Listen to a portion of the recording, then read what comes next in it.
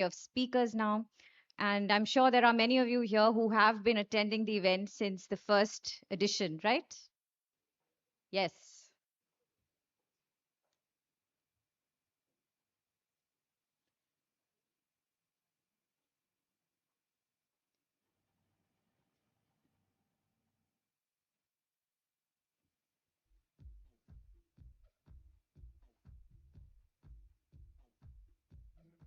Okay, the hall is filled up. If we want, we can bring some extra chairs in the back, maybe.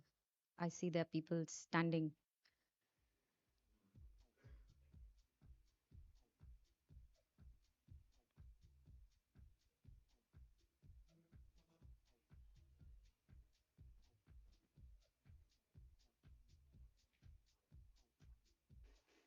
Ladies and gentlemen, please put your hand together for Mr. Amitabh Kant, ex-G20 Sherpa, Government of India.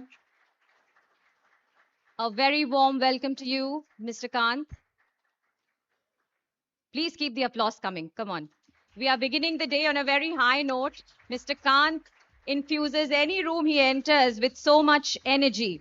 He's the man who coined God's own country that put Kerala on India's tourism map. To shaping India's reform story on the global stage, Mr. Amitabh Kant has been a tireless brand builder for the nation.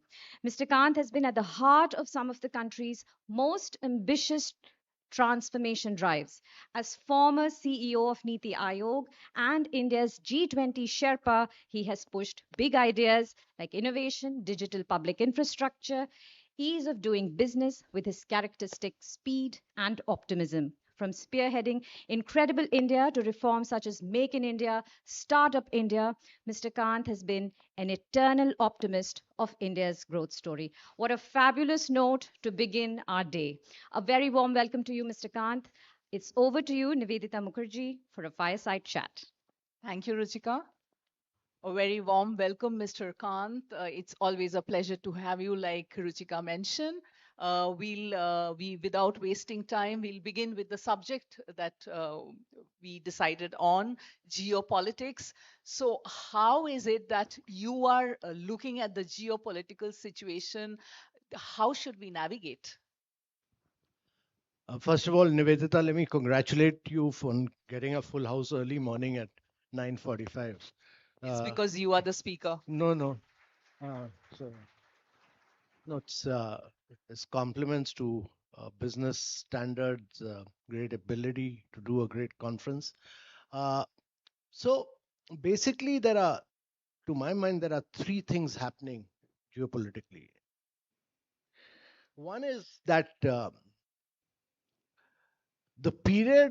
relative period of stability which was established post World War II, with the establishment of institutions like United Nations, Security Council, and later the World Trade Organization, that period of stability has come to an end. I mean, you're seeing war in Europe for over 4.5 years. You're seeing conflicts in Middle East. So the era of stability has come to an end. We should recognize that very clearly. Second is that in the last 4 decades, the world has been able to lift a vast segments of population above the poverty line because of the rise of global value chains, the supply chains. Post World War II, Japan could grow on the back of exports. Later, Korea could penetrate global markets, and in recent times, this long spurt of growth of China from 1990 to 2020 has been based on its ability to be a very integral part of global supply chains. That has got completely fractured. So global supply chains have got disrupted. But in the midst of both these two disruptions, we are sitting in a room at a point of time when the world is going to see the biggest rise in productivity ever. We are living in an era of growth and prosperity because of data, machine learning, and artificial intelligence. And what was not feasible earlier, this is a general purpose technologies rise which will penetrate every single sector of the economy. It's like very much like electricity, which will transform every single sector. And what was not feasible earlier to improve learning outcomes, health outcomes, we used to call them slow moving indicators, will be possible, or stunting, wasting in nutrition will now be possible to monitor, get them on real time data, analyze them, put them out, and actually transform in a very big way because of the power of artificial intelligence. And therefore, these are three critical things that are happening in the world. We'll come to machine learning and AI a bit later. Before that, you've been a bureaucrat, outstanding bureaucrat for so many years. Would you have dealt with the geopolitical situation any differently had you been in position of power at this point?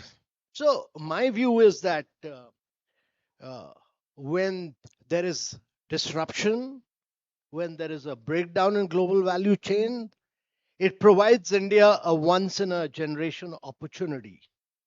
When cracks appear, it's an opportunity for an emerging market to rise. And that would require us uh, to do several things to be able to penetrate global markets. You need scale, you need competitiveness, and without the size and scale of manufacturing, we should know that it's not complete deglobalization what that is taking place, it's reglobalization. From just in time inventories, we've moved to friend shoring, we've moved to trust, resilience, predictability. Trust will become important features of this. So this is a once in a generation opportunity for India to get the size of and scale of manufacturing. Services sector, data flows, capital flows have not got impacted. In fact, there's been a rise in services, there's been a rise in data flows, there's been a rise in capital flows. The goods component of the global trade has got badly impacted. There is where the opportunity arises, and that opportunity will happen because India must realize that it's not just ease of doing business, it's the cost of doing business which is high in India. And the cost of doing business is high because the rate of credit is high in India. Our we've our you know In India, credit is high is because our SLR rates are high, our priority sector lending rates are enormously. We put several constraints, but statutory liquidity ratios amongst the highest in the world at around 18%. That needs to be calibrated and brought down. Similarly, priority sector lending, while it's important, needs to be more targeted. And therefore, the rate of credit must come down in India. Uh, it's very important to understand and benchmark yourself against why did China become a manufacturing nation. And I'd like all your viewers to read two books. One is Apple in China, and the other is The Chip War. Both will demonstrate to you the power of what China was able to do with Apple at that point of time was simply because they were able to push large scale manufacturing at the state government's level. The land was given on long term lease at very low rates, power was provided, credit was insured, large scale workers were provided, women workers entered, and huge amount of jobs were created.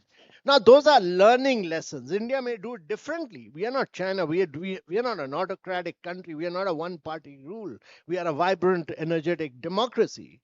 But there are learning lessons from that you need to become very cost competitive. And cost competition means credit rates coming down. It means that your rate of power must be lower. It means that land must be provided on long term lease at lower rates. And therefore, our focus must shift from ease of doing business to cost of doing business now. This morning, we saw the news that the US is again imposing 126% tariff on solar imports, and that may hit India. So, if you had to look at the US situation, what would your advice be to the current set of people in the government, whether it's bureaucrats or ministers, that how should they go about things, especially with US? See, the challenge with Trumpian tariff is that it's become very unpredictable. America has become very unpredictable and inconsistent in its policies. What policy they announced today is subject to variation. Tomorrow is likelihood of Supreme Court striking it down, and therefore, and then it's all subject to constant negotiation. What is decided today uh, may not be, maybe modified day after, and therefore, my view on America is that we should stay the course for some time, and tell them that we need predictability and consistency of policy over a long period of time. To do business requires predictability, and therefore, we should stay the course for some more time, wait and watch on what is happening. Don't rush up in this moment. Wait and watch on the US. Moving on to AI, a subject that you've been talking about, you're very vocal on that. Mr. Kant, what are the challenges on the way in dealing with AI?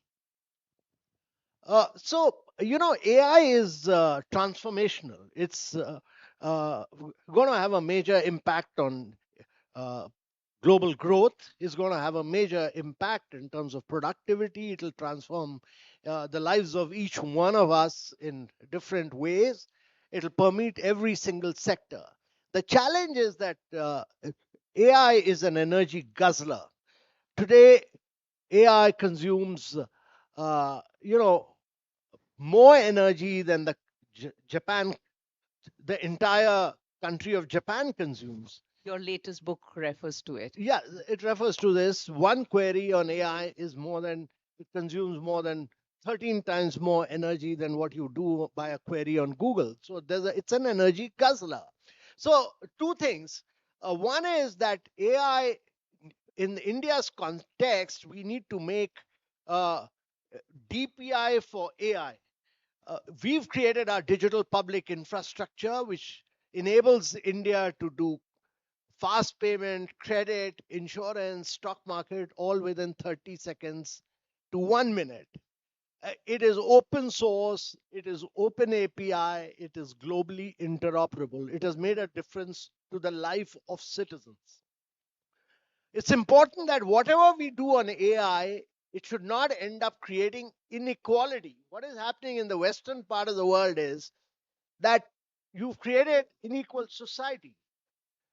India can grow long term at 8 to 9% if we take the entire 1.4 billion people along. So you need to make sure that AI, much like digital public infrastructure, reaches everyone. And therefore, we need to ensure that we are able to provide. India has data. The strength which India has is that it has data. 1.4 billion people have digital identity. We have the talent, and we need to ensure computing power to our research students and to our startups. And we need to make sure that AI models that we develop are multilingual, because India has 22 languages and many dialects. So, what Sarvam AI has done is ensured that we are able to do AI multilingual. If AI is not multilingual, if AI is not low bandwidth, then it is not fit for purpose. If AI is only a guzzler of energy, but it is not able to transform the impact of climate in agriculture, in circular economy, and we are not able to benefit. AI can be transformational for agriculture. Uh, Through satellite mapping, just in time inventory, AI can be transformational for circular economy, all these areas. So AI needs to be made fit for purpose in the Indian society so that it transforms the lives of citizens, it transforms learning outcome, it transforms health outcomes, it transforms stunting and wasting. And that, to my mind, is critical for AI in the context of India. Talking of energy guzzler, and it is also a water guzzler, we've been talking about it. So, what is the solution really? We are setting up so many data centers, multinationals are coming and committing billions of dollars.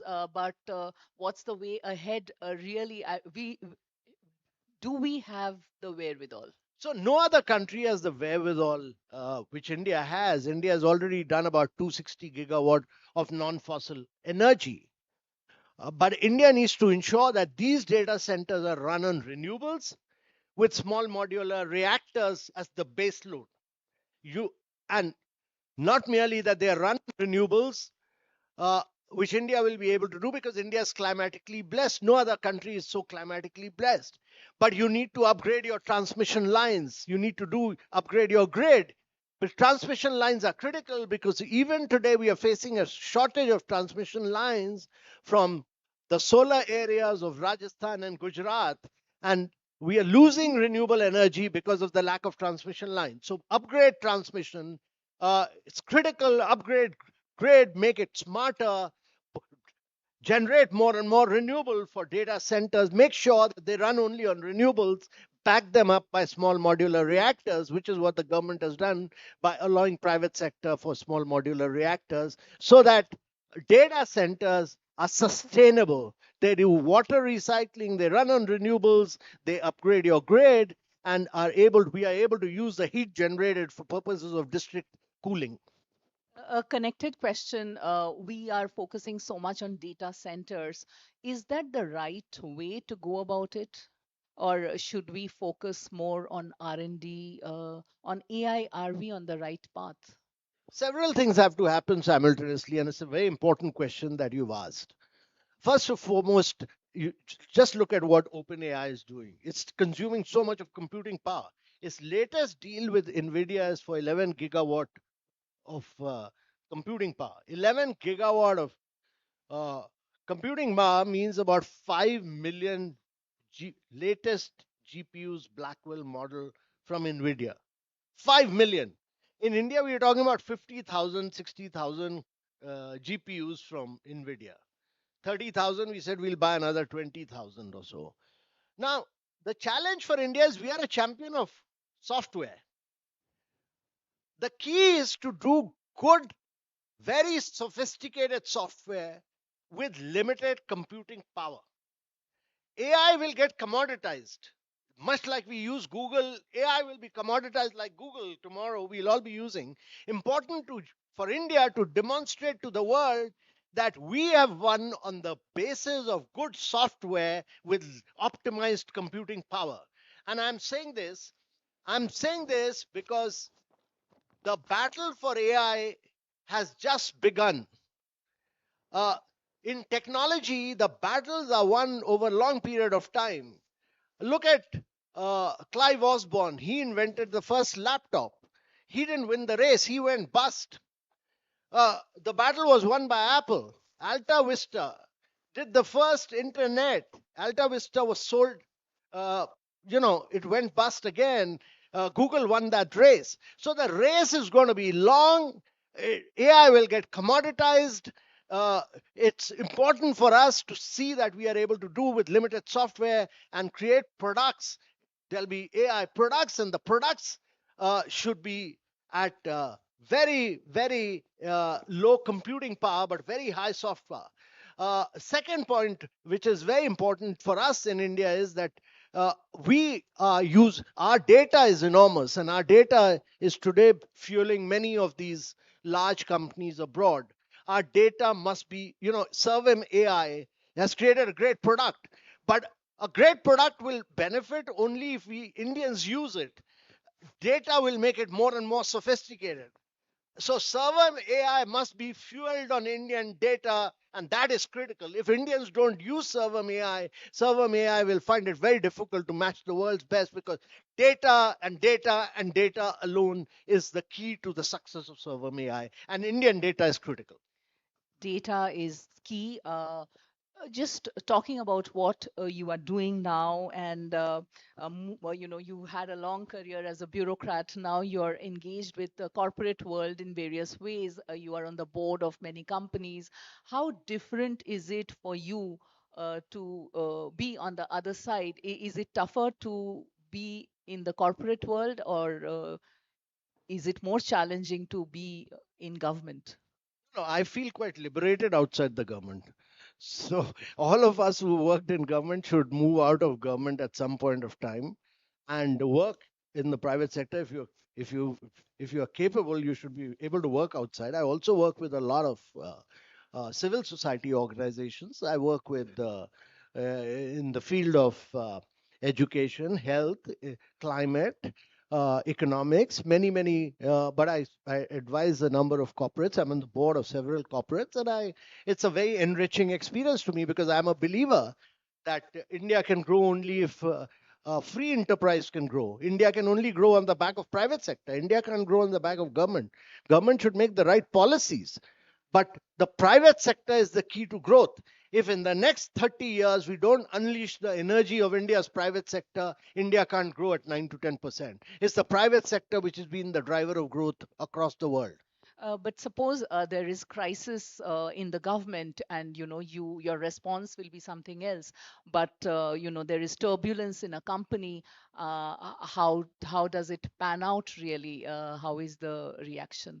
The turbulence in the company requires the same matured approach, and that You experienced it no, I recently know I wasn't there at that point of time in the book company, but every turbulence, any company can be hit by turbulence. But it requires a very seasoned, matured approach. It requires a long-term perspective. It's important to look at some of these issues. Uh, uh, you know, it's important to look at this issue from a perspective of how to ensure that we get back into good operations, be sound and smooth over a long period of time. Before we take a couple of questions from the audience, I'll ask you my last question. When you stepped down as G20 Sherpa in June 2025, you said that you will be involved in the transformational journey towards Viksit Bharat. How is it happening? So the challenge is that you're moving from 4 trillion to a $30 trillion economy, and this is very challenging. Very few countries have been able to do it. The challenge is to grow at about 8x your GDP, your per capita income has to grow 9x, your manufacturing has to grow 16x. It's very challenging. Only 3 countries in the world have been able to do it. Japan, Korea, and China. All other countries, 108 countries of the world, are caught in middle income trap. And this, to my mind, really requires very major structural reforms, not merely in the center, but I think states have to be a driver of growth. I've always maintained that there are 4 key things which are critical for India. One is very good sustainable urbanization. Secondly, size, scale, and competitiveness of manufacturing, which will then enable you to export. Third thing, which is to my mind very critical, is that your human development index, India grows on only 50% of its population.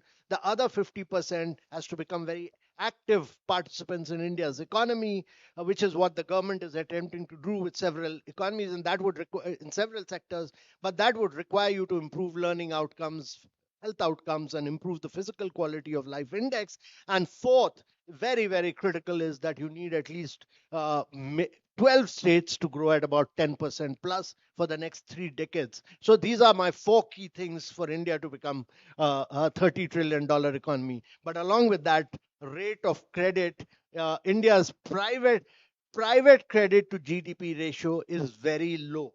At 50%, it is very low. It is 220% in US. It's 180% in China. It's 165% in Europe. 50% credit to private credit to government debt may be high, but private credit to GDP ratio is very low. Without greater penetration of credit, India can't grow. You need greater credit to flow to the private sector. That has to go up enormously. Without credit, India can't grow. And for that, the the statutory liquidity ratio must be calibrated and brought down over a period of time. That's a very clear blueprint for Bharat. I'm sure many people want to ask questions. Questions for Mr. Kant. Yeah.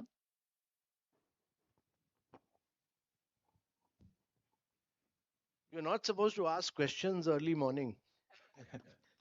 Good morning, sir. I am Pankaj from SSF Fintech. My question is, considering India's vast volume and expertise in AI, how can these trends drive the formalization and organization of India's economy more towards making it an organized sector? As we compare with, US and UK, their sectors are already way advanced than us. So how can we use AI in terms of organizing our own country? So, two things. One is that India has a lot of talent, India has a lot of skill. A lot of talent, lot of skill, India has a lot of data. But don't expect everything to get formalized. Don't expect that.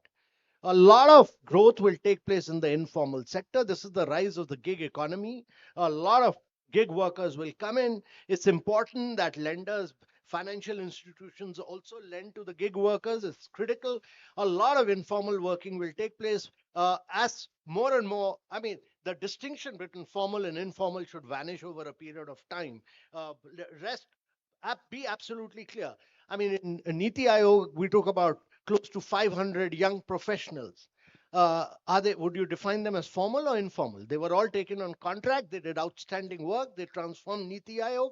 They're all informal workers. They've all gone to do outstanding work. Many of them did startups, etc. So the distinction between formal, informal over a period of time will absolutely vanish from India. Thank you. The gentleman with glasses, yeah. Thank you. Good morning, Mr. Kant. My name is Shan. I work for a company called Mitsui. It's a Japanese company. Over a lot of sessions yesterday and even today, we keep mentioning Japan. I want to ask you, what is the active role? And we talk about private investment as well and technology being brought to India. My question is, what is the role that global companies can play or companies from developed economies can play in investing in India, doing business, and making India grow along with it? Well, global companies can play a very, very critical role, exactly like what Japan is playing now. Some of the most major investments in India in recent times have come in through Japanese company. Look at Sumitomo Mitsui Bank, Mitsubishi Bank, SMBC taking over. It's taken over Yes Bank. It's also taken over NBFC. You have MGF taking over very Sriram. So major investments have happened in coming in from Japan. You have Abu Dhabi Bank. You have all these companies wooing for many other. IDBI Bank is up for sale, and you have many other companies bidding for it. So foreign capital makes that'll help you create world-class banks in India. So if my view is that when foreign investment comes in, I mean, look at Apple coming in. It's created 300,000 jobs for women in India. Why shouldn't Dell do manufacturing here? Why shouldn't Cisco do manufacturing here? So the world is open to us to create jobs. If you want jobs, you need to give them the best playing field. Over a period of time, you'll have growth with jobs, but they bring in the world-class technology. India needs to leapfrog in terms of technology. No country in the world has grown without a technology pole vaulting. What India is doing is through government-led AI mission, which is supporting private sector. It is supporting quantum computing. It is supporting the rise of semiconductor mission. These are, our aim is that green hydrogen is today $4.50 per kilogram. It should be brought down to $1 per kilogram. It will not happen without large scale production of green hydrogen through renewables. So all these are large term plans, and several Indian companies are actually working with foreign companies. L&T has had a collaboration with NVIDIA. Tata's have collaboration on manufacturing for Apple They've taken over Pegatron, Vistron, many other companies. So many things are happening in the field, but without foreign investments, it's impossible for India to grow at high rates. Without foreign companies, foreign and direct investment happening, you'll never have the cutting edge technology, which is critical. Just continuing with the foreign investment, do you think is there any sector we should open up further to foreign investment? Does retail come to mind? No, I think we should open up a range of sectors. We've opened up. What's the problem on the retail? We have opened up on retail. Amazon came in. Amazon is competing in the local markets. Physical retail. Uh, Yes. so on the retail side, I've seen the policy evolve. At one stage, even stores were not allowed. When I was secretary DPIT, we opened up on several of those things. Uh, Now we've gradually opened up, and we've allowed even, Walmart has come in, Amazon has come in, all of them have come in. I think we should allow that play to happen over a period of time. Thank you, Mr. Kant. It was wonderful to have you here. I think we've run out of time. Thank you so much. Thank you. Thank you. Thank you. Thank you. Thank you. And as my colleague Ruchika said, you bring so much energy to the room. It's a wonderful way to start a day.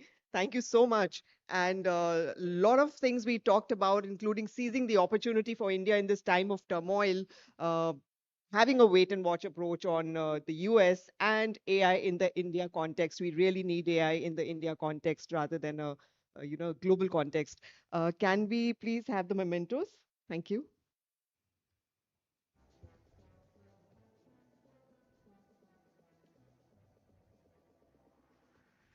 And pictures, please.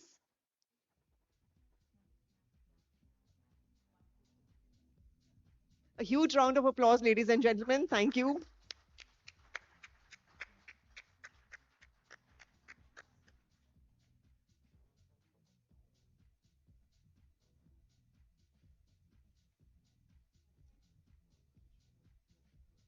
Thank you all.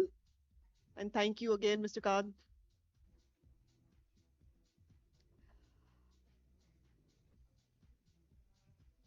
I would request everybody to please settle down.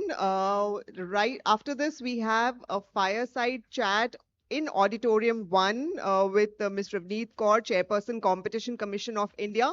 But in this room, we will continue with the theme of AI with our next panel discussion, which is what Mr. Kant talked about, AI for India. Can we take it from ambition to execution and build AI in the India context? I would really request everybody to settle down because at 11 a.m. we will also have the finance minister coming in hall number 1. So we do want to wrap up the panel discussion before that and stick with time.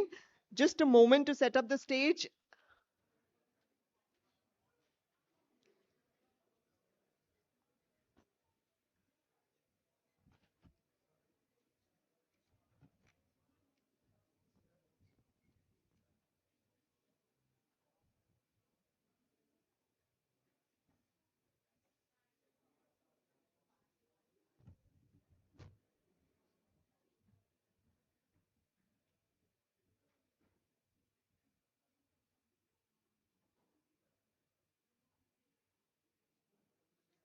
I would please request everybody to settle down. We are beginning the discussion in the next, I think, 1 minute. The stage is ready.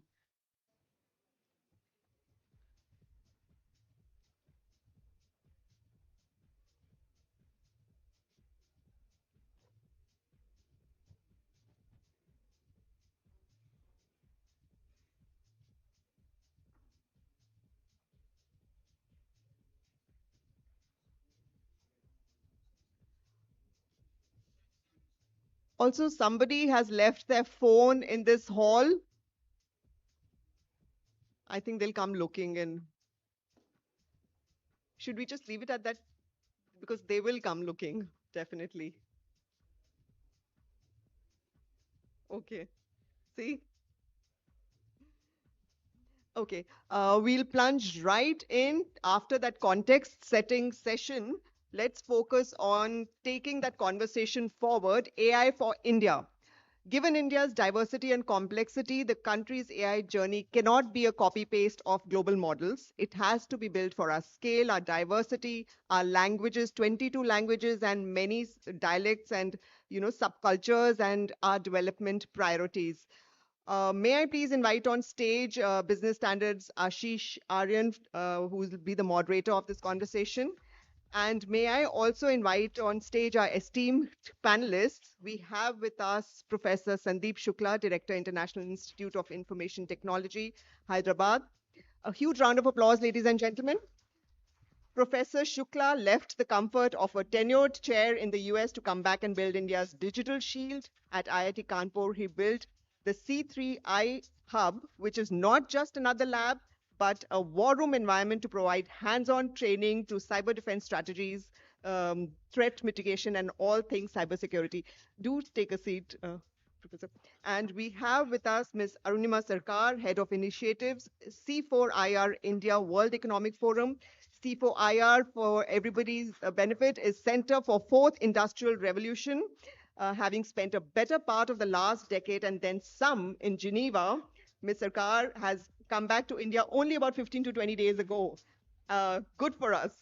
In simple words, she is the person who gets CEOs and prime ministers into the same room to figure out how AI can serve humanity without breaking it. We also have with us Mr. Jibu Ilyas, country head for India Mozilla. He is an AI governance and policy researcher, an AI ethicist, and author whose work focuses on the real world social, cultural, and political impacts of artificial intelligence, especially in the global south.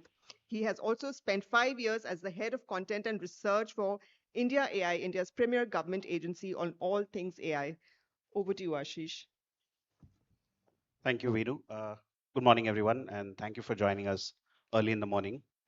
But since it's about AI, I think we can excuse the early morning start. Uh,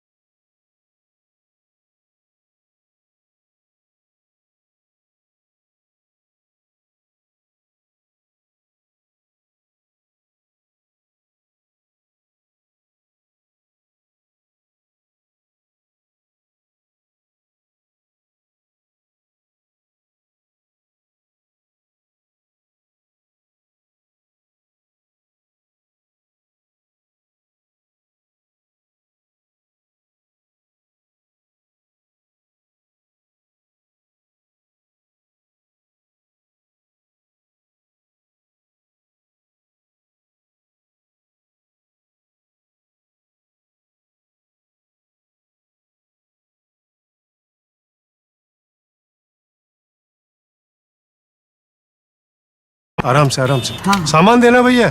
अब आगे क्या करना है? वो पिट्टू की पर्ची में देखो ना, कहाँ गई पर्ची? नमस्ते। जी। हाँ, मुझे पता है वो पर्ची में क्या लिखा होता है। आप चलिए मेरे साथ। व्हील चेयर, ये आपका और ये हाँ। आपका। पर्ची में शॉपिंग की बात तो जरूर लिखी होती है। थोड़ी पेट पूजा की बात कोई पर्ची में ना लिखे, ऐसा हो सकता है? टिफिन लाए। Thank you.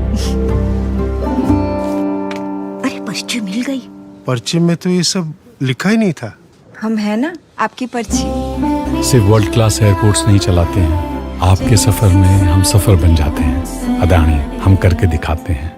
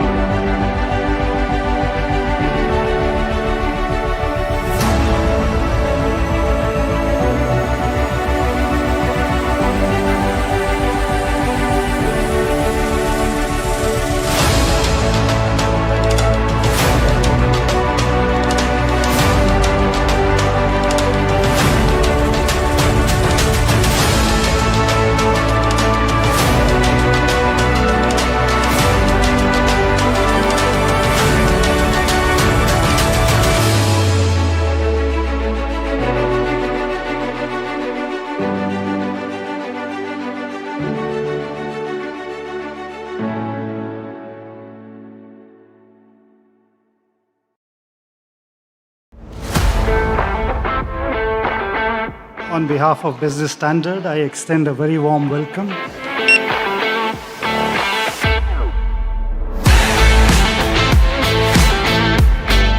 Good space, people are walking freely. So these kind of events basically boost our confidence.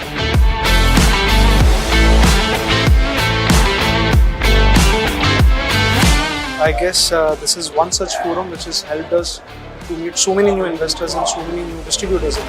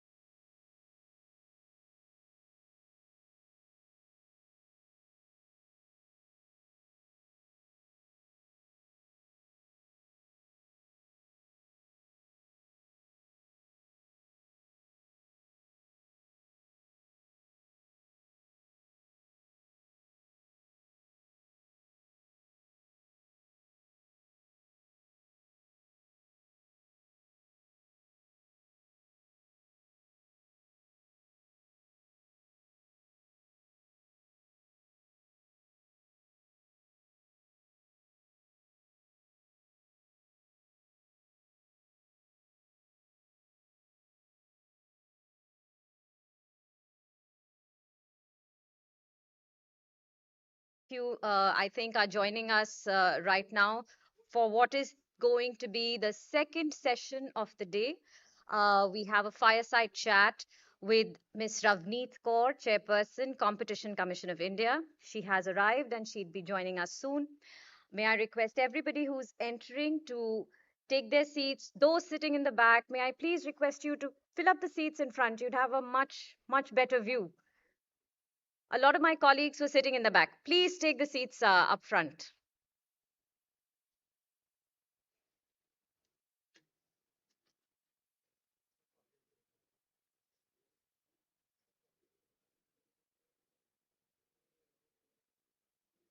Gentlemen in the back, please, may I please request you to take the seats in front?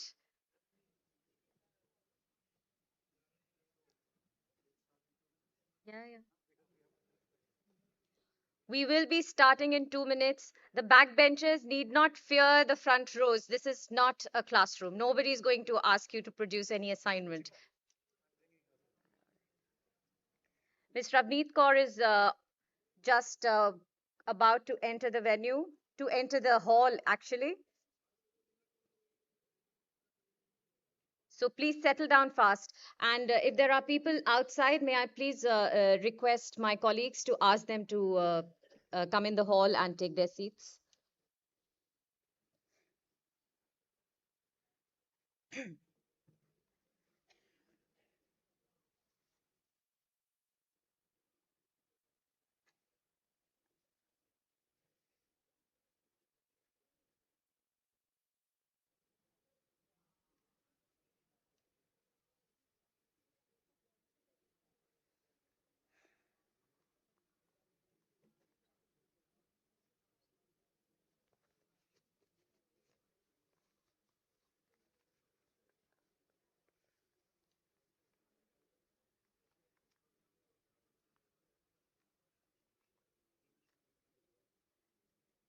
Right after the session with Ms. Kaur, we have a very powerful lineup for the day. We'd be joined by Finance Minister, Ms. Nirmala Sitharaman. Right after our session with the CCI chairperson, we are ending the day on a very high note as well, and we'll be joined by celebrated filmmaker Shekhar Kapoor. I'm sure you're all aware and you're all fans of the wonderful movies that he has made, from Masoom to Bandit Queen to Elizabeth. So do stay tuned throughout the day. We will keep you engaged with a very stellar lineup of speakers from government, from private sector, who will be joining us for various sessions in the course of the day. Ladies and gentlemen, please give a huge round of applause for Ms. Ravneet Kaur, Chairperson, Competition Commission of India. Ms. Ravneet Kaur is the first woman chairperson of the Competition Commission of India. Much of her career, whether in the erstwhile Department of Industrial Policy and Promotion or as managing director of Punjab State Development Corporation, has revolved around economic issues. A 1988 batch Punjab cadre officer, Ms. Kaur has served as Special Chief Secretary and Financial Advisor in the Punjab government's Department of Revenue and Disaster Management. Her appointment at CCI came at a time when the regulatory body was not only dealing with several big tech cases like Google, WhatsApp, Amazon, Facebook, but also the new and updated Competition Act had come into force. Today, I will be discussing with Ms. Kaur issues around data and dominance in a digital-first India. May I please invite on stage Ms. Ravneet Kaur. Please, ladies and gentlemen, a huge round of applause for our regulator.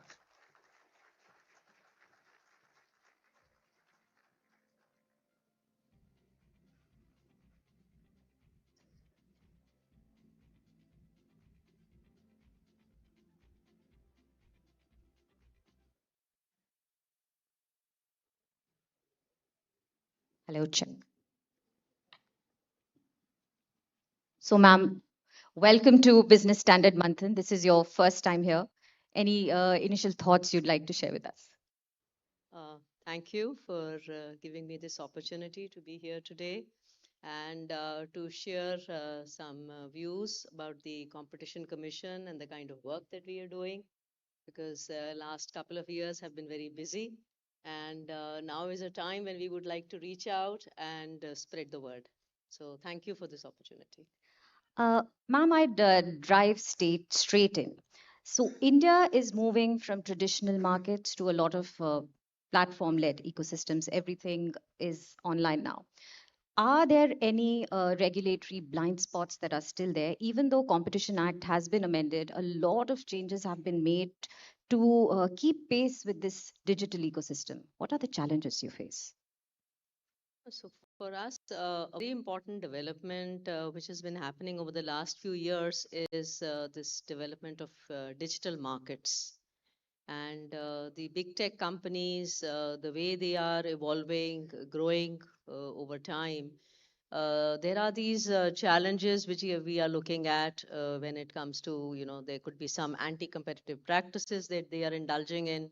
And these could be practices which are like linked to self-preferencing, tying, bundling, or they resort to anti-competitive agreements, enforce unfair terms on people, on their users. So those are the kind of challenges which we are already looking at. And now with this coming of AI, the speed has become even more faster. So the speed of developments is so rapid that as a regulator, we thought that we also need to understand what's happening on AI front. And we've done a market study on AI and competition. So we ourselves are equipping ourselves to handle what are the issues which are going to come up very soon. What is the action you're seeing in AI space? Are there competition concerns already there? Because that was the reason you commissioned the study on AI. Yeah, so the AI study, we did a very comprehensive study, and we did stakeholder consultations also. And from the study, what emerged was that there are a huge amount of benefits which are there in AI. So, you can look at efficiency gains. There is more targeting of people. They are able to get whatever they are looking for at much faster speed. And things have improved on numerous fronts, especially when you come to sectors like healthcare, education, logistics, supply chain management, education. There are these lot of benefits which have come. But hidden in this, is that this algorithmic collusion could be happening. There could be some targeted price discrimination. As long as you're getting your targeted choices, that's okay. But if it is targeted price discrimination, then there could be issues on that front as well. And the whole AI systems are very opaque. Yeah. So that was one of the aspects which came out very clearly in the study, that the systems need to be more transparent and more accountable. As a regulator, are you also incorporating AI in any of your workings, or, We are exploring that. We are exploring that. Data is a big issue. Data is the new oil. Data is a big issue, of course, but more important for us is that we are a custodian of that data, because people are providing commercially sensitive information, and they are asking for confidentiality on that. In fact, sometimes now the confidentiality they are seeking is permanent in time. So when we are handling data, we have to be careful. So I cannot pick up any tool, AI tool, and start using it without knowing that that data will not go out anywhere. So that safeguard has to be there. Of course. Now, we understand that dominance itself is not considered bad in Competition Act. But how do you see dominance? Is it dominance by the majority market share, or it is absence of choices in the market? How do you view dominance? Dominance is a very complex matter. When we look at dominance, it's defined in the Act also. So we have this definition of dominance, which says that you are dominant if you are able to act independently of markets. So the market impact is not there on you, and you can then affect your consumers and your clients accordingly. And this concept of dominance also is evolving. It's a very dynamic thing. And when we look at dominance, we do a very detailed exercise. And this exercise is not only market share. It's based on numerous other factors. So we have a very important aspect is that what is the market structure like? That's where you would start. What's the market structure? What is the kind of level of integration? Is this vertical integration across the entire chain? Then what are your competitors like?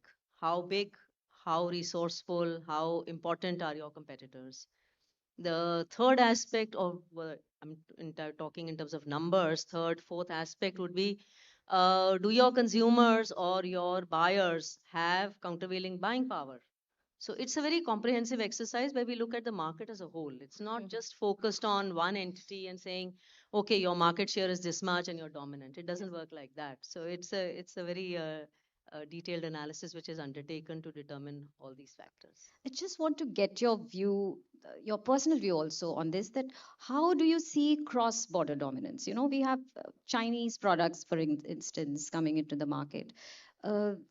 Is that something that we are equipped to handle with in terms of how it affects competition in India? Dominance, cross-border dominance, I am able to see it when we look at these big tech companies, because these are all global companies and they are operating in all markets all across the world. And we have already been taking a lot of action when it comes to these big tech companies, and we have taken action when it comes to these social media platforms, which is our latest one. We've also in the past looked at the online search engines, online intermediation services, and these companies are across the globe. That is one aspect where anybody who is having an impact in India, we are able to look at it. In fact, the Competition Act empowers us also to do that. Yeah. You've So talked. there is a specific section which says that. There's a section 32 of the Act which says that the company may be doing acts outside India, but in case they are having appreciable adverse effect on competition in India, then we can look at it. So we are equipped to handle cross-border actions, coordination, and also things which are having substantial effect in India. In your 2 years now with the Competition Commission of India, almost 3 actually, right? Yeah. 3. 2+. 2+. Does some case stand out for you that you can share with us? You can not name the company, but something No, interesting. the most important case for us was the social media one. Okay. That was something which was very important for us, because we were saying that data is a non-price parameter for competition.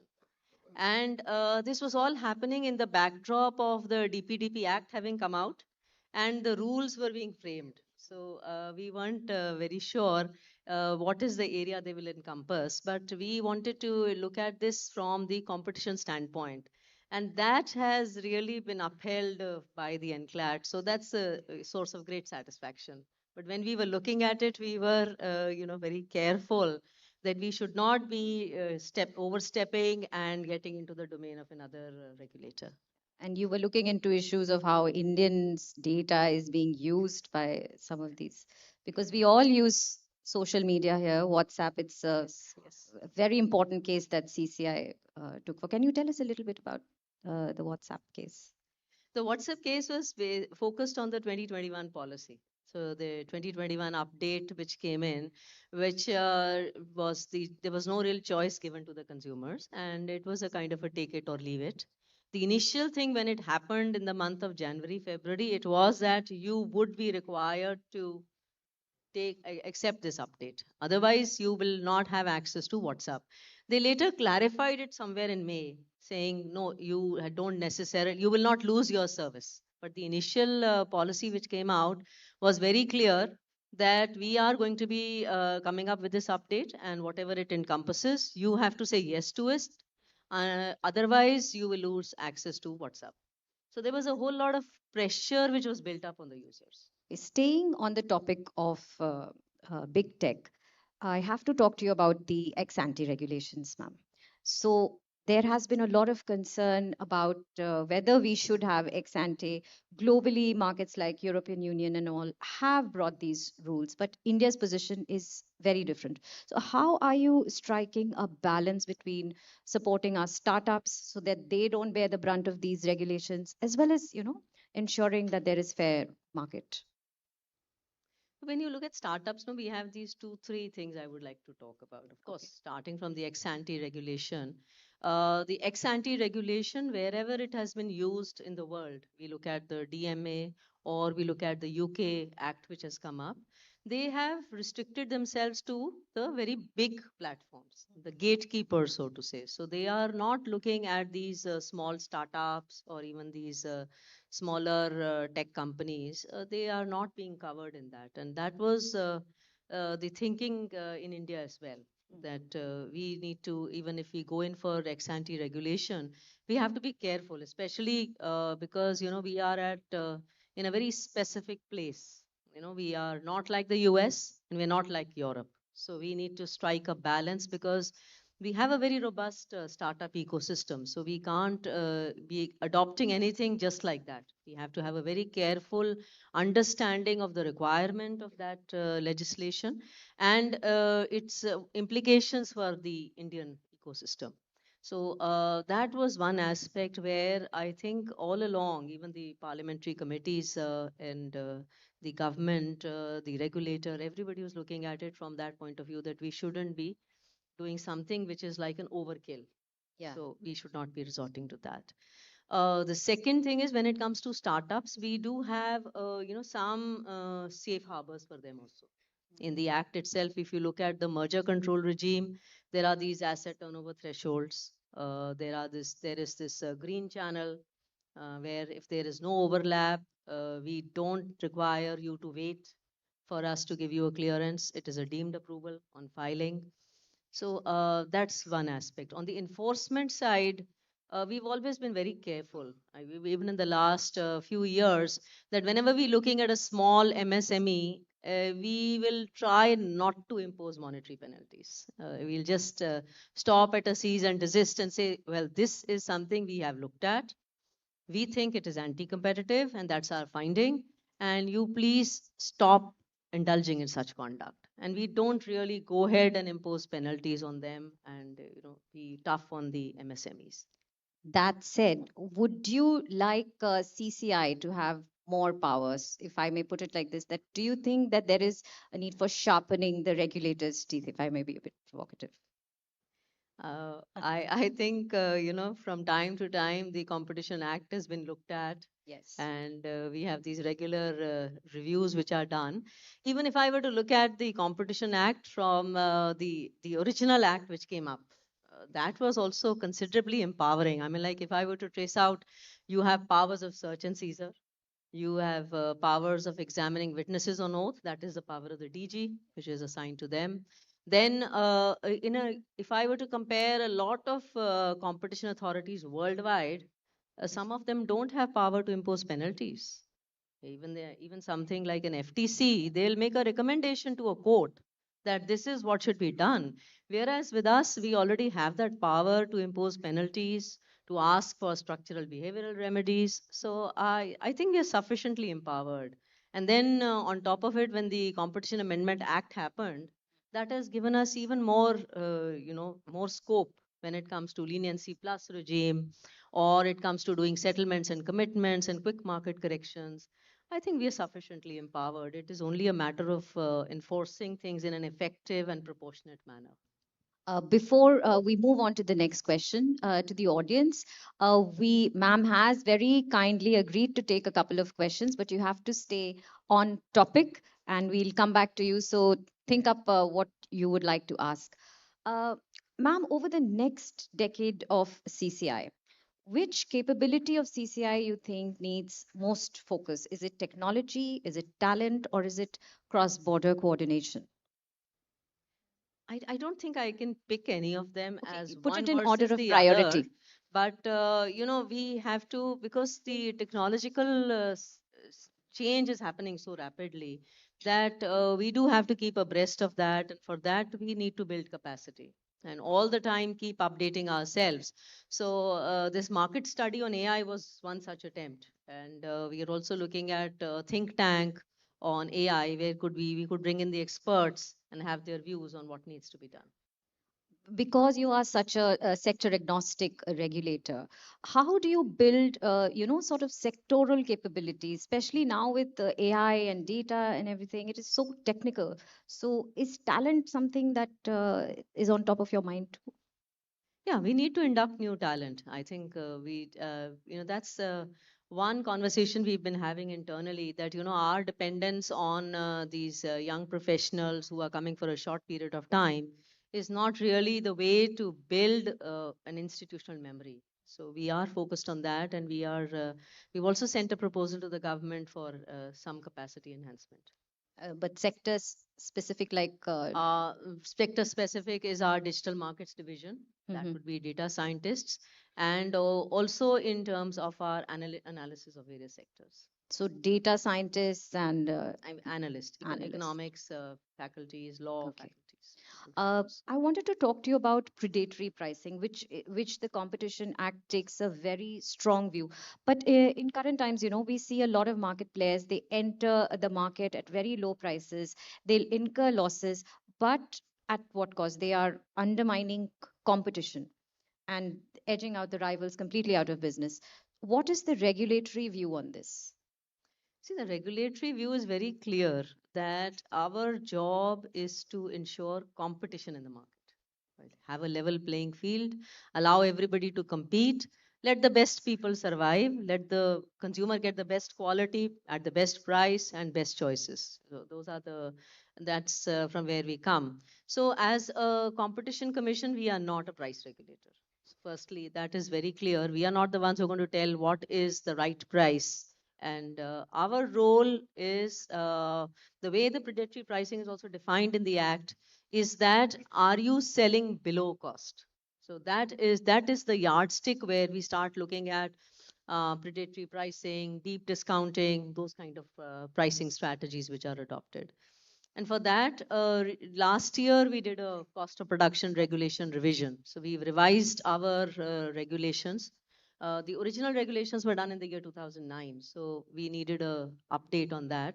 And we've been very careful that we give a very clear methodology as to how the Consumer Commission will do a cost analysis. Once we do a cost analysis, only then we can look at pricing strategies. So our standpoint is that, are you going below the cost and killing competition? Because our safeguards, what we need to safeguard is competition.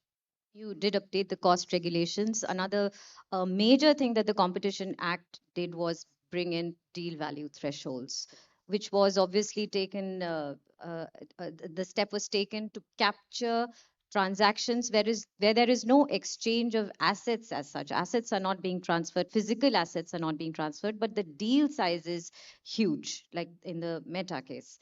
So, ma'am, are there still some transactions that worry you after this deal value threshold of rupees 2,000 crore has been brought? The deal value threshold was brought in with a view to ensure that killer acquisitions don't go under the radar. Yeah. We should be able to capture them.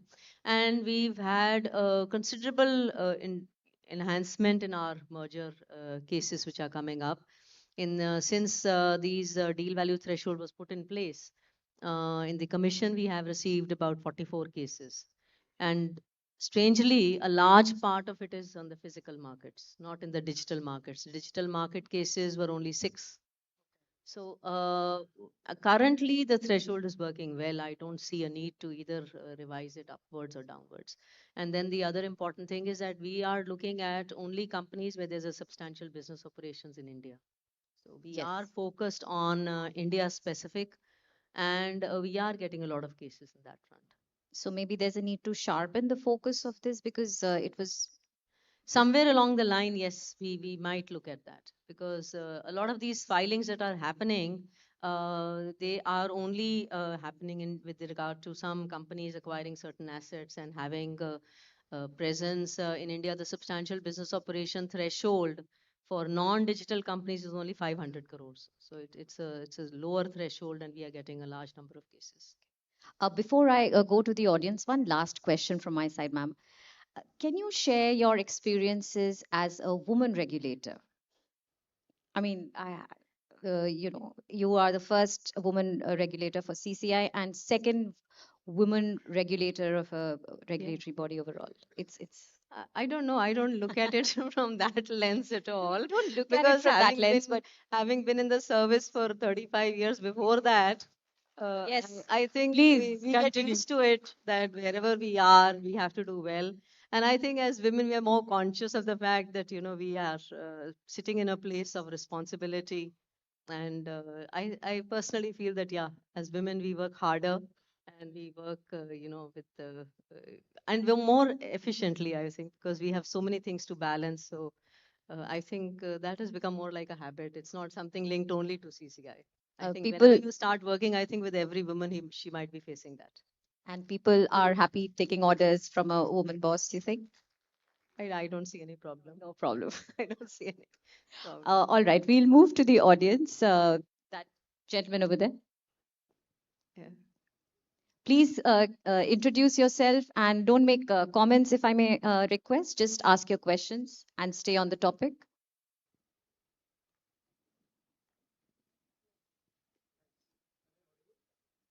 No, you're not audible.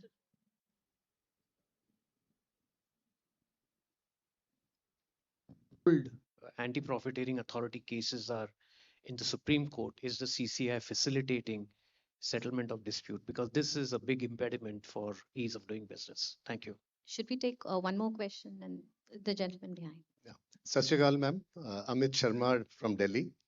And we have always known Madam Ravneet Kaur as somebody who has been implementing path break reforms, whether it has been industrial licensing or ITDC and now CCI. Now, something related to CCI assignment. You mentioned about e-commerce and Ms. Nirmala Sitharaman.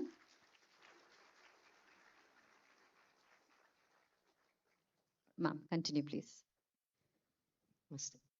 So basically, so the anti-profiteering mandate is now not being looked into by CCI, but by the appellate tribunal.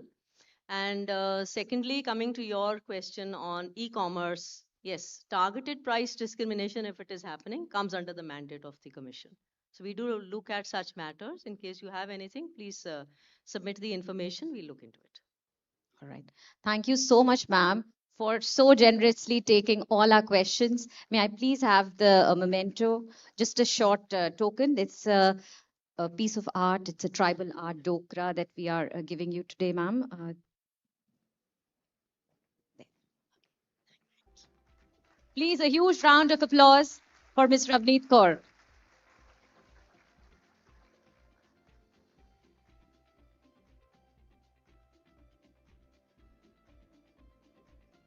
Ma'am, no, just you.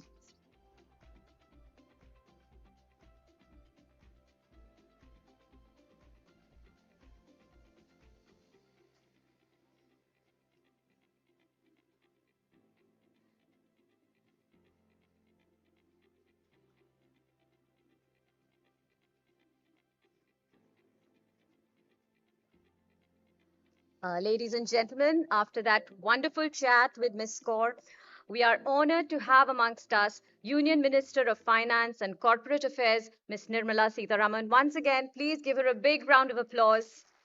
May I invite on stage Business Standard Editor Shailesh Dobhal to welcome ma'am.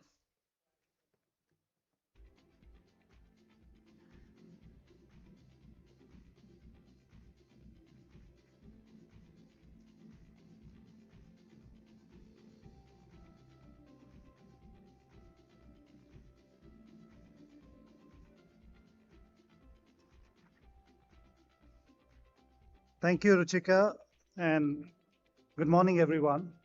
On behalf of Business Standard, I extend a very warm welcome to Honorable Union Finance and Corporate Affairs Minister, Mrs. Nirmala Sitharaman, on this second day of Business Standard Manthan 2026. Ma'am, as you know, we started Manthan, a two-day annual summit for dissecting business and economic thoughts, in 2024, coinciding with the 50th anniversary of our newspaper, Business Standard, which is one of India's most respected business dailies. A reminder to this House that the Honorable Finance Minister inaugurated the first Manthan in 2024 on this very stage.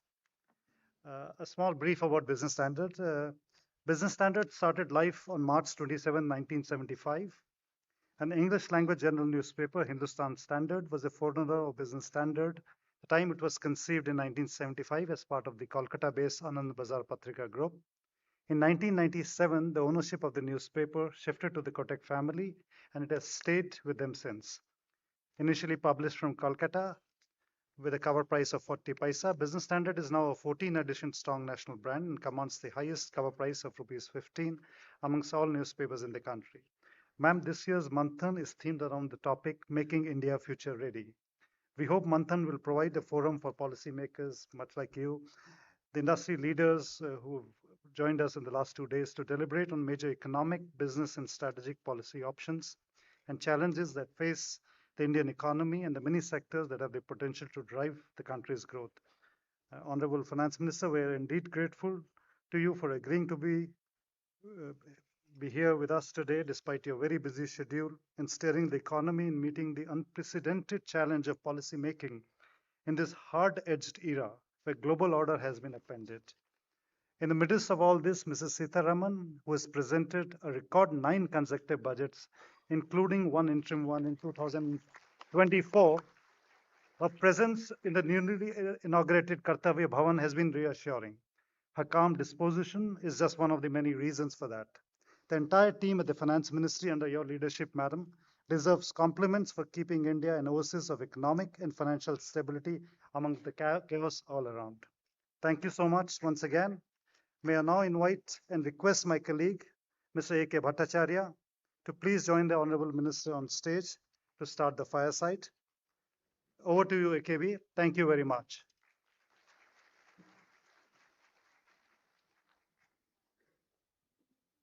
Thank you, Sailesh. Ma'am, very good morning.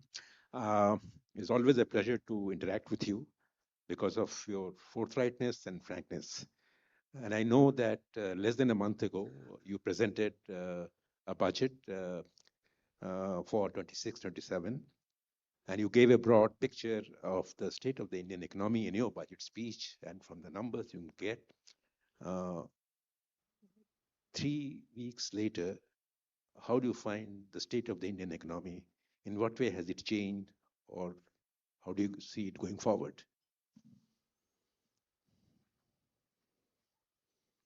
I see it more confirming what I've said in the budget.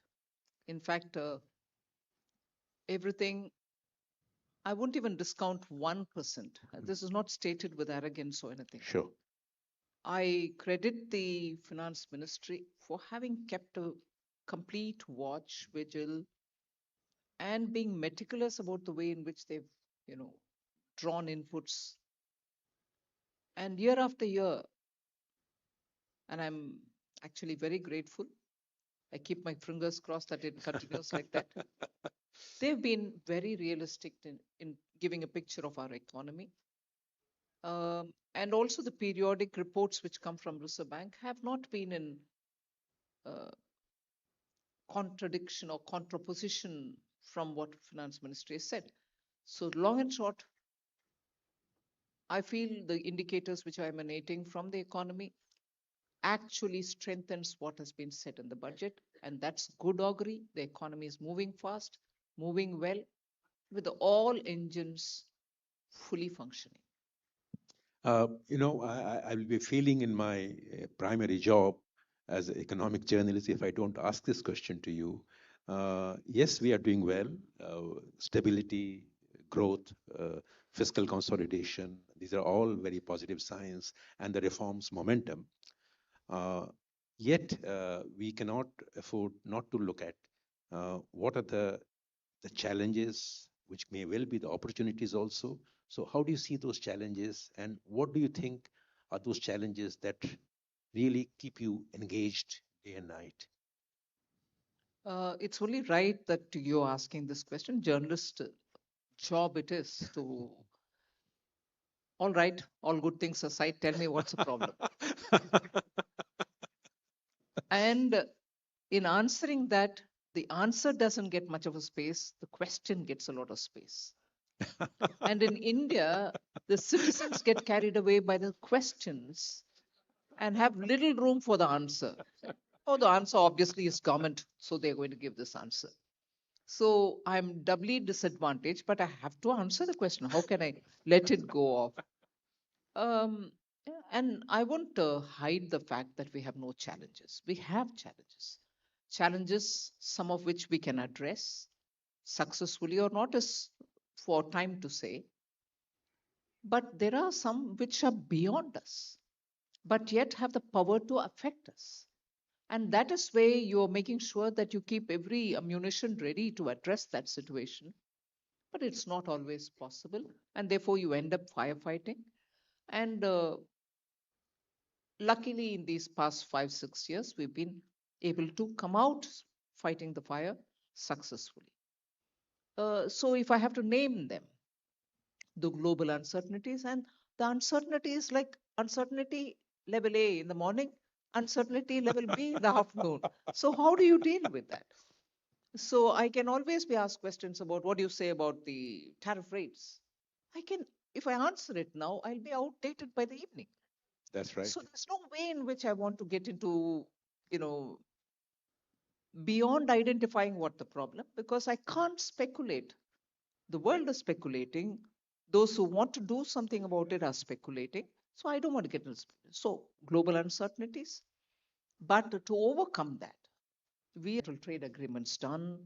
We're also making sure that every taxation related agreements, whether it's a double taxation avoidance agreement, are all updated and countries are coming to align with what India is also offering. So that is the way in which we are trying to offset each time there's a new challenge or a high energy challenge. Within the country, as always, and I think I said it in one of your programs earlier, Yes. and was it the former president of India, Pranab Mukherjee, who had said the biggest thing for the finance minister, he put it in his own words, is the monsoon of India. Yes. I want this forthcoming monsoon to be good to us, kind to us. No ativrishti, no anavrishti. Otherwise, you end up, failing to address it because you really don't know how much is enough when it is disaster, when it is climate-related disaster. So domestically, we are fine. In fact, I read some piece today, if I know right, yes, about okay, if there are no FDIs coming in that sufficient number, whereas we have had decent number of FDIs coming. Net FDI is good, but we've seen even better days, so we want those days to come back. But the assessment of money available for businesses, money in the market, money also for earning, has actually democratized the base. You have money from Indian domestic money coming into market, and therefore even those challenges of can we have more FDI, please? Yes, we can love to have more FDI, and it'll come. But beyond what we can provide in terms of policy stability, tax stability, or anything, there are forces which are governing the movement of capital, global capital. So we'll have to wait to see these uncertain times playing out. Thank you very much for being so gracious and generous with your response. I can assure you that we will focus more on your answers rather than the question. I think, in these days of global uncertainty and what India is doing in terms of the agreements, there is always this talk about need for domestic reforms. And one of the reforms which you have highlighted in your budget speeches and voice or not, I need to hear it or not. And therefore, these exercises cannot be at one brushstroke. It has to go item by item by item. You'll not believe the extent to which, not just prior to the budget, through the year, we are seeing who are producing what items. Are they new industries? Have they been given protection for a long time? Some goods seem to be given protection for over 20, 30 years. Okay. If you've not made a mark, well, open it up, let people get the imports. So we spend a lot of time debating where it should come down, by what extent should it come down by, and so on. So yes, the goal is to completely remove this fear of tariff wall. but I cannot harm our own industries in a rush to complete it. That's a very, very heartening response, ma'am. I mean, I'm taking it forward now, and I am suggesting that while we are getting into these foreign trade agreements, opening up the economy to import competition in that sense, and also giving opportunities for exports, there is one area which probably is not getting talked about, at least unless this work is going on behind closed doors, which is about the bilateral investment treaties. What is the government's approach to bilateral investment treaties? Which India used to have many treaties, but I think they were either were reviewed, or so we don't get to hear about bilateral investment treaty. What is the government approach, and how we are looking at them going forward? I don't want to go back Sure, into the history of it. no, sure. Post the 2016 model BIT, That which is, we yeah, came up, mm, which yeah. holds currency even today, but I'll equally admit that's been tweaked completely where a bilateral requirement demands it, where I need to sign and there is reason for me to tweak it. I have tweaked it with approval of the cabinet, and also making sure the discussions are substantial each time when we want to have a change. And that's helped in signing the bilateral with that particular country. I'll take the example of UAE and subsequently Saudi Arabia, subsequently possibly Oman. Yeah. So these processes of signing the BIT happen. Although we keep pegging at the 2016 model draft, but today we've gone beyond it. We've become lots more progressive than what the 2016 bilateral investment treaty model, which we had kept before us. And there are countries which ask for it, with whom we negotiate and sign. But equally, there are countries which are investing even without demanding one from us. So the world of investment today seems to be going through different priorities. It's not the same for everybody. Indians are going out and investing as well in countries which have no BIT with us. Okay. But that's not held them back. So the investment also, I don't want to, in a haste, I will add, I don't want you all to think that I'm not in favor of a BIT. When I say in fact, I don't think China has any BIT with any country. Okay. Does investment not go to China? What kind of investments have happened? In frontier technologies, investments are happening. So countries have survived, countries have prospered with investments going towards them despite not having a BIT. So I don't know what to make of this. Okay. I don't want to rush to say I want BIT with everybody, nor do I want to say no BIT, please. The world is lots more dynamic today. Countries understand the need for BIT. Countries feel, no, that's fine. We have a double taxation avoidance agreement. So many of the things will be taken care of and go without a BIT. So I'm not giving an answer, I'm explaining. No, I think it's a very, very, enlightening response you have given. There is one thing which I remember correctly is that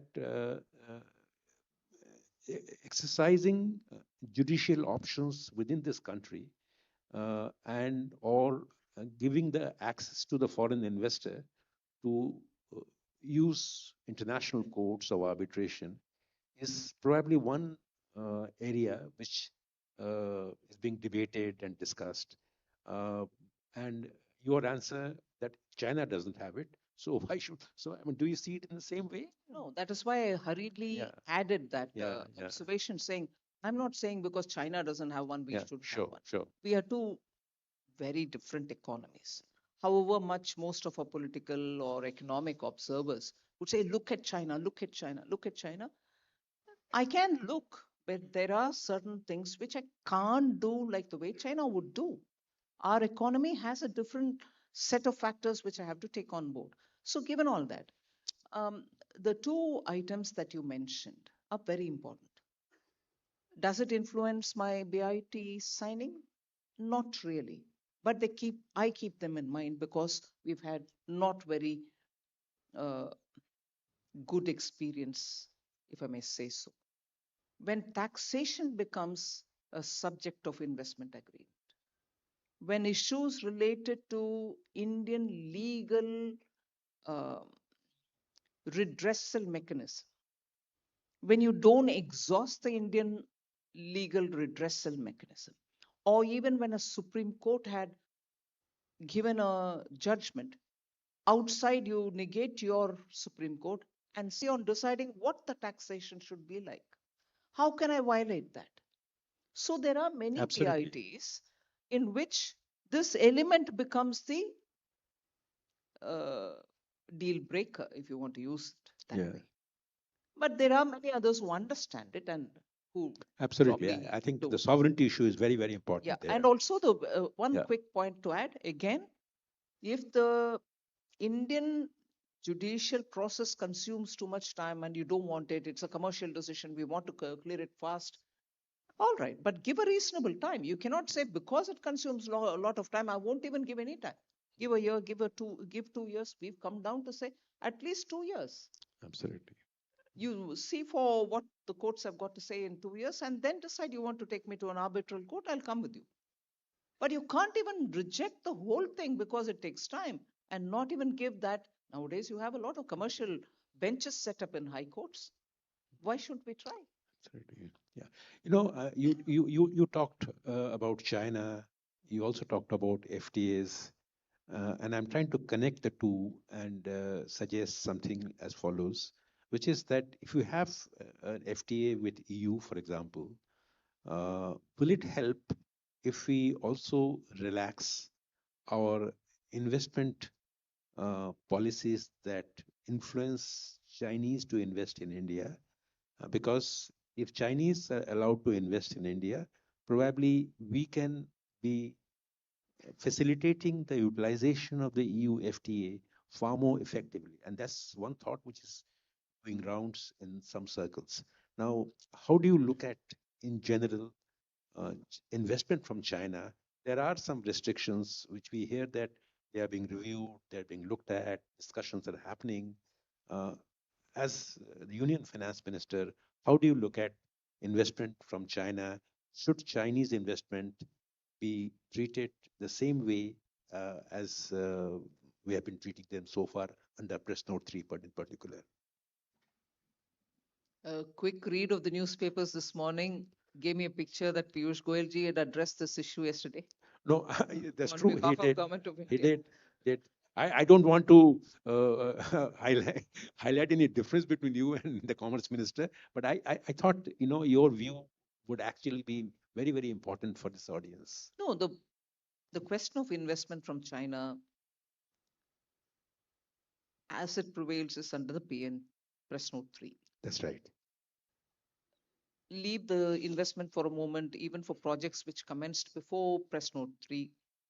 It had become difficult for the technicians to come from China to take care of the projects which had already commenced. So we give some relaxation. Now, investments, going to the question that you asked, investments from China, but EU, FTA, do go through this process of origin, right? That's right. You need to know who the ultimate beneficiary is, beneficial holder is, the whale behind these, investments is not just peculiar to China. I will be concerned about the ultimate beneficial owner for several non-commercial reasons. It can be what kind of money it's coming. I'm not specifically saying about China. That's right. I am worried about investments from these points of view, even otherwise. FEMA, FATF, and being sure that such money can be traced to the ultimate owner.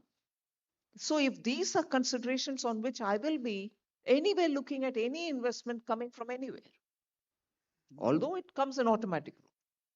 But at some point in time, you start thinking once the shareholding increases, who is it who's investing? Is it going to be just one block which is going to hold the company? Remember, immediately after COVID, when many of our companies were desperately in difficult situation, there was a lot of offer, I think, for companies to be procured, bought off. Yeah. And we had to safeguard our own companies. Companies who are under distress, not for any individual reason, but for a reason beyond us, cannot be taken away. In fact, I'll not so directly connected, but because of the way in which we operate in greater transparent processes nowadays, anyone can bid from anywhere. It's all digital. It's all happening. There's a concern in coastal Karnataka. And this is not fear mongering. Responsible members of parliament have voiced it. Many of our coffee estates are being bid, who are in distress, who are getting bid digitally. Foreign buyers are buying it. Now, what's wrong in it? Maybe nothing wrong. But that in unique Indian position of your Arabica coffee, of your Robusta, your top position in the global market. And given the fact nowadays that you have a lot of Indian money moving into the stock market and everything else, there's a concern saying our coffee estate's being taken away. Do we need to address that, or you just want the money? So there are a lot of questions which we need to pause and then move forward. Thank you very much for this detailed answer. So far we have discussed trade, we have discussed investments,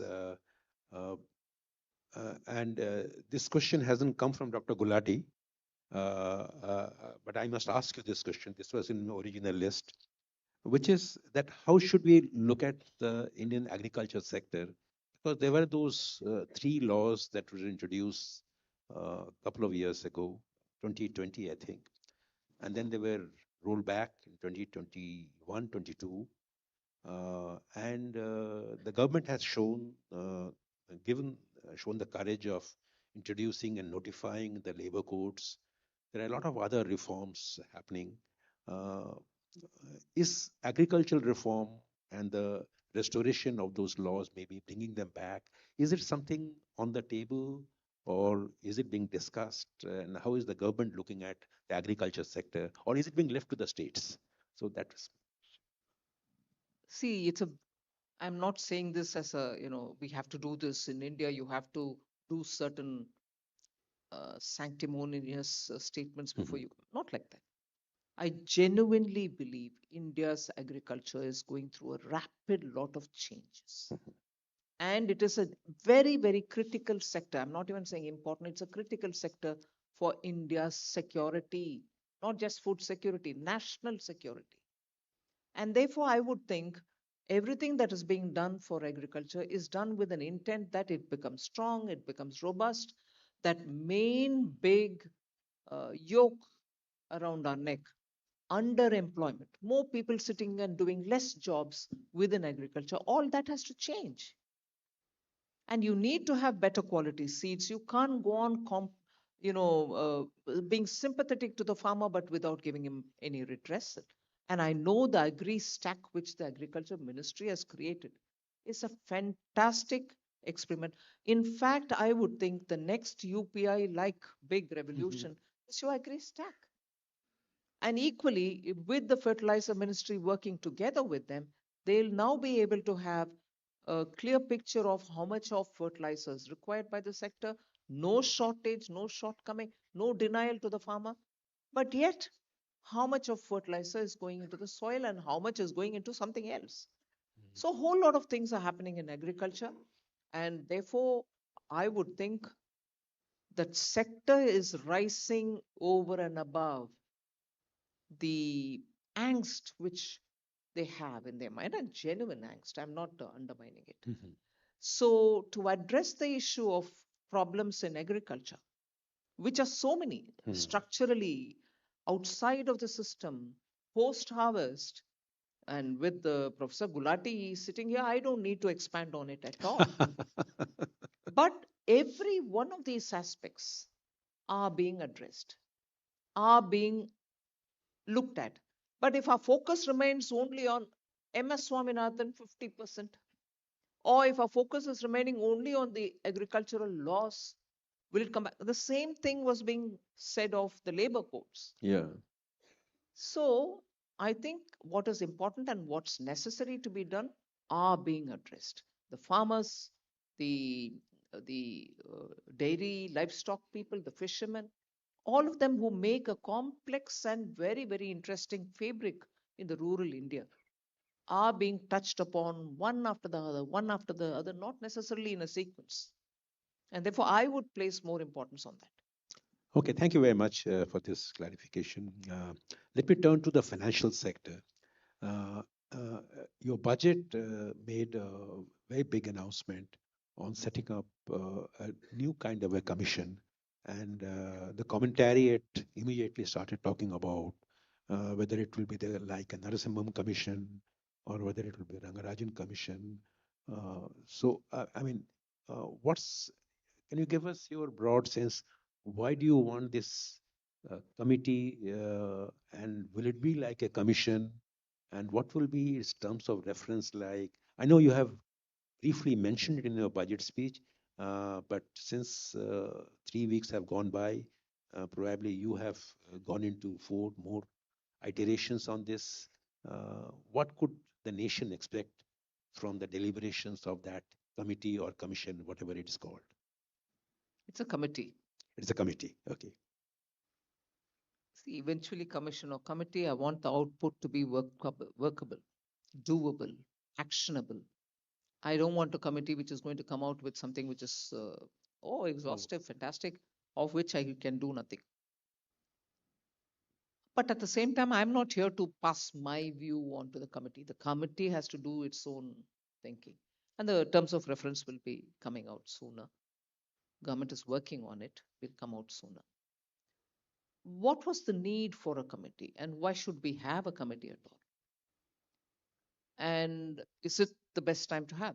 Absolutely the best time to have it. Because post the, double balance sheet, twin balance sheet problem, in the last 10 years, the Indian banks have come out remarkably doing well.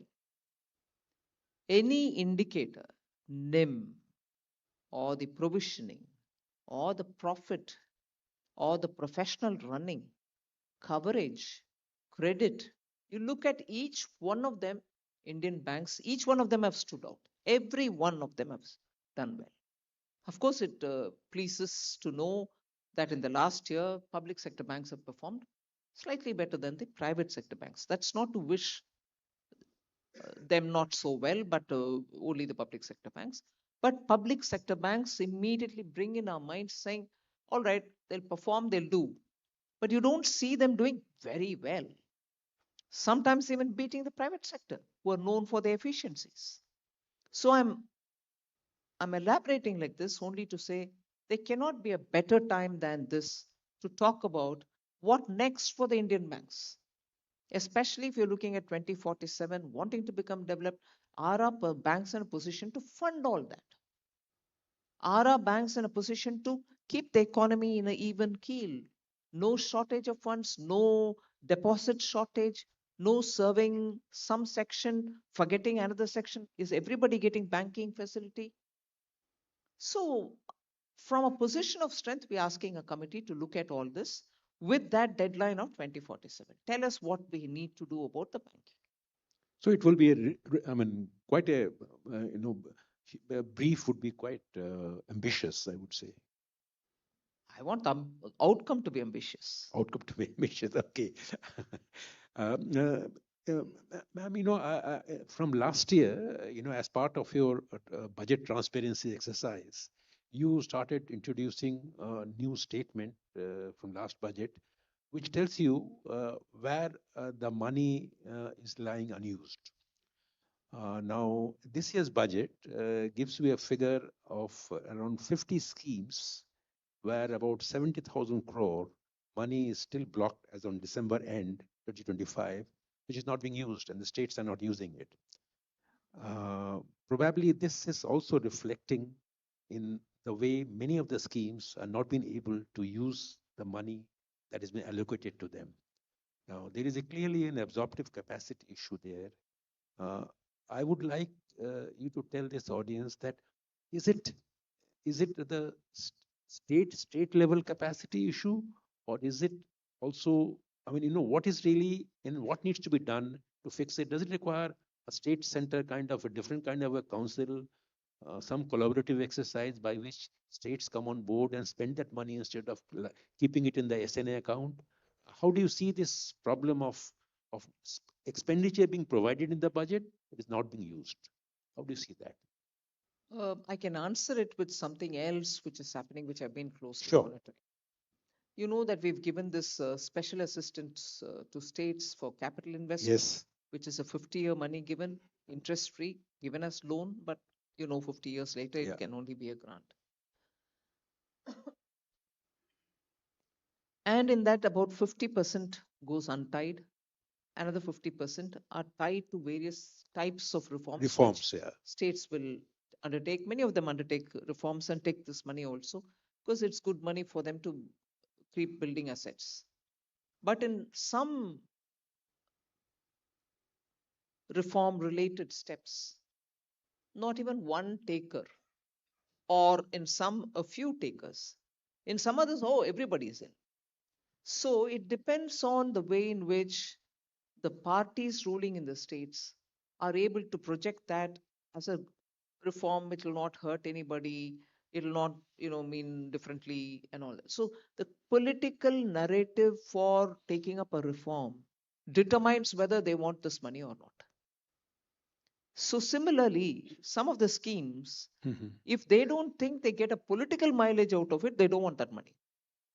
Meaning, if you start overlooking the fact that it is a centrally funded program which goes and it doesn't carry the name, it can be rebranded, if it can be locally called something else, so that the mileage goes to the local government rather than. These are factors which are causing this kind of being selective about which one I want, which I don't want. Can I do something about it? At my risk. Yes. If I do it, center is imposing on us. I can go on saying, yes, I want to impose because it means the health of the citizen. Yes, it means the basic housing of the citizen. But beyond the point, I can't except for replying in the parliament or going to different states and saying, look, this is for the good. The voice of the state would be constantly, the center is imposing, center is killing us, center is, against us, stepmotherly treatment for us. These are very powerful words. You really can't go and say, look, I'm not doing stepmotherly. That's like defending. But the firework happens much before you even reach there. It's for citizens to be better informed, and I think there's a very big role of the media in it. Okay. But, ma'am, you have begun this exercise of meeting state finance minister even before the budget.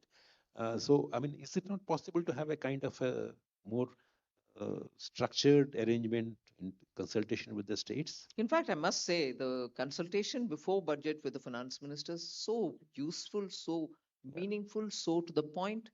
In fact, this time the idea of, I will openly say it, the idea of the rare earth corridors is something which came out of that meeting. Oh.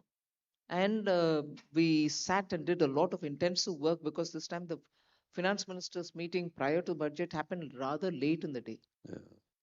Normally it happens sometimes early December. This went into early January. But despite that, because the idea was very purpose serving, we sat, worked on it, and gave it a format, and that's why it was. So the such meetings do help. Sure. Yeah. Let me turn to privatization. And 2021, you introduced a policy on public sector policy. Apart from Air India and two other PSUs, small PSUs, we haven't heard much of privatization. IDBI Bank is being talked about. What is the view on this strategic PSU policy? I'm sorry, shall I get some water for you?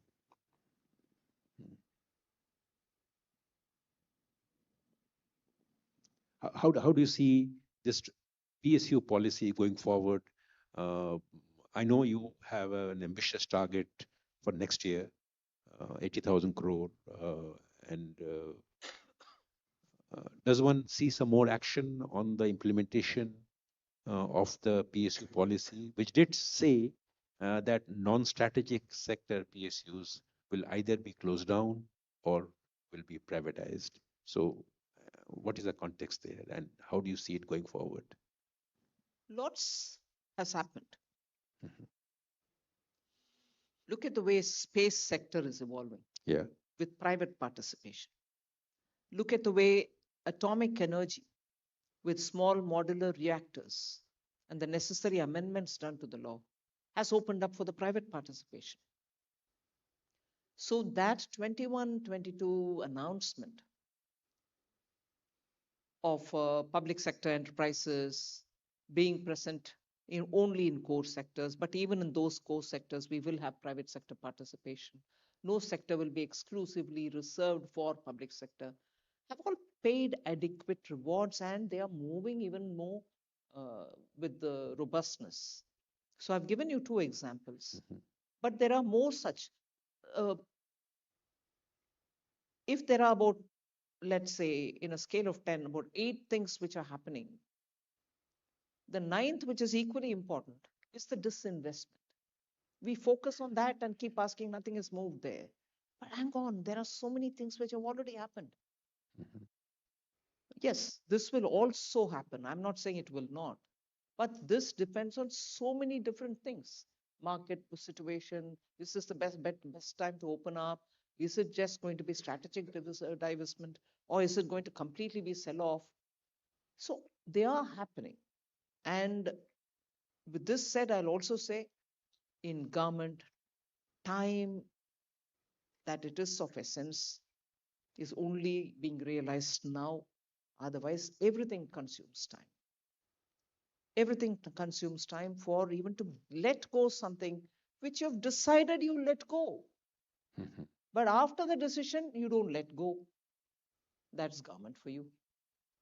But now I think there is a greater sense of you see better rewards once you've let it gone off from your hand, because the unit prospers, employees and employers do well, then the economy at large benefits. You're sitting and saying, only if I hold it, it'll benefit. And there are some people who believe, who are workers in the place.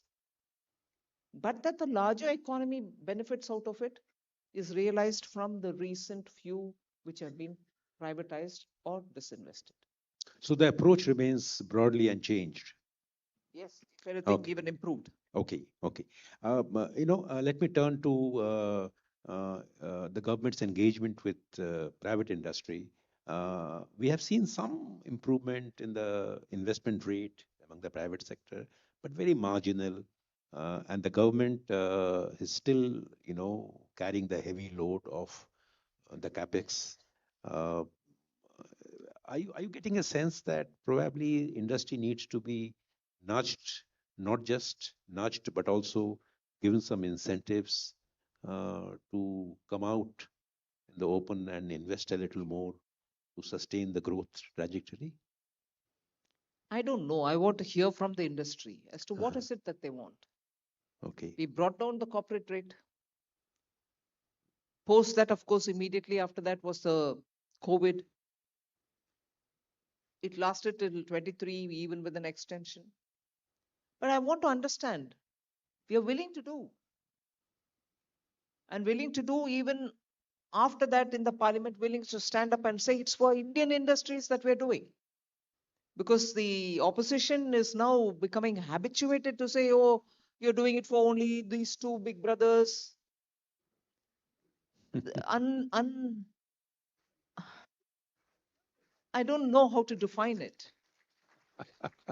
I would honestly want to say, let's say during Congress's time, actually, even with socialistic value systems, I can name 1, 2, 3 companies which are big ticket companies which survived, prospered. Was it because you were partial to them? They are Indian industries. Can I name them? You'll name them for me. During socialist era, big. Haven't they survived? Despite socialism, haven't they survived? Does that mean that the government was partial to them? We look at every industry as contributing to Indian economy. Small, medium, micro, nano. What are the startups? Are they the two brothers? Are they the big two? What's it? Do you want the Indian economy to be credited with something or not? What Indian people do is of no value for you. What the industry do is of no value for you.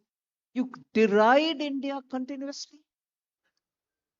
Please, when you deride India, you're deriding Indian people who are the ones who've got to vote for you, yeah, next time, whenever it is.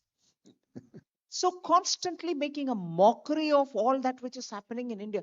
You just leave the territory of India, you and me, not people who go frequently there. Despite that, they don't even come back to tell us what they've heard. Everywhere, there's a sense of how is India managing this? Wonderful to grow at this rate. Wonderful to have your, this expression is not mine. I will not use it, but still I will say. The so-called Goldilocks moment. I'm not using it. Your macroeconomic fundamentals are fine. Your inflation is down there. And there are some critics who say inflation should be a bit more to, incentivize growth.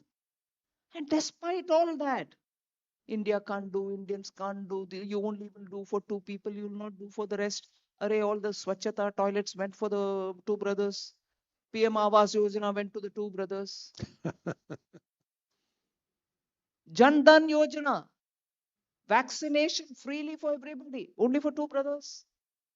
I mean, what is it? What is the narrative you're trying to set up? So, incentivizing the industry. Imagine. AK should have all the opposition parties and talk to them to say, what will be your approach if incentives are given to industry, not just the two brothers? Industry as a whole, would you like it, or would you say, no, this is being helpful only to the two people? But not just AK, the whole 1.4 billion people should ask, where are you taking us? We want a good opposition. We want an opposition which will be aligning with India's needs, not Prime Minister Modi, not NDA, not BJP, please. And therefore, a topic which I didn't want to bring here. Sure.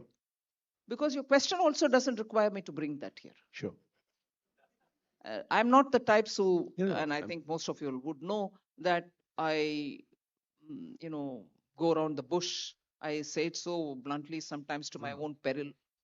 But this time I'm bringing something which is not required for your question. Sure. What was this demonstration in the AI summit? What was this demonstration aimed at, and what was the purpose of this? You're anyway doing it in the parliament, yeah? Oh, come on. Who are the people who are going to see it there? What is your objective? In fact, much before criticizing Indians, much before saying, oh, this is all sham, this AI summit and all that, you're making a sham of yourself. Is this the only way to protest in a democracy? Nanga Nach. Awful. Opposition. I want a good, solid, strong opposition.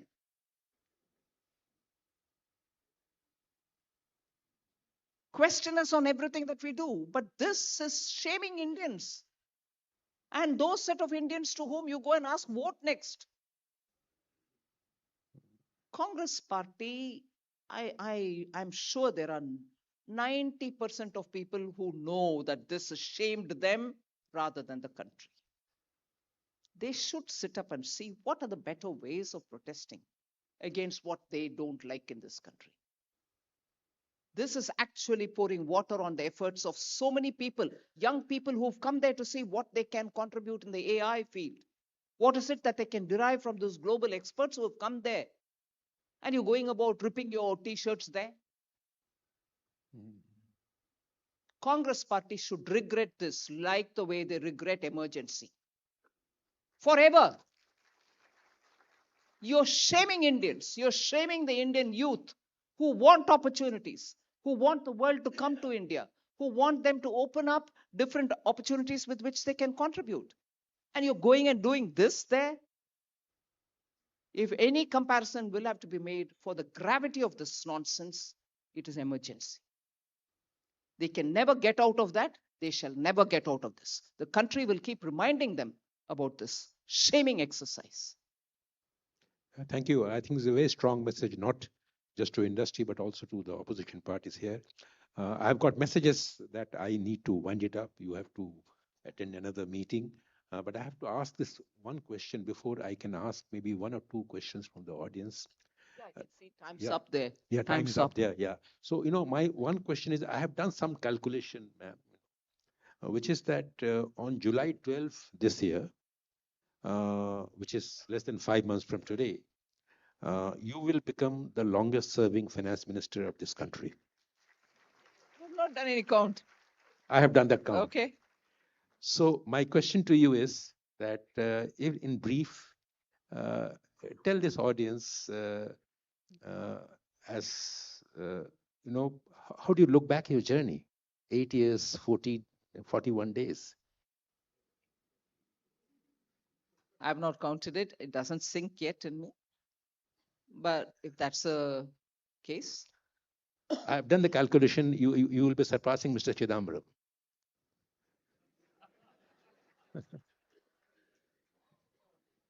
I can only say thank you to my Prime Minister, thank you to the party, thank you to the people of India who have all given an opportunity. And of course, it adds exceptional motivational element, because for a woman coming with no political background, to be here and to be having a little space here with the media or with the government or anything, big thing. It sort of brings me down to the earth. Okay. Humbles you. This country can do this for somebody. So you normally have, land of opportunities, USA. Land of opportunities is here. And even for a woman. Women are no less. I'm not saying in that sense, oh, woman and therefore. No.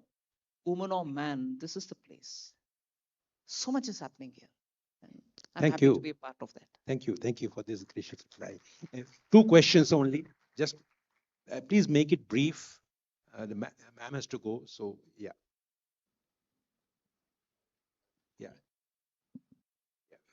Ram, it is always pleasure to listen to you. My name is Vijay Gupta. I've come from Bangalore and I do my IT services business. My question is, since we are talking about making India future ready, what are those ingredients or characteristics to be called as future ready, or maybe specifically so for the Viksit Bharat mission, what we are doing for 2047, right? And what is that expected from the parliament as well as from industry and from the citizen towards that? Okay, we'll take one more question and then we close it. Yeah, gentlemen. Vanakkam, namaskar. Ma'am, 2 things. One, for business standard, I request you to kindly make this session viral with all your might, which is there, so that at least what she has in mind is conveyed. Number 1. Number 2, it's an honor and privilege to be here and listening and interacting with you, ma'am. We have been hearing a lot about dairy as a mention in yesterday and also today's discussion. The amount of contribution what dairy does to agriculture, say about 30-35%, and 8 crore households involved in the entire dairy activity, with India being the largest milk producer worldwide, the allocation of funds for dairy sector per se vis-a-vis the contribution it does to agriculture remains to be pretty low. We request you to kindly have a conscious look into it. You are sincerity personified. We wish you all the very best, good health, and a lot of courage to take things forward. Thank you so much. To answer both, dairy did receive a lot more attention this time. Also, may not be enough, may not be sufficient, but a lot of change in the approach. Also at the district level, providing for veterinary surgeons, veterinary ambulances, doctors, giving high, what do you call, better semen, and also bringing in new breeds, breeds which are Indian, which can sustain our vagaries, and so on. And also trying to make sure that we have veterinary institutions which will be institutionalizing the training and also certifying people who can be in the field. And there is also this one particular scheme which is looking at dairy related products and also the waste from dairy, which can all be used better. Gobardhan, I think there is a program, which is very exhaustive program. Energy and also helping with the greater milk production and so on. So I think there's what the department wanted, we have given. We are willing to give more. That's one. But if you're talking of Vikasit Bharat, and of course, when I said agriculture is primary and critically important for India's security, not just food security, dairy has a very big role to play in it. More cooperatives are coming through. We are exporting milk products, yeah, from where to where. And of course, the revolution that Korean did stands out. And that is now being emulated elsewhere also. So that track record of Indian dairy catching up and now being on the top is commendable. There's no gainsaying it, but it is the truth. But Vikasit Bharat, when you want a country to be developed, especially in this era where the paradigms are all changing, it's not just the core old industries, it's also the new industry. It's not just the technically qualified high-end workers who are going to run the, but you have demographic dividend for countries like India. You want them all to be having better per capita income, not just a job, but better per capita income so that the income is sufficient to be able to meet their aspirations. And if aspirations have to be met, you need to have a lot more things produced in India. So, in other words, we are looking at sectors which are growing sectors, strengthening the old sectors, which is why I said 200 legacy industrial clusters will be at the cost of the central government, updated to be AI efficient and be producing and exporting. So we are not letting go the old economy, but the new economy is also requiring a lot of resources in the kind of equipments that they need, skilling, manpower that they need.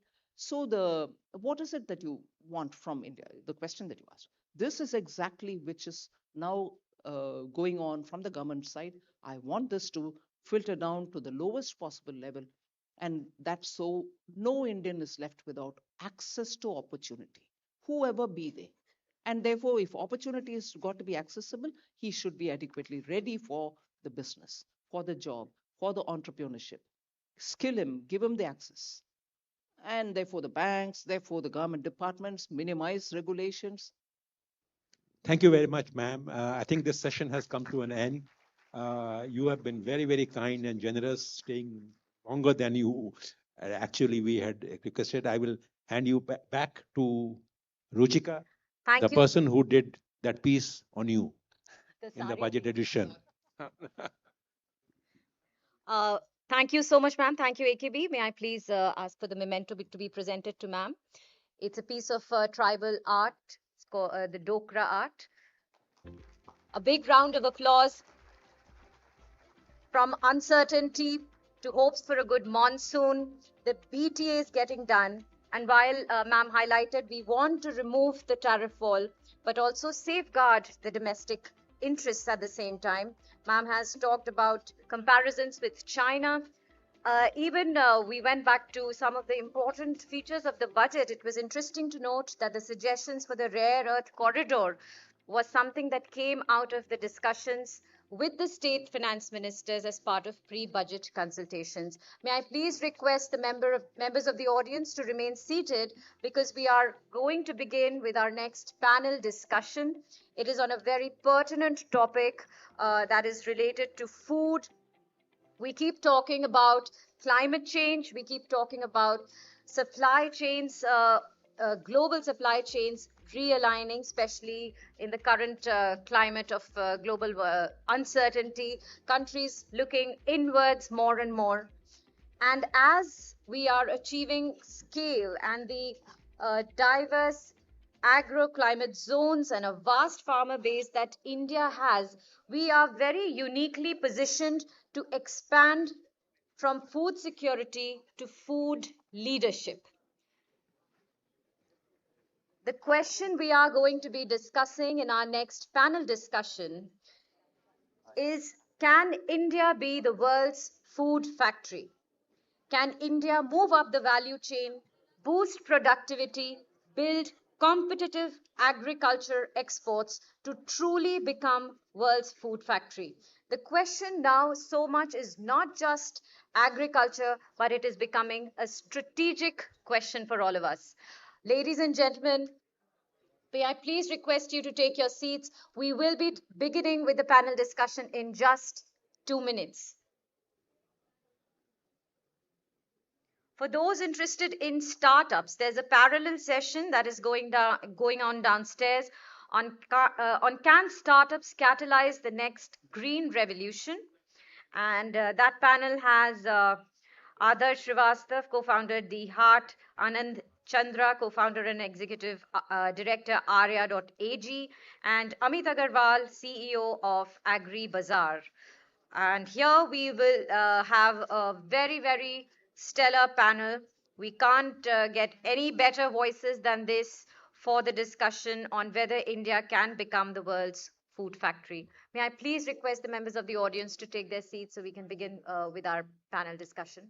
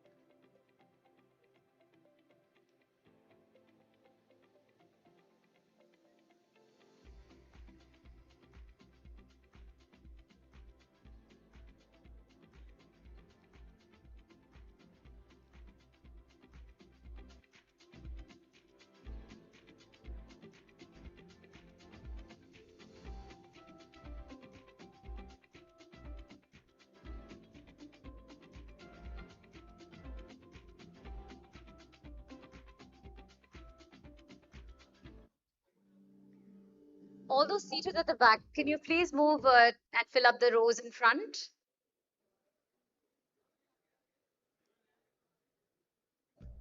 A lot of my colleagues who have taken the back rows, can you please move forward and fill up the rows in front, please? As I said in the morning, this is not a classroom.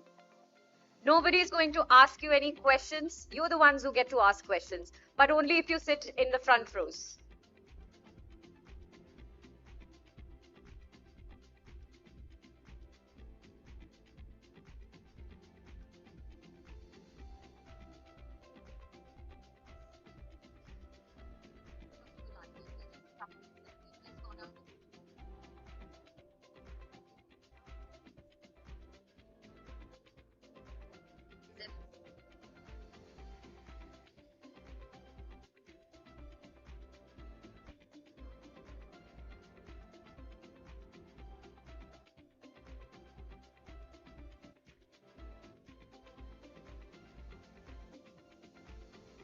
Our panelists have arrived. May I please request once again to all those seated in the back to please come in front.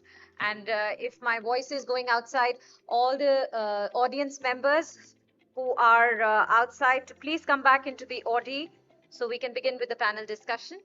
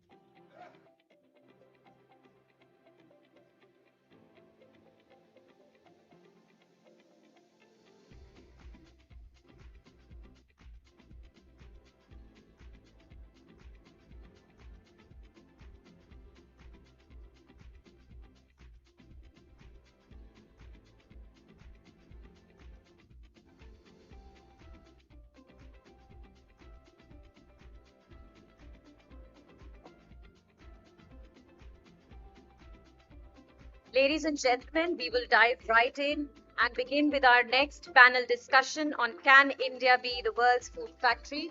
As I said before, we have a stellar panel lined up for you. May I please invite on stage, first of all, my colleague, Mr. Sanjeev Mukherjee, who would be conducting this panel discussion. May I please invite on stage Mr. Ramesh Chand, member of Niti Aayog, leading agricultural economist. He's played a key role in shaping India's farm, rural development, and food policy frameworks. Decades of research and policy experience, Mr. Chand has contributed extensively to debates on agriculture reforms. Please welcome on stage Mr. Ashok Gulati, Professor at Indian Council of Research on International Economic Relations, one of the most respected voices in India on agriculture and food policy. Please give a big round of applause for Mr. Gulati. Last but not the least, please give a big round of applause to Mr. Lavish Bhandari, President and Senior Fellow at Center for Social and Economic Progress. He's an economist known for his work on public finance, macroeconomic policy, and governance. Ladies and gentlemen, over to Sanjeev now.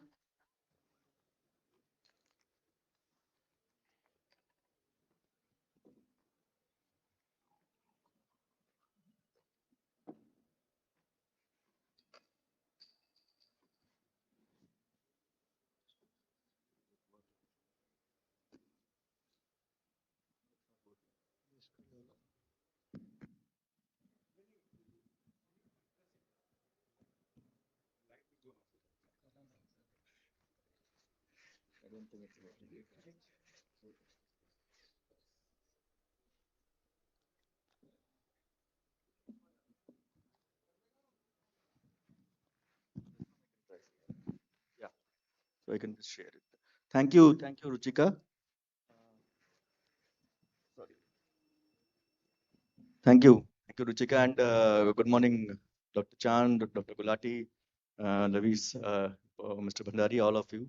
And basically, we have gathered to discuss a very important and very pertinent point, and the panel discussion that we are having today is on can India be the food factory of the world? And that is the topic that we are discussing today. Before I start, I'll just lay down the rules. It's nothing very structured. We can speak on the topic for 5 minutes and then we'll have a question answer.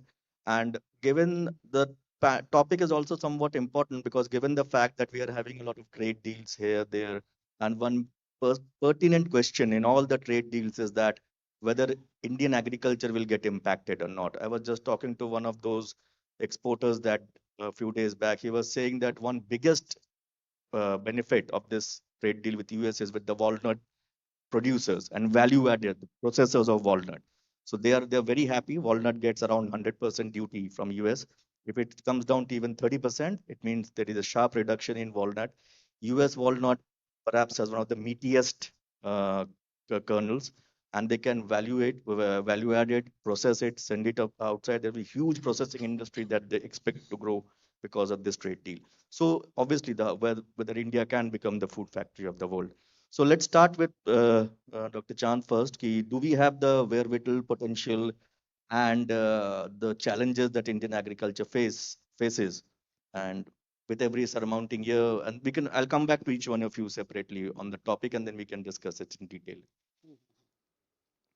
Thank you, Sanjeev. I think first it is important to respond to the title that you have given for this discussion, whether India can become world food power or not. I think we are now developing ambition to be bird power in a large number of things. And we jump to that ambition without first asking whether we should become or not.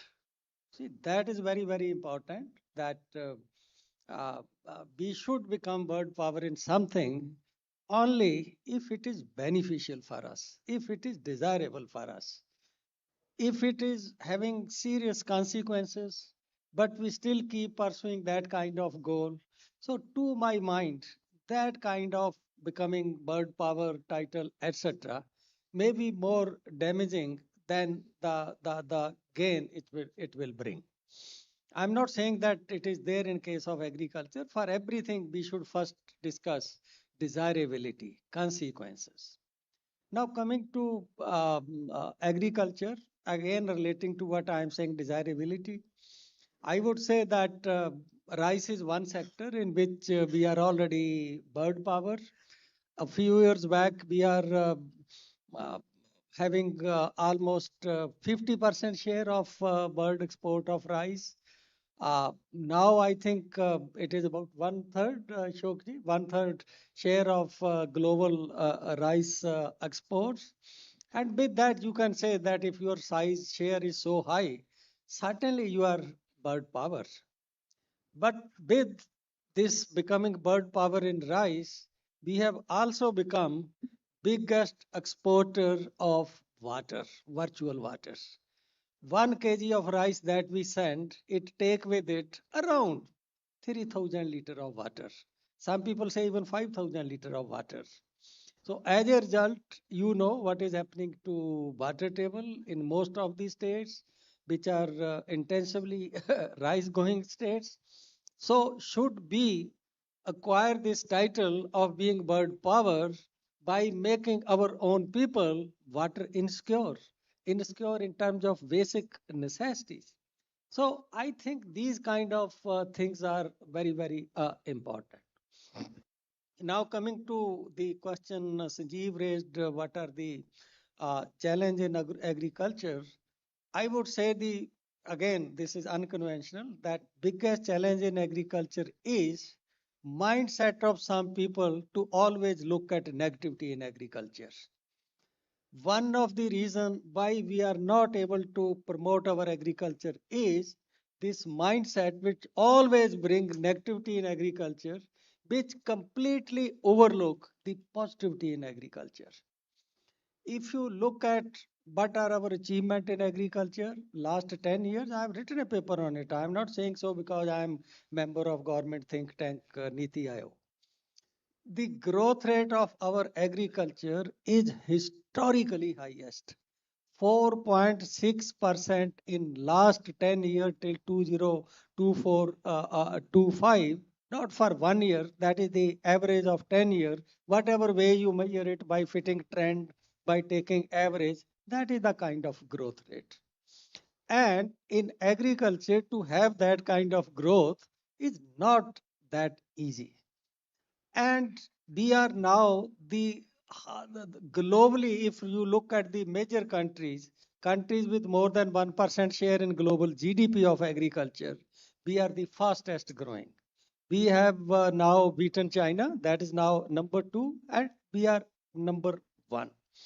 So I think these kind of achievement, the strong support of agriculture for India to become Viksit Bharat, and more importantly, to give support to India that when you are Viksit Bharat, Sabka Vikas, inclusive growth, that employment in agriculture so high, this threat of job elsewhere.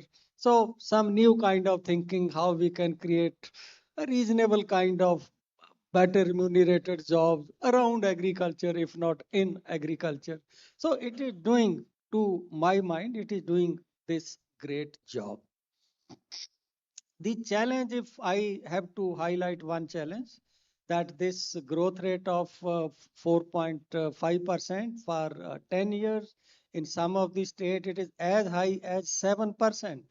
And I looked at 2-3 states, it is even more than what is the growth rate in manufacturing.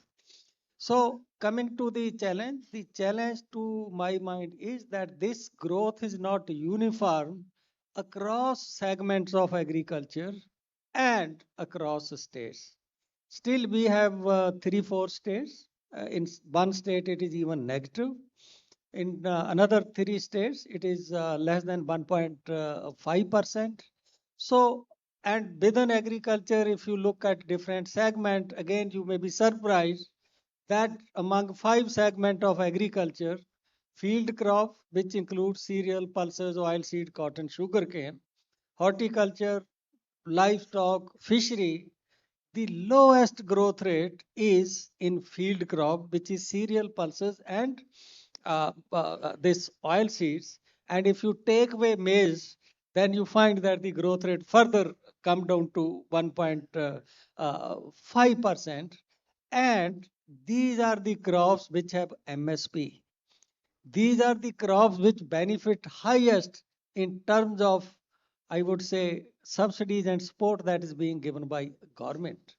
So this is a big challenge. I think it is a more serious challenge for policy, that if the segment where you are putting in so much of money, that sector is having minimum growth, then the challenge to policy is, can you change the policy?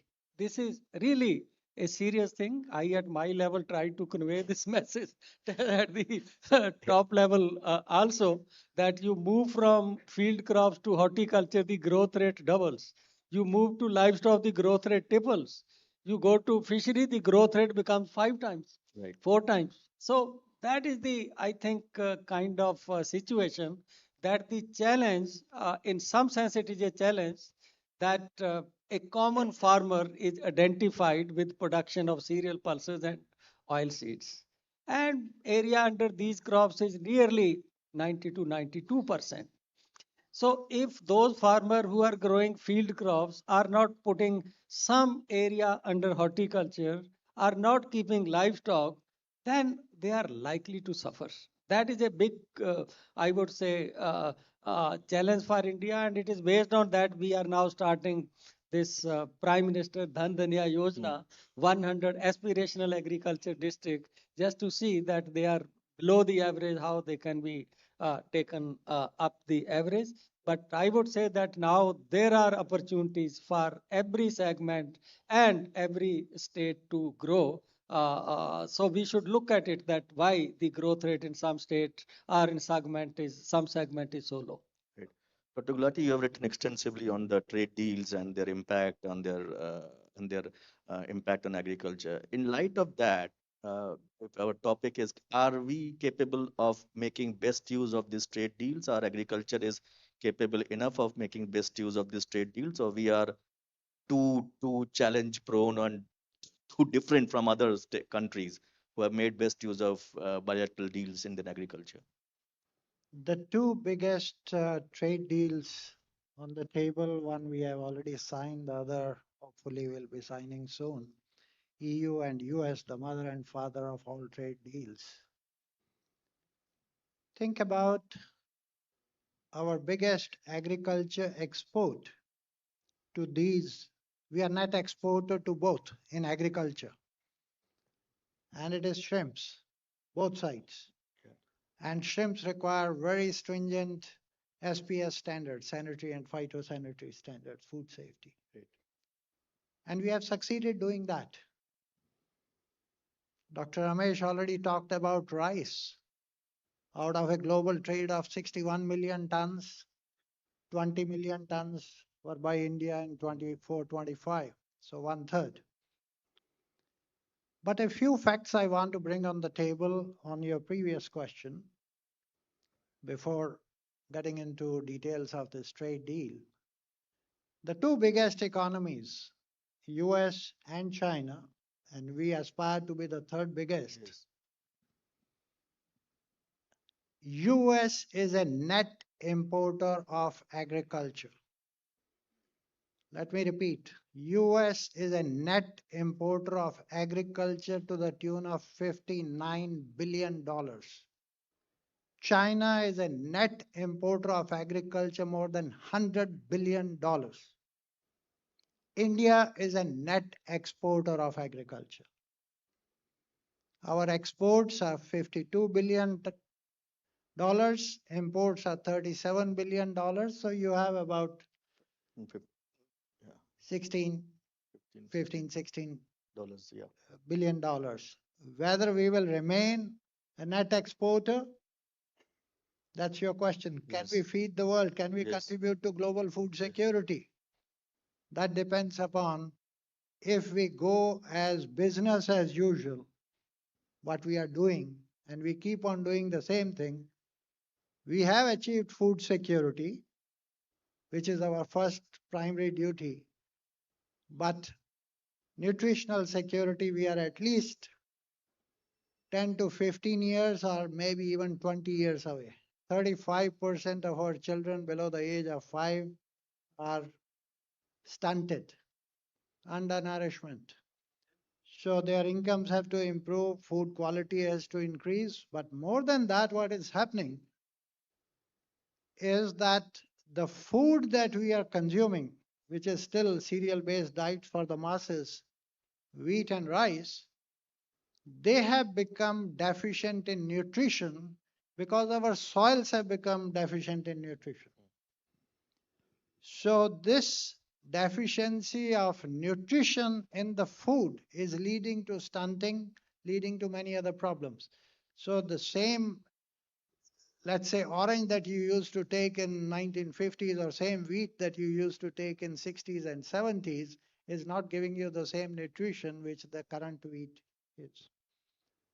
So you need to either invest a lot in regenerating your soil.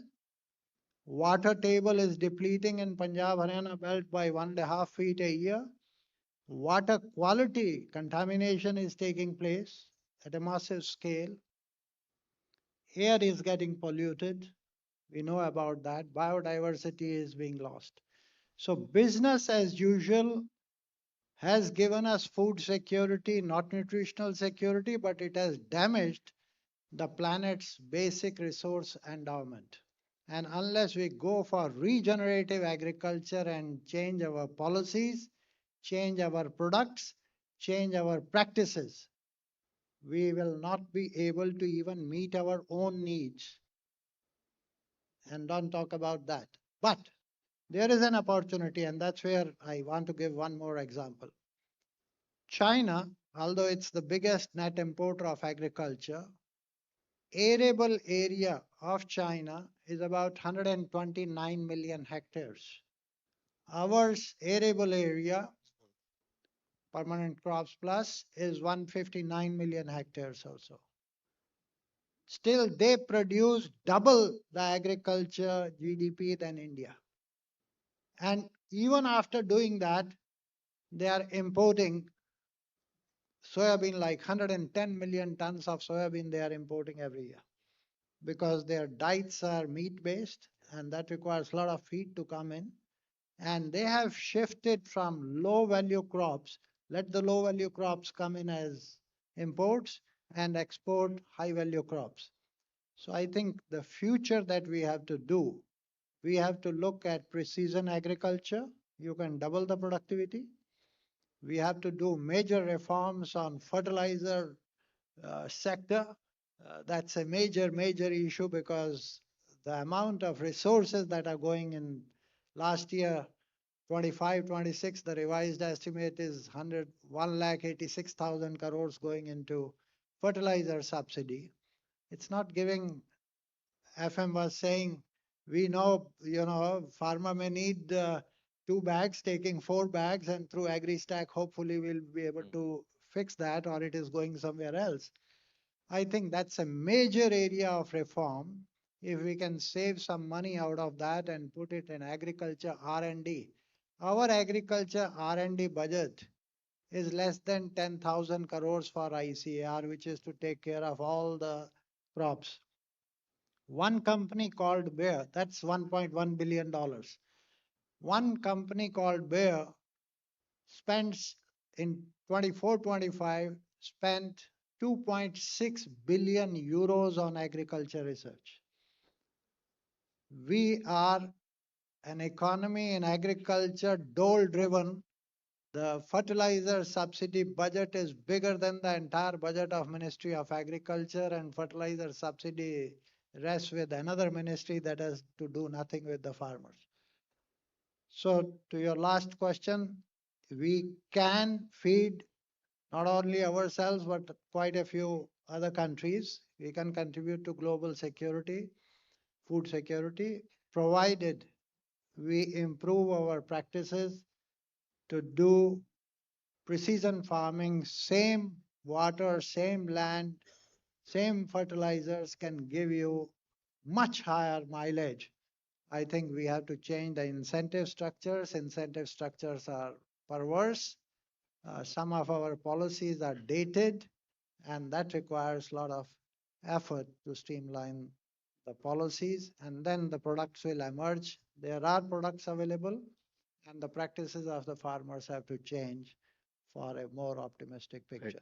Dr. Bhandari, taking away from what Dr. Gulati said, a dole-driven agriculture entering into a phase where a lot of people are talking about trade deals helping it, trade deals boosting the exports, deficits coming down. Do you think that we are capable of making the best use of trade deals, or our agriculture is too fragmented, challenge-driven, subsidy-oriented, small, that whatever deals or whatever doors are open for us, we are not there yet?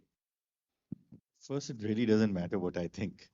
But, I just like to say that it's great to be here. And I'm sitting on a panel with two gentlemen who I would rather listen to than, than use it. But so I'm going to just take a different perspective. I mean, trade deals are just reactive mechanisms. They're really nothing, they're not that great. Okay. Okay. The problem essentially is that we have an agriculture sector which we are too scared for it to be opened up.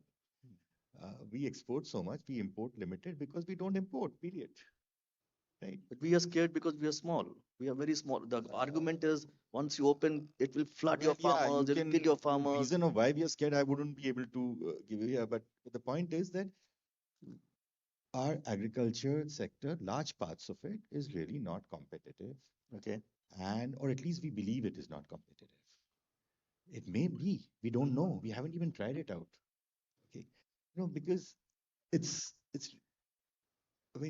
there are a whole lot of government initiatives that we talk about. And of course, they are all well-meaning initiatives. Of course, there are problems in delivery of various of these mechanisms required for the delivery of these initiatives. So all of that we all know. So that's not the issue here. The issue here is that, okay, fine, 20 years from now, what do you want India to be? You want it to be well-fed, well-nutritioned society. I don't want wasting and stunting and all of that. And of course, that requires a different class of food products. And we really don't know how to go about to that point. Now, we can start playing around with the prices, with the seed allocations, through this fertilizer and through that fertilizer, or we can just leave it to the market. Right? We don't do that. Again, because there is this notion that I have to do everything in the government, right? You actually don't need to do so much. Okay. Just need to, just step back. Now, 4.5% growth, Professor Chan has talked about, and absolutely it's amazing. But why did it come about? Over 20, 30 years, we invested in telecom, we invested in primary education, we invested in roads. Just three things, not to do with agriculture at all, right? Now, can you imagine, you have a society which can communicate freely, where you have at least some level of education, and of course, where transport and logistics are easier. Right. And of course, you would have had to have growth, right? Now, of course, I'm not saying other things didn't happen. I'm saying that you need these the focus needs to be on these contributory issues where there are possibilities of market failures. What we tend to do is we tend to intervene, we create an artificial market failure, then we tend to correct that through another intervention. Now, of course, it gets to be really messed up. And then, of course, you need all kinds of subsidies and so on, right? Now, I think it's time that we think that, okay, fine, what do we want agriculture to be? We want agriculture to be a surplus creating activity. It always has been in India. All of our civilizations, the great, the golden bird, etc., whatever we used to call it, agriculture was surplus creating. Is it surplus creating today? In some segments, yes. Some crops, yes. Many segments, no, right? So we can correct that. So I feel that, it is not too late. We can still think in a slightly different manner. That what are we really trying to do? Now, the second part that happens is, this concept of fear. Fear is the wrong word, but essentially concern, perhaps, or a thought that the farmers will not agree. Yes, the farmer will not agree, right? Because there is a lack of conversation happening in this space that where are we going towards? It's all very, okay, let's talk about the next 3 months, next 6 months, next 1 year, and so on. We do need to have a 20-year agenda where we are saying the kind that you said, should India feed the world? I don't think, by the way, I agree with Dr. Chand that that's not the objective. So It's whatever essentially whatever deals we sign, we will never be there. whether we do or not, it is not the objective, right? I mean, we may feed the world, we may feed ourselves, we may feed some part of the world and some part of ourselves. It really doesn't matter. What really matters is, are we creating surpluses and are we being kind to the environment? And right, there are just only two things that we need to worry about. Right now, we are definitely not feeding the world apart from in one or two areas, and we are definitely not being kind to the environment, as Professor Gulati just talked about, creating a big mess. And even if agriculture productivity doesn't go down and we find some other mechanisms of producing with that really degraded soil more and more food, the fact is we are harming the planet. And it will come back to us in many different ways, if not in agriculture. So I think these are the two objectives we need to. And so we do need a 20-year agenda. That 20-year agenda needs to be the government needs to withdraw, let markets do things. There will be some messiness there. There will be some people will lose temporarily, gain temporarily, and so on. But things equate. Right. Dr. Chand, your views on what Dr. Bhandari said, we need to move out, means people are looking at your job very, it's this thing. You need to move out, but we haven't been, in fact, we have never moved out. We have gone more deeper into controlling. And the 20-year agenda should be there to how to push people. And also what he says, very interesting, that we are getting into the 4.5% growth without doing anything. We actually haven't done anything for agriculture, and it has given us a 4.5% growth. So what needs to be done to push this government monolith called government out of agriculture? It should not be there. As Dr. Bhandari said, it should be private driven fair. Why have we are so fearful of the fact that tomorrow some 10 farmers will come up and say, please don't stop the fertilizer subsidy. I want to pay 400 and whatever 235 rupees for next 50 years of my life. Why are we fearful about those 10 farmers, but not of those 90 who are actually willing to pay 2,400 rupees per bag? Well, I don't find many who are willing to pay 2,400, and nobody say no to things coming freely to their house uh, uh, compared to if they have to pay. Uh, uh, I think we all know that there are two ways to promote or pull growth of any activity. One is that government and institutions can create the favorable environment for that, and it happens. Second is that we let market drive that growth. Indian agriculture is now at a stage where if you split the growth rate between how much growth came from government supported crops and how much it came from others, so you will find that the growth which came from the other segment is more than 80%. The growth which is coming from government supported sector, their share in total is 28%. Gulati wrote in one of his article, and growing at only less than 2%. So that is the kind of situation. The thing is that agriculture is such a sector where we need to have nuanced approach toward government intervention in agriculture. Government intervene in agriculture market in China, they intervene in USA, EU, everywhere. But the instrument which they use for that intervention are not distorting. Like if price, international prices are highly volatile. Sometimes they go high, sometimes they go low. So small farmer or even US farmer can't be exposed to that kind of volatility. They can't absorb it. So you find that government almost everywhere in most of the country, they intervene. But they intervene in such a way that they are not thrusting the price on the market.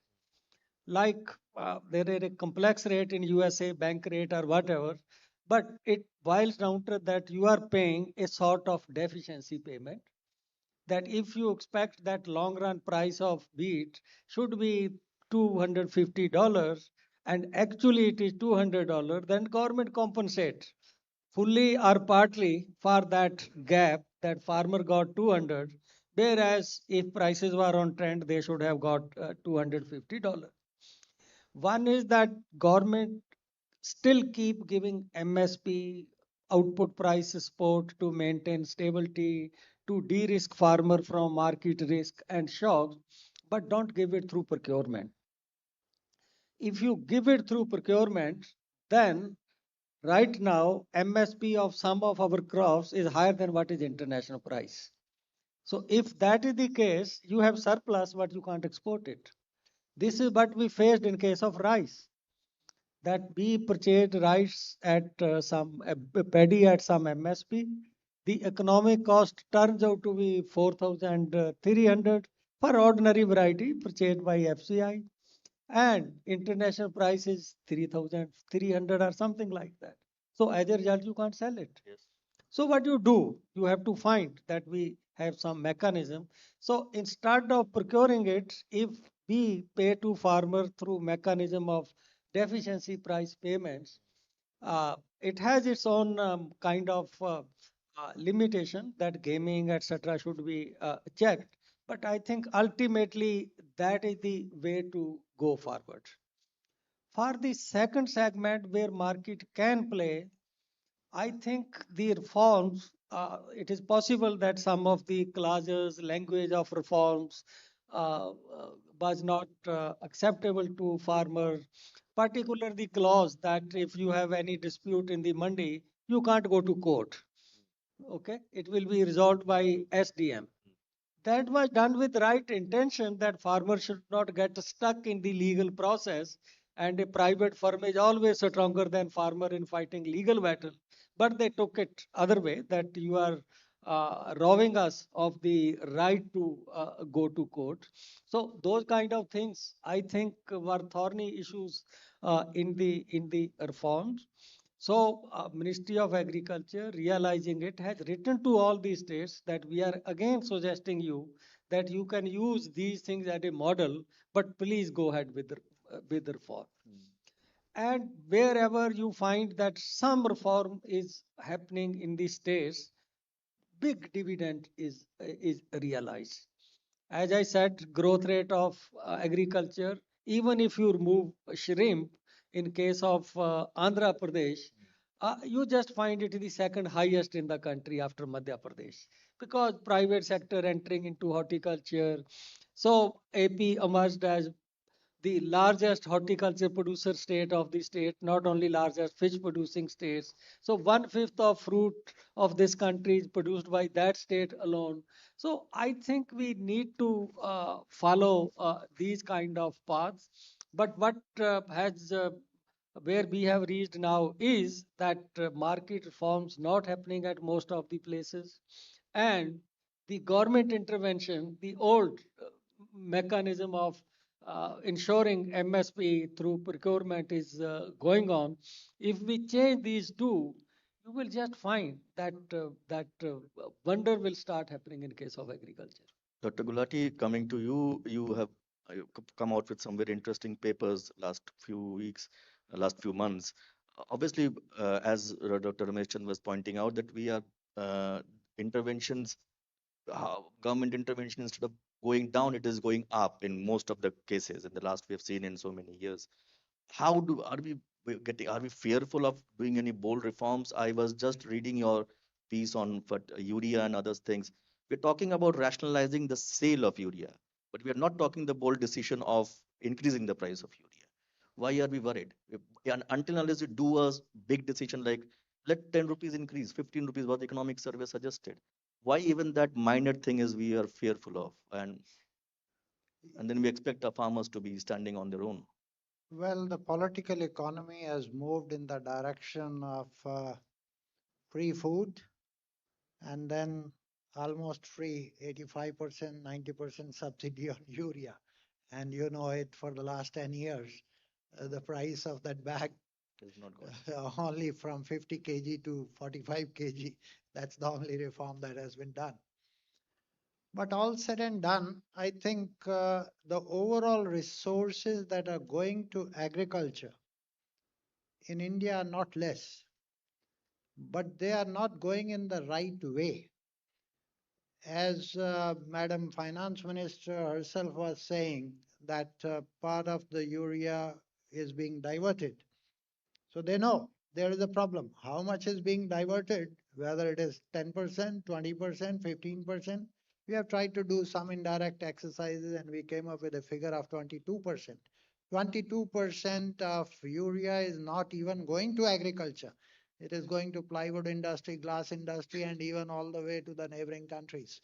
So if that is the reality, and your subsidy is 1,86,000 crore and almost 2/3 of that is to urea, you have literally 30,000-40,000 crores not really going to agriculture, which was supposed to be made. So I think AgriStack, I've been hearing this for quite some time, and she gave us a very good optimistic picture because when we talk to the ministry, they say we don't know really who is the farmer because the tenancy problem that comes. How do you identify the tenants? Because PM Kisan is also given to those who have the land records, and that person may be sitting in Canada or US or Australia. And therefore, I think with today's technology, the digital world and the space technology, and you have the fertilizer sales data for the last 4 years, 5 years. So you have to triangulate all this data to identify whose land it is, what crop they are growing, how much fertilizer is the recommended dose by the State Agriculture University, how much is he buying and what for is he buying. If we can get these things in place, you will save at least 30 to 40,000 crores every year just from fertilizer subsidy. Right. And if you have the guts to reform the food subsidy, Niti Aayog says multidimensional poverty has come down to 11% last year estimated and now even perhaps less. And World Bank says 5.3% extreme poverty, and we want to give free food, wheat and rice to more than 800 million people. The two things don't go together. I mean, if you want to give to 10% Antodaya, 15%, perfectly fine. But giving totally free, 43 rupees is the economic cost per kg of rice to the government, and you are giving it free. Where are the resources then to invest in AI or precision agriculture or genome mapping and editing of that? All these things will require a lot of resources. And this dole model will not last for too long. I think we have to move towards development model. Right. I'll just conclude with you, Dr. Bhandari. Is technology a way to move forward in your 20 years roadmap for agriculture? And do you think technology is the way for both distribution of subsidy, movement of subsidy? And how do you see that? Should we use those technologies available? I'll again say the same thing which I said. No, technology is of course important.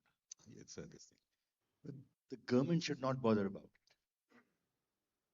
It's really important to know. The more you try to intervene and say that, okay, fine, I want to intervene in this way and that way, just mess it up. And then it later gets out of hand. And then we can, in this political economy, you can't take away anything that you've given in the past. So please, just stay away. Don't do anything. Okay. If by mistake you started subsidizing fertilizer, just stay there and just let it be. So if we are unable to change policy with changing conditions, then it's best not to make policy. Right. And just stay away. Thank you. I think our Honorable Minister is in the house, and with this, we like to conclude and our interesting discussion that we were having. If Sir permits, can we have one question? I hope I'm not taking your time. And Sir, हम अभी आपकी चर्चा कर रहे थे technology in subsidy distribution. So just one question, and please be quick and brief and finish it off because we won't be keeping the minister waiting. Yeah, Ramani, please go ahead. One quick question.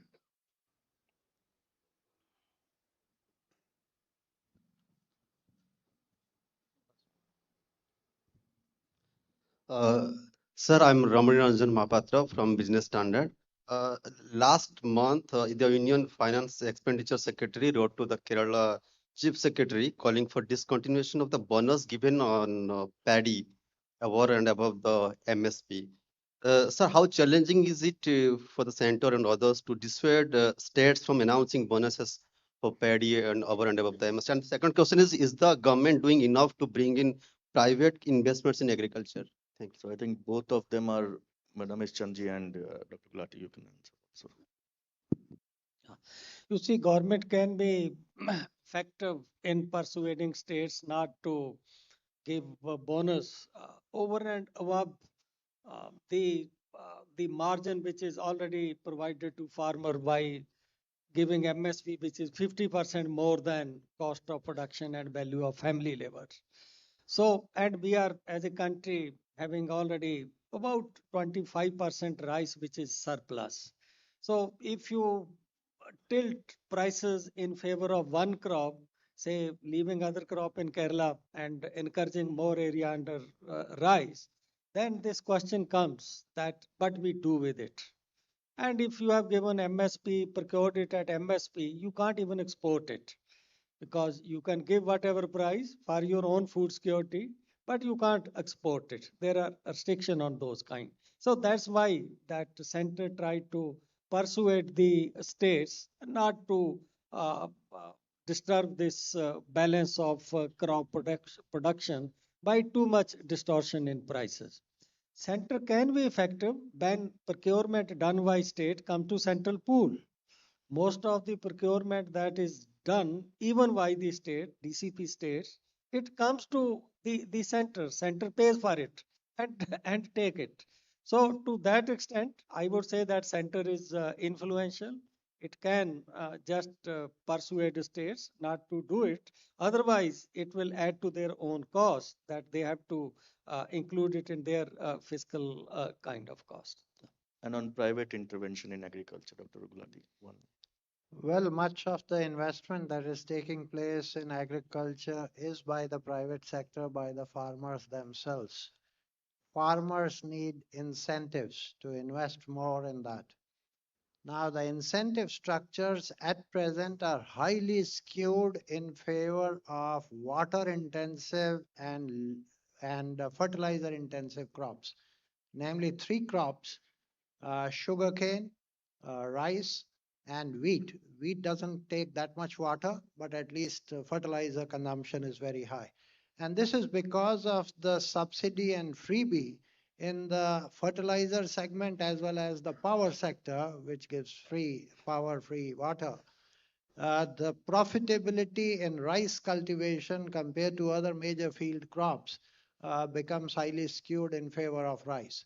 And on top of MSP, if you are giving bonus for whatever the reasons that you have, I remember Chhattisgarh, and when they started giving bonus, the rice used to come all the way from Odisha to be sold in there. Then Odisha started giving bonus. And today, even after giving free rice, rice and wheat to 800 million, being the largest exporter in the world and bringing now the global prices down, we still have in FCI, Food Corporation of India, 4 times the buffer stock than what we should be keeping. So we are literally buried under rice. The only way out is to reconstruct the incentive structure in favor of crops which are nutrient fixing. Pulses, oilseeds, we are not importers. But the incentive structure is not in favor of them.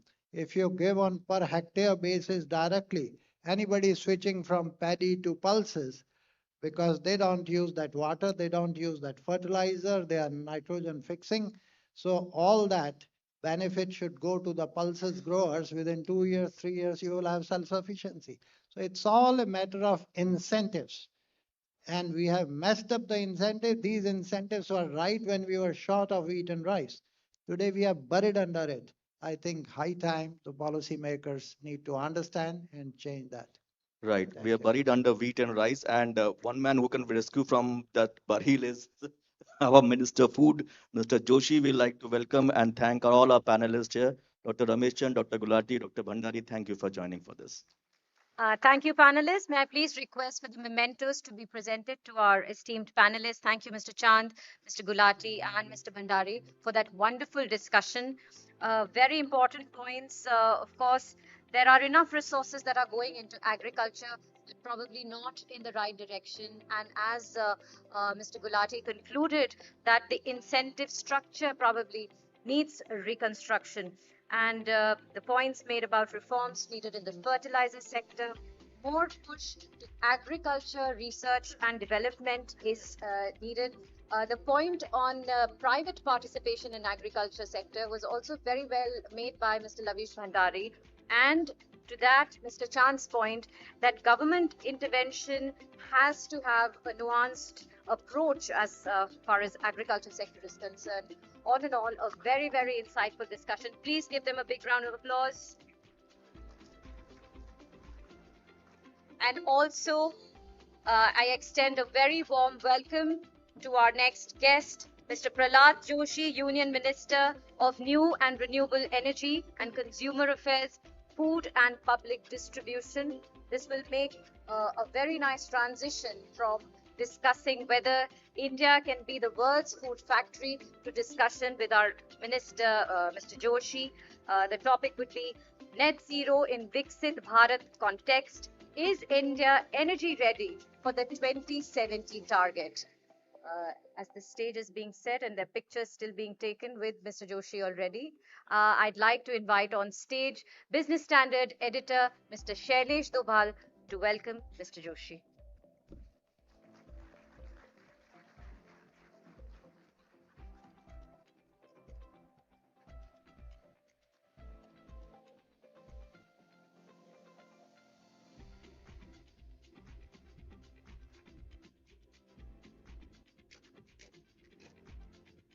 Good afternoon, everyone. On behalf of Business Standard, I extend a very warm welcome to Honorable Union Minister of New and Renewable Energy and Consumer Affairs, Food and Public Distribution, Shri Prahlad Joshi, on this second day of Business Standard Manthan 2026. During his previous tenure, Mr. Joshi was the Coal, Mines and Parliamentary Affairs Minister. Sir, a brief prelude on Manthan. We started Manthan, which is a two-day annual summit of dissecting business and economic thoughts in 2024, coinciding with the 50th anniversary of our newspaper Business Standard, which is one of India's most respected business dailies. This year's Manthan, the theme is Making India Future Ready. The context in which we are holding Manthan is very interesting. The country is on path of achieving its clean energy goals ahead of schedule. Recent figures point that over half of India's installed electricity capacity came from non-fossil fuel sources, including renewables, large hydropower, and nuclear energy. India's solar module manufacturing capacity has hit over 100 gigawatt mark from just 2.3 gigawatt in 2014, bringing us closer to the vision of having 500 gigawatt of non-fossil fuel-based capacity by 2030. Now, this is truly encouraging sign that we are building for the future and we are building green. The Honorable Minister is steering many path-breaking schemes in the renewable energy sector, such as the National Hydrogen Mission, PM Surya Ghar Muft Bijli Yojana, PM Kusum scheme, and the offshore wind projects. Mr. Joshi has featured in the Times 100 climate leaders for his contribution to advancing clean energy at a rapid pace. Thank you so much, Honorable Minister, for agreeing to be with us today. May I now invite my colleague, Business Standard Sudhir Pal Singh, please come up on stage and join the Honorable Minister and start the fireside chat. Thank you very much. Over to you, Sudhir.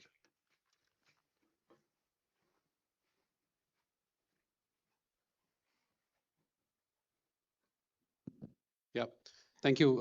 Thank you, Shailesh. Ladies and gentlemen, once again, very good afternoon to all of you and very warm welcome to you, sir, on our platform. Our time is limited and there's a universe of questions that we would like you to address. So let me quickly ask you to, first of all, set the context of this entire discussion by helping us with some perspective on, what is a larger long-term, roadmap for renewable energy growth, let's say by 2030 kind of a time frame within the larger developed nation ambition of 2047, net zero by 2070. What is the larger roadmap here? Puneet, you spoke about the setting the context. Context is already set by the India to the entire world. We are the only country among the G20 countries where we have achieved installed capacity more than 50%, 5 years well in advance. And we are going to further whatever is our target given by the Honorable Prime Minister and commitment given by the Prime Minister to the World Forum is 500 gigawatt. That we are going in the right direction. It is quite well on the track. And apart from that, as already mentioned in the introduction itself, in last 10, 11 years, what India has achieved, it is really mind-boggling. See, you can see we were just, as far as solar is concerned, we are 2.8 gigawatt, and wind was also quite considerably less. Today, all put together, only renewable energy other than hydro, I am telling, we are 195 gigawatt, 195 gigawatt in 10 years. And green hydrogen, as mentioned, in comparative the world, I will, in your next question, I will try to reply in detail. We are marching ahead. And our manufacturing of the modules, now he said we have crossed more than 100. It is not more than 100. Today we are 144. We are surplus. And we are now able to export it also. And for that, we have given 24,000 crore rupees of the PLI scheme. And these are all the things which have added to our capacity. And India wanted, what India wanted in 2014 was, I have told it before also, the sun was there. I'm speaking of SU and sun. Kindly don't mistake. Some people mistake sun means they mistake some other thing. So I am speaking of SU and sun. And SU and sun was there before also. But from that sun, we can get an affordable energy that is being proven, even masses can do it. That is being proven by Honorable Prime Minister's vision. So that is why today we are 30 lakh rooftop solar have been installed. By that itself, I think we are generating around nearly 14 gigawatt. So this is the scale. So what I wanted to say in the contest setting, what you speak specific word, India wanted scale. The scale brings the cost down. So we have brought that scale now. And when we bring the scale, there should be speed also. That speed is also now there. You can see in the last year itself, the total installed capacity in last 1 calendar year, we have crossed the first time 50 gigawatt of the installed capacity, 50 gigawatt. So with the scale, speed, and for that, we need skill. We have given 13 lakh employment through this renewable energy, distributed renewable energy, because in regular energy, through fossil fuel, it will be in 1 or 2 source. It is in the entire country. Wherever there is a sun, again I am telling SU and sun. So people are more bothered about in politics about SO and sun. So our party and our Prime Minister is always bothered about SU and sun. Wherever there is sun, wherever there is wind, there electricity is generated. For that, you need skilled people. That skill we are training. So with speed, with scale, and skill, speed, and scale. These are the 3 things, 3 S. Speed, skill, and scale. These scales, we have done it. And by that, because of that, our achievement is recognized in the entire world. Recently, I was in Davos. Every investor, every fund manager, every multilateral bank, every multilateral financial institution, they wanted to meet me. Not as individually as me, because I come from a very humble background. तो मेरा पिताजी एक सरकारी इसमें clerical level पे काम करते थे रेलवे में. So it is not why I am telling this is they want to meet the renewable energy minister of India because there is a huge scope. People want to come India. So this is what has been set the contest for the entire world now. And I am very happy that we are going in a right direction. So speed coming from scale and skill, and that speed leading to affordable energy from the sun, right? The other sun's energy. No, my question is the other sun's energy is not affordable. So other sun energy, whether it is affordable or not, you have seen it. I don't want to comment. This is not a political discussion. So that's what I don't want to tell on that. What SUN Sun has done, you all know that. And what SON Sun has, that also you have seen it. Sir, on a serious note. And I had a very recent experience with SON Sun. Which is? No, out of the parliament you might have seen. The famous video that is there. Okay. As usual about energy. Sir, on a serious note, my question is, of course, there's a lot of, no doubt about it, there's a lot of growth, a lot of development has happened with a lot of speed within the renewable energy sector in the past 10, 12 years kind of time frame. A lot of good work is there. My question to you is that, one of the things that defines renewable energy is also intermittency, right? Which basically means, to put it simply, sun is not there all the time. The wind is not there all the time. So we need some technological solution for that. And we have worked on energy storage as a solution. But the kind of work that we have done on storage across different segments, if you could share some, some specific examples of how that is working for us. What is the larger vision that we are working on addressing that particular intermittency issue? That would be a lot of help. See, one thing we should understand is whenever the new things come, there will be issue. I don't say the things without, having some discussion or some issues created. There are some issues really, issues are there, problems are there. But what I can say is, see, today we are generating, we have installed capacity of 67 gigawatt. So out of these 267 gigawatt, mainly through hydro, it was 81 gigawatt, all put together through non-fossil sources in 2014. Out of that, major was 76, 77 gigawatt was from the hydro. So when we decided to add, and we brought down the price because 10 years back, 11 years back, the cost per unit was 11 rupees. You can see even now itself, somebody can scroll and see it. It was 11 to 12 rupees. Now it has been brought down to 2 rupees 15 paisa.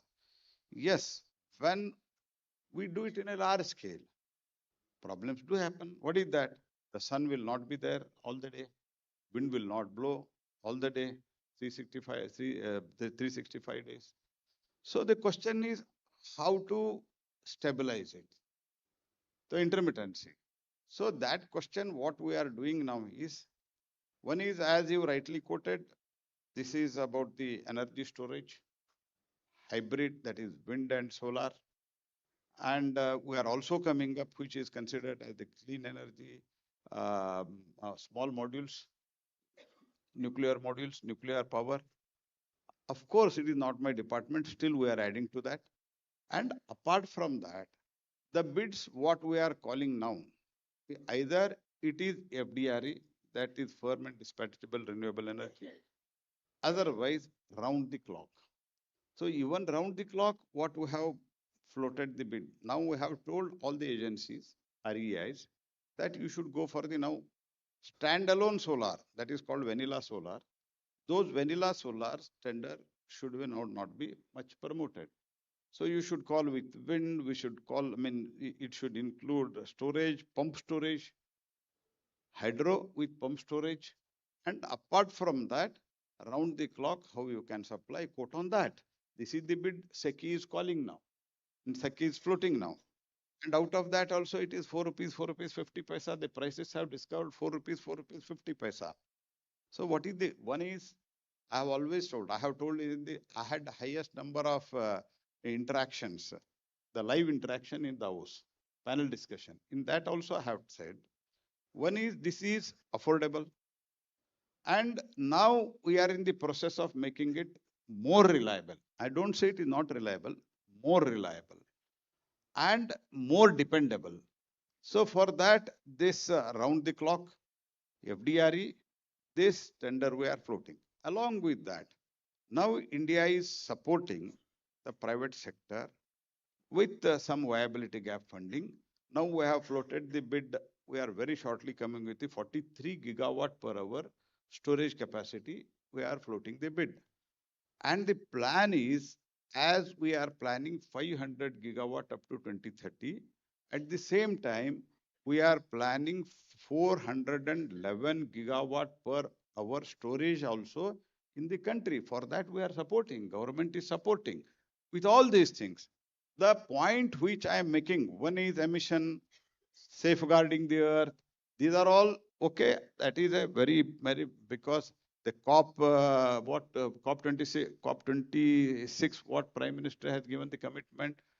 Apart from that, this is the affordable one. See, I have told this example many a times.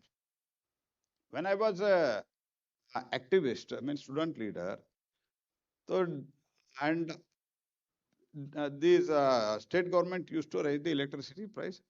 जो मन में आता था वैसे करता था.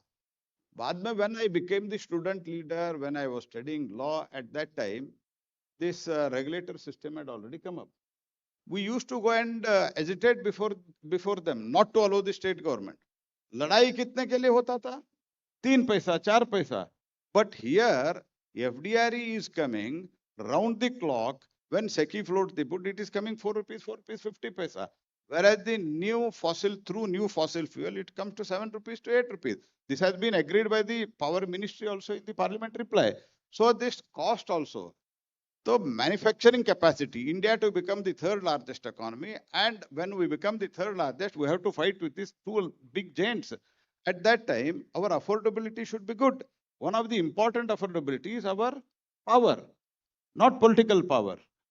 That political power will be with us. I am very confident on that. Coming for so many years, it will be with us. But this power, what we want to give it to the industry, what we want to give it to the domestic supply, these are all, it should come down. So ultimately, with a less logistic cost, less power cost, we want to make India competitive in the world market. This is what is the thought of the Prime Minister. That's why we can become the Vikasit Bharat by 2047, which we are going to achieve. I'm very confident on that. Thank you, sir. Thank you for that really detailed, response there. It's a lot of confidence, right? And there's a lot of optimism there. One of the things, apart from intermittency, the other thing which I wanted to also highlight here is manufacturing, right? One other thing which has significantly changed in India's renewable energy space in the past, 1.5 kind of decades, is also, along with generation, we have created a lot of manufacturing capacity, local manufacturing base, particularly for solar panels and modules. I want to understand from you, how do you assess and we have a specific, national program on high efficiency solar PV modules working. How do you assess the performance of that scheme? What gives you the confidence that it is going to lead to large scale of capacity creation of the kind that is required going forward, right? So if you could throw some light on that. As it is, modules is concerned, we are self-sufficient now. Last year, when we became the self-sufficient and our capacity reached more than 100, now it is 144. From that time itself, almost import has reduced. More than 50% import has already been reduced. I am quite hopeful this year it will be reduced more than 70-80%. It will be reduced. And our quality of our module is very, very good. Apart from that, for some other, aluminum and glass, all such things also, whatever required for the uh, panels, solar modules, that also now we either whatever some of the things inevitably we have to import for even manufacturing domestically also module, all such things now BCD, it is now almost it is exempted, and anti-dumping, it is not applicable to that. But as far as module is concerned, we are already surplus. And cell was 10 years back. Now it is 27 gigawatt. I think by 2029 or so, we will be nearly about more than 50, 60 gigawatt of the cell. And now we have come up with a trajectory in the wafers and ingots. And now we are already wafer and ingot, we have capacity of 2.2. We are supporting, government is supporting through some of these schemes, even in through a capital investment also we are supporting. By that, I think our ingot and wafer will be also domestically manufactured. By 2028, this will start. Means this, whatever the trajectory we have announced, for that ALMM we will do it. Domestic content also very shortly we will, once that at least 3 manufacturers, when they come with a full scale manufacturing, we will do that also. Along with that, we are planning for the silicon to polysilicon also. Means entire supply chain will be manufactured in India as far as solar is concerned. As far as wind is concerned, turbine, everything, now it is almost 80%, now 85%, it is being manufactured in India. For that also we have supported, government has supported. The Prime Minister thought is very, very clear. One is total emission, safe earth, whatever we have committed to the world, the reduction of the emission, along with that, affordable, reliable energy to the public at large and industry also, because our total product should become competitive. Okay. So the Prime Minister's ambition is also about energy access, right? Which is one of the access, universal energy access. There, when we talk about renewables, we are basically talking about the rooftop solar scheme, and a lot of growth has happened in that area also in the past some time. My question is that beyond a point in that scheme, right, we should be able to also include consumers who are, let's say, group consumers, right? So what is the future of that scheme? How do you envision the future of rooftop solar going forward? Is there a specific policy related or a policy or on the policy and regulatory front? Are we doing anything specific to ensure that, going forward, the rooftop solar scheme picks up significantly, right, in the next few coming years? No, it should further scale up and speed up, that I agree. But at the same time, one thing everybody should appreciate, I think people who are listening will also appreciate, I am quite confident. In 2 years, we have done 30 lakhs, that is 3 million. When I was telling this figure in the Davos also, we are planning for 10 crore and 30 lakh. At that time it was 28, 27 lakh. When I used to say that, people sometimes used to themselves get confused because they were not able to imagine this figure. Once I was in Australia 3-4 years back, that just COVID was over, India, everything was normal, but there it was not. When I said in Australia, we have administered nearly about 200 crores of the vaccine, and India is quite safe now, all economic activities are taking place. That my counterpart there, then I was, as a mines minister, I had been there. She was not able to imagine that 80 crores. She asked me to, 200 crores. She asked me to, can you convert her into billion or million? I said 2 billion. She was not able to believe because their population is 2.225 or 2.5 crore. So when I say 2.7 million, when I said in Davos, many people were not ready to believe, but we have done it in just 2 years. We have completed. And as far as the people who do not have roof, Prime Minister has also given us a clear direction that in a utility-led model, how we can make them benefit.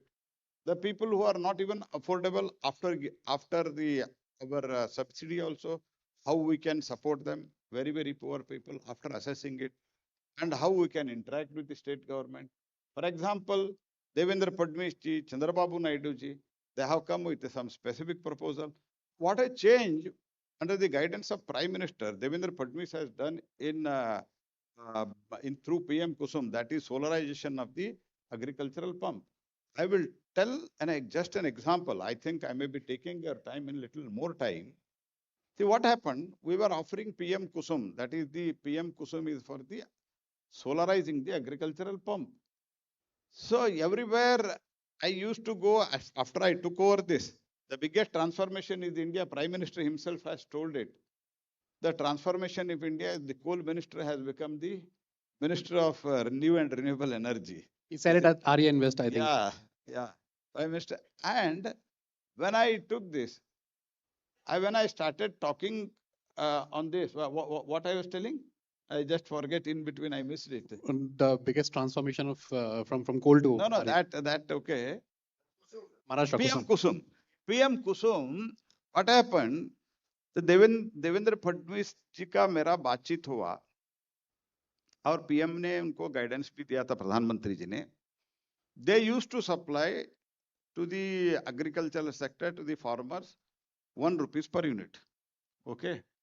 So cost of the generation in Maharashtra is average ₹8. Sometimes in some of the generation units, thermal generation, it will be little bit, maybe little more also. It goes up to 9. Like that. So average ₹8.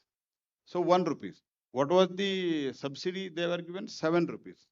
So what Devendra Fadnavis ji has done, really has done good well. Of course, Prime Minister has guided him, Honorable Prime Minister. What he did the feeder level solarization perfect. He generated 16 gigawatt. What he did in the daytime, usually what happens in all the state where they are either giving free or subsidized electricity to the farmer, they supply it in the night. He said, I will give power in the day. And only thing is, if you want, you generate. Otherwise, you give me some land, I will give you the rent, and I will generate electricity, supply it to the grid, and from there I will supply it to the daytime. The cost of generation is ₹3. ₹8, ₹3, ₹5. ₹5 he is saving in the subsidy. By that, what he has done, for the first time in the history, as far as I know, he has gone to the regulator for the reduction of the tariff of the domestic and industry. For the first time it is happening in India. This is what the vision of the Prime Minister. This is what he is called visionary leader. Why Modi ji is called visionary leader? Because he has thought of all these things. One is saving, decarbonization. Another thing is, in ₹2, ₹3, he can, if he is putting standalone solar for his irrigation, what will happen? He can run his tractor. He can run his other machineries when there is no need of the irrigation. When electricity is at least from 9 to 10 or till evening, electricity is generated. This is what is a vision. This is what Prime Minister visualized. That's why I said some people looked at SOE and Son, Prime Minister looked at SU and Son, and he energized the entire India. This is basically the Maharashtra model that you're talking about is basically the distributed renewable energy where the farmers will use Kusum as a scheme. They'll have their distributed solar pumps in their farms, which will be not directly connected to the grid. And it's catching up with the states. My question to you is that, in this entire background, whatever we have discussed so far, there's a lot of positivity. There's a lot of, the kind of confidence that we have in all these, across these areas, we have done a lot of good work. One issue that really came up recently where, two related areas, one is grid curtailment, and the other thing is that DISCOMs refusing to sign PPAs because they are finding it costly.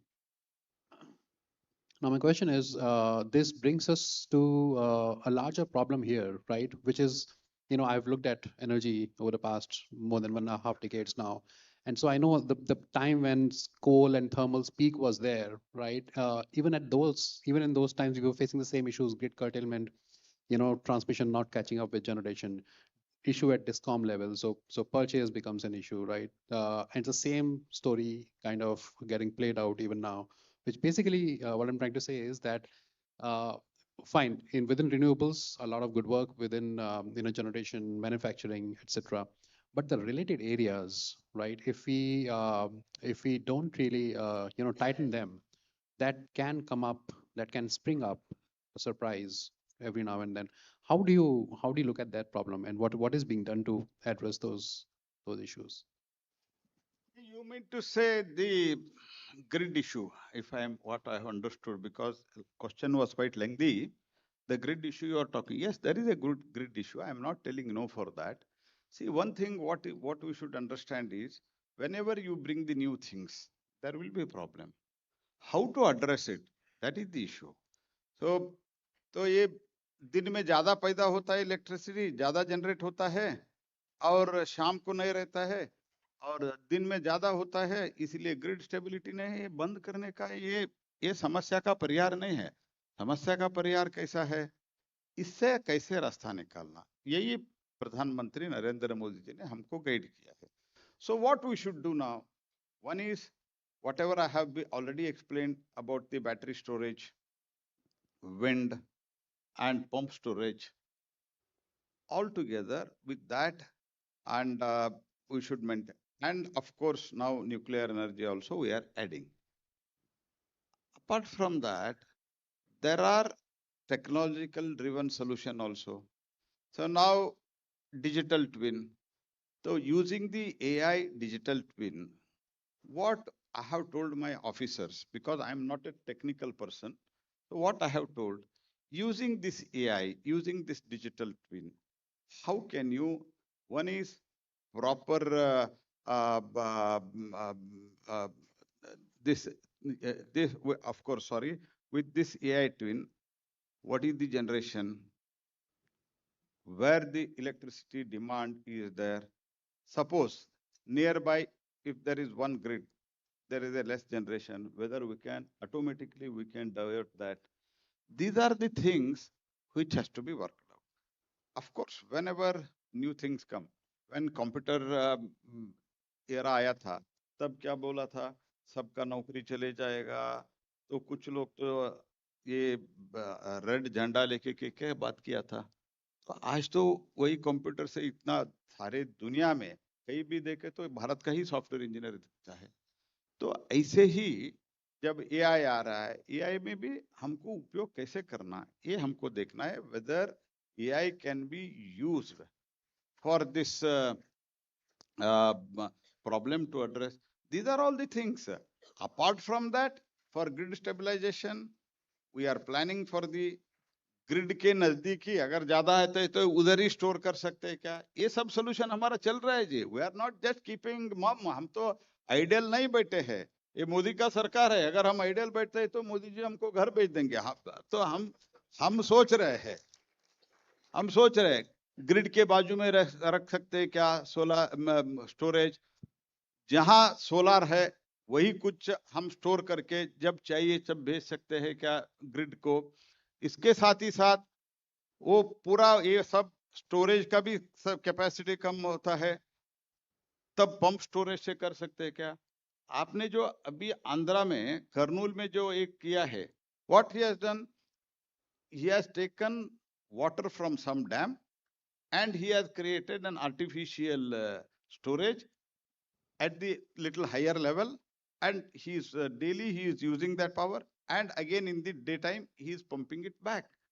So these are the things which नए तरीके से सोचना चाहिए जी। ऐसे तो ये सन रात में नहीं रहेगा और विंड तो not all the time it doesn't blow, इसलिए हम बंद करके बैठेंगे, हम कोयला जलाएंगे। तो एक तो चीज we should understand, there is going to be carbon tax in the many of the countries in days to come. हमारा स्टील का एक्सपोर्ट का क्या होगा। तो इसीलिए हमने ग्रीन हाइड्रोजन में इतनी बड़ी मात्रा में हमने पैसे दिया, nearly about 19,000 odd crores. And today everybody should be proud of India. Our green hydrogen discovered cost is 279 rupees. 279 rupees. You should be very proud of our scientists. They have brought it to 279. What is the gray hydrogen cost? The gray hydrogen cost is 240 rupees. तो हमको दुनिया में क्या बोलते थे, ये 450 है, 400 रुपए है. यही देश में चर्चा हुआ है जी. हमारा देश में हमारा क्रिटिक लोगों ने मोदी जी का क्रिटिक से बात किया है, तो 279 हो गया. I am quite confident it will come 200, 100, between 180 to 240 is the cost of the gray hydrogen. So that once if it is from 279, once if it comes to 240, so दुनिया में भारत का ग्रीन हाइड्रोजन लेने के लिए क्यों लग जाएगा, मैं आपको बता रहा हूं आप सब लोगों को. Thank you sir. विश्वास रखना चाहिए, हमारे लोग बहुत सक्षम है जी, हमारा युवा सक्षम है, सोल्यूशन निकाल के लाएंगे.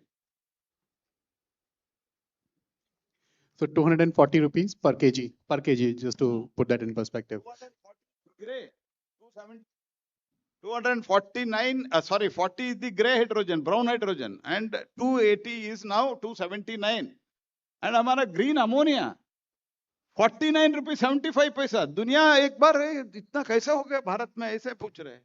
तो दुनिया भी हमारे तरफ देख रहे थे. भारत का सामर्थ्य है, भारत का सामर्थ्य उपयोग करने के लिए एक सक्षम लीडरशिप चाहिए था. वो मोदी जी के कारण आज मिल गए हैं. हम पावर में भी जाएंगे, रिन्यूएबल पावर में भी जाएंगे, और भारत विकसित भारत बनेगा, और दुनिया के बड़े बड़े देशों के साथ कंपटीशन हम करेंगे. ये विश्वास के साथ हमको आगे बढ़ना है. So you're basically saying that finally we have, at least as far as green hydrogen is concerned, we have reached that threshold where from now on it's going to pick up. Working on that. Okay. One last question, if I can ask you quickly, is no, this is एक ही इसमें सब बोलते हैं, तो next इसमें क्या बोलना है? So very quickly, if I can ask, there's a lot of investment that goes into renewables, right? I was reading this Niti Aayog report last week, which talked about $22 trillion kind of investment, which will go into net zero overall, and around half of that, more than $11 trillion, 11 lakh crore rupees, going into setting up, both power and renewable projects over this time frame. This Now, 22 trillion, I think he has told about the entire net zero. For net zero, entire net zero, he has said 22 trillion by 2070. This is what I have just, it is back off in my mind. It is not for our requirement by 2030 will be around $350 billion. And in last 10 years also, we have invested more than $150 billion. So I am quite confident, because India is going to become manufacturing hub. I am quite confident. So as you have rightly seen, you might have talked to the other ministers also, like Ashwini Vaishnav and Piyush Goyal. I don't know whether they have come here or not. Our electronics production, it has gone up by 6 times. Mobile Bharat में जो भी mobile हम उपयोग करते थे वो import ही होता था. आज 100% मोबाइल भारत में मैन्युफैक्चरिंग हो रहा है. और दुनिया में भारत का Indian manufactured phones are selling. Like that, many such manufacturing activity is going to take place. That's why Indian energy need is going to be further high. So I am quite confident. As I said, majority of the people who met me in Davos as the representative of the Indian government and the Prime Minister Shri Modi ji, majority of them are only such people, fund managers, pension funds.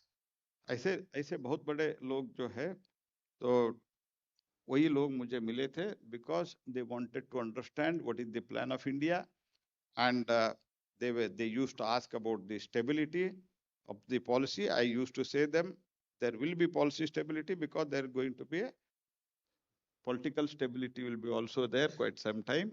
So I have assured the world also, I am assuring you all, you people also, through you, to the people who are working in the sector, there will be policy stability.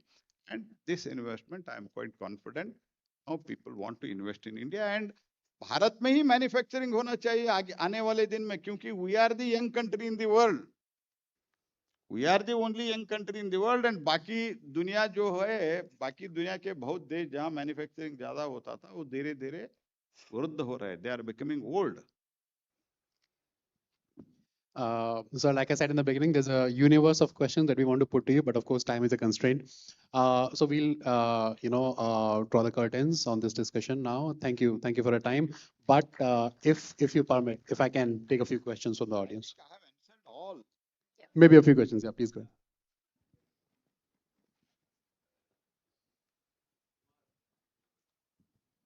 So we are talking about Manthan and you spoke about green hydrogen. So my question is, would you be willing to look at Delhi as a Delhi city model for what? For application of green hydrogen in household consumption as well as mass transportation. If you ask me why, because the AQI, this is the capital of the country. We're talking about Viksit Bharat. It just doesn't look nice that in the international publications we are, as the most polluted city.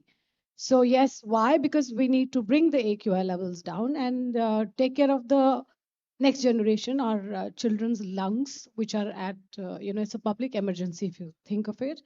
And I don't think, because you just spoke about numbers and Delhi, of course, itne sare log hain.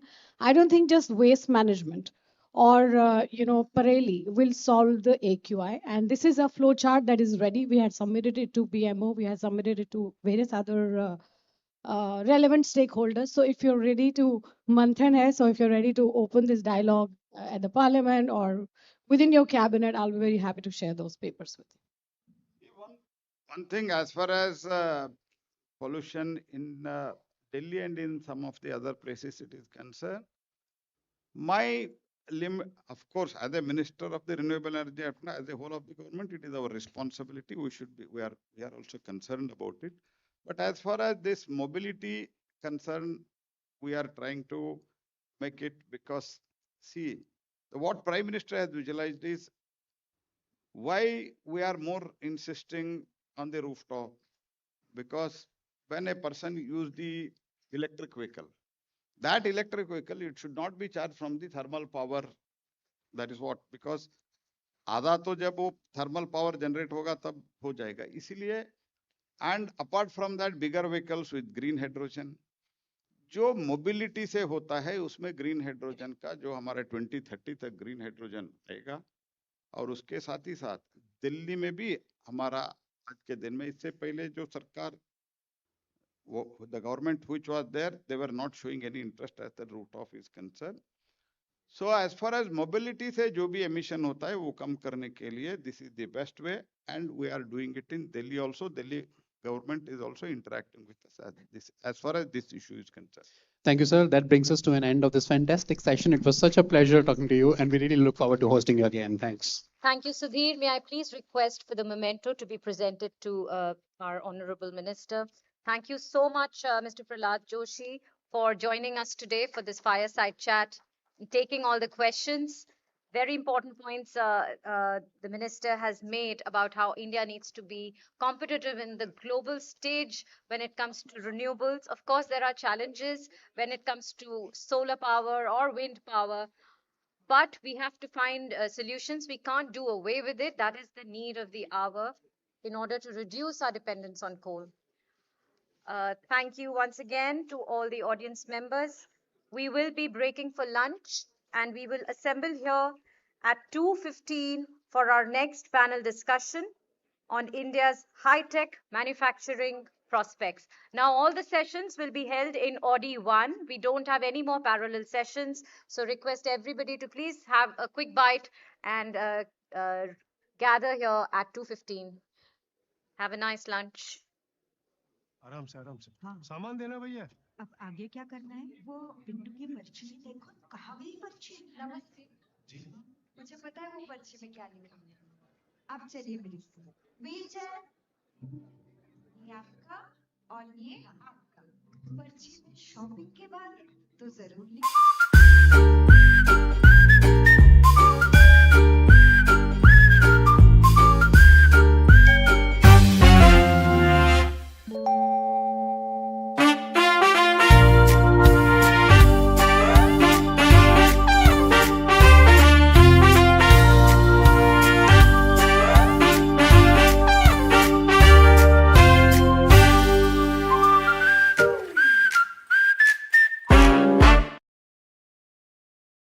For 40+ years, Mashrek India has been empowering businesses to grow. Seamless trade, smarter finance, delivering solutions for corporates, family offices, financial sponsors, banks, and FIs, structured and holdco financing, leveraged, acquisition, and growth financing, balance sheet optimization leveraging structured trade finance, loan syndications and underwriting, INR FPI NCDs, foreign currency bonds, and ratings advisory, powering businesses with customized solutions and speed for global and domestic markets. Trade loans, import and export finance, letters of credit, bank guarantees, structured trade finance. Growth needs capital. Our bespoke offerings, foreign exchange. Wherever you innovate, we finance the future. Spot deals, forward contracts. Whatever your financial needs, Mashrek India is your trusted partner. Explore smart, secure, and seamless banking today.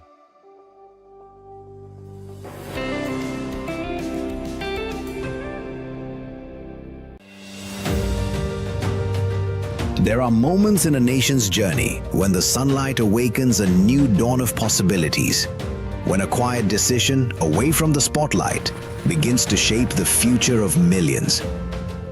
1969 was one such year. As India stood at a crossroad of need and possibility, REC emerged not as a company, but as a quiet resolve. REC was incorporated to resurrect the agriculture sector by energizing irrigation pump sets, marking a giant leap for the Indian agrarian economy. Since then, we have diversified into new technologies and financed over 1 lakh megawatt of energy. We have come a long way from setting up our first regional office in 1974 to presence across India through 22 project offices today. We are now one of the biggest financial institutions in the country, funding generation, transmission, distribution, and renewable energy projects. The future is now, and we are constantly reinventing ourselves to stay ahead of the times. From issuing our first bonds in 1975 to raising funds from across the globe and having one of the highest foreign institutional investments among public financial institutions, the trust of our investors has been driving us forward. As a testament to the faith reposed by our stakeholders, we have established ourselves as an accredited financier and have the highest credit rating from all major domestic agencies. Internationally, we are rated at par with the sovereign ratings by Moody's, Fitch, and Japan Credit Rating Agency. With our client-oriented approach, we continue to set new benchmarks in our performance and continue to outshine our peers while creating maximum value for our clients, with untiring diligence and strong ethics as our guiding principles. As India aspires to become a $5 trillion economy, our vision is to be the leader in catalyzing an innovative, inclusive, and a sustainable future.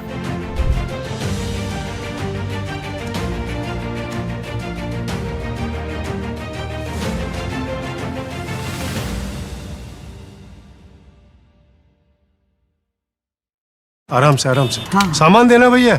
अब आगे क्या करना है? वो पिट्टू की पर्ची में देखो ना, कहाँ गई पर्ची? नमस्ते जी। हाँ? मुझे पता है वो पर्ची में क्या लिखा होता है। आप चलिए मेरे साथ। व्हील चेयर, ये आपका और ये हाँ। आपका। पर्ची में शॉपिंग की बात तो जरूर लिखी होती है। थोड़ी पेट पूजा की बात कोई पर्ची में ना लिखे, ऐसा हो सकता है? टिफिन लाए। Thank you. अरे पर्ची मिल गई। पर्ची में तो ये सब लिखा ही नहीं था। हम है ना आपकी पर्ची। सिर्फ वर्ल्ड क्लास एयरपोर्ट्स नहीं चलाते हैं, आपके सफर में हम सफर बन जाते हैं। अदानी, हम करके दिखाते हैं।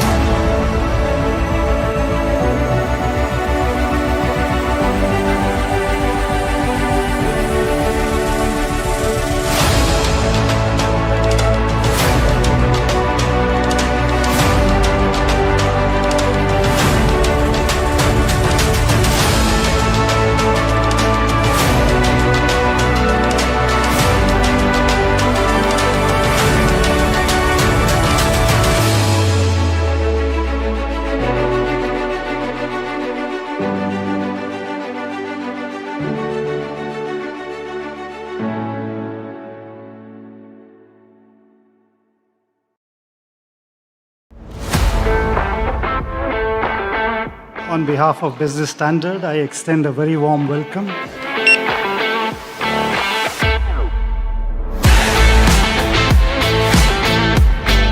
Good space, people are walking freely. So these kind of events basically boost our confidence.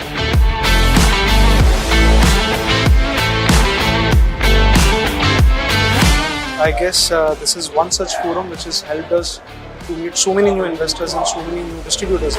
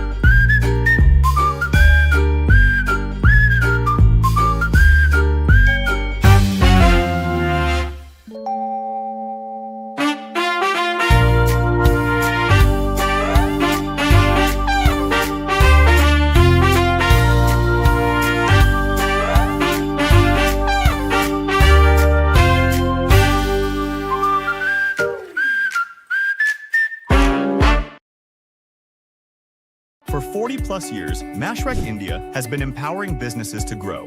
Seamless trade, smarter finance, delivering solutions for corporates, family offices, financial sponsors, banks, and FIs, structured and holdco financing, leveraged, acquisition, and growth financing, balance sheet optimization leveraging structured trade finance, loan syndications and underwriting, INR FPI NCDs, foreign currency bonds, and ratings advisory, powering businesses with customized solutions and speed for global and domestic markets.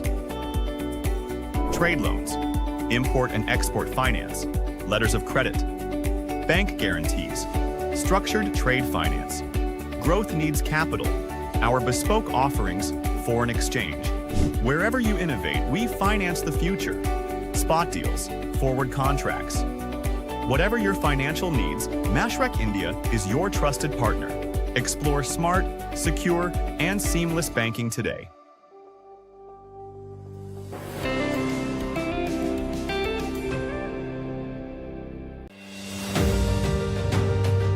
There are moments in a nation's journey when the sunlight awakens a new dawn of possibilities, when a quiet decision away from the spotlight begins to shape the future of millions.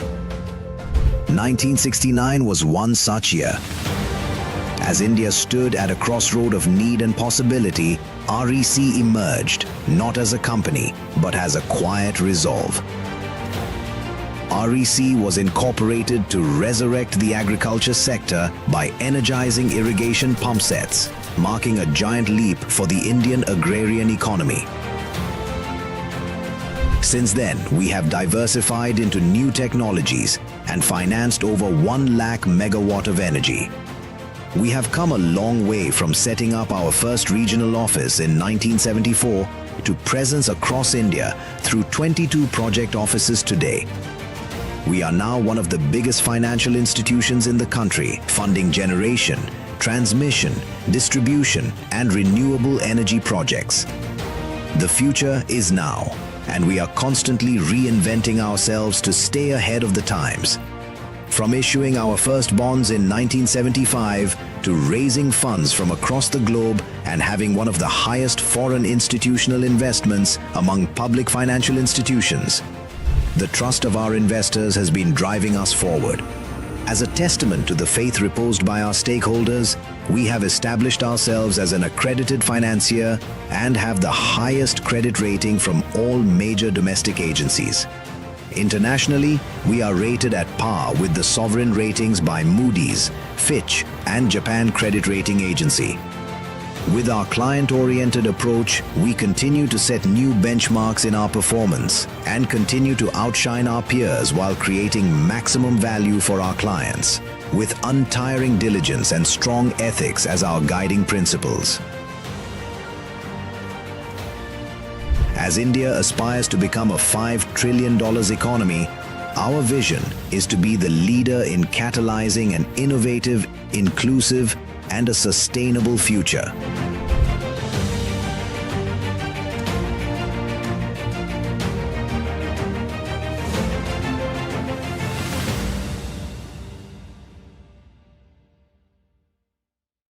आराम से आराम से। हाँ। सामान देना भैया। अब आगे क्या करना है? वो पिट्टू की पर्ची में देखो ना, कहाँ गई पर्ची? नमस्ते जी। हाँ? मुझे पता है वो पर्ची में क्या लिखा होता है। आप चलिए मेरे साथ। व्हील चेयर, ये आपका और ये हाँ। आपका।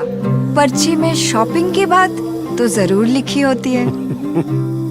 थोड़ी पेट पूजा की बात कोई पर्ची में ना लिखे, ऐसा हो सकता है? Tiffin thank you. अरे पर्ची मिल गई। पर्ची में तो ये सब लिखा ही नहीं था।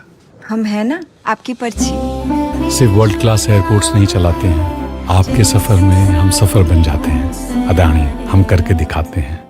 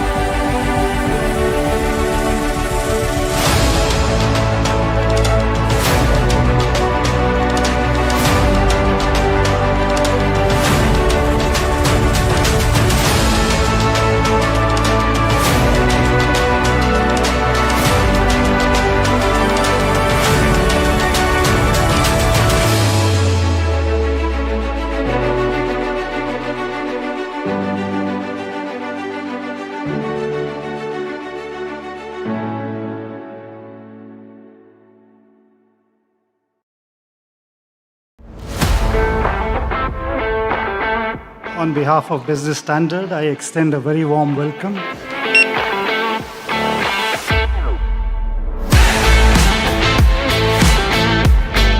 Good space, people are walking freely. So these kind of events basically boost our confidence.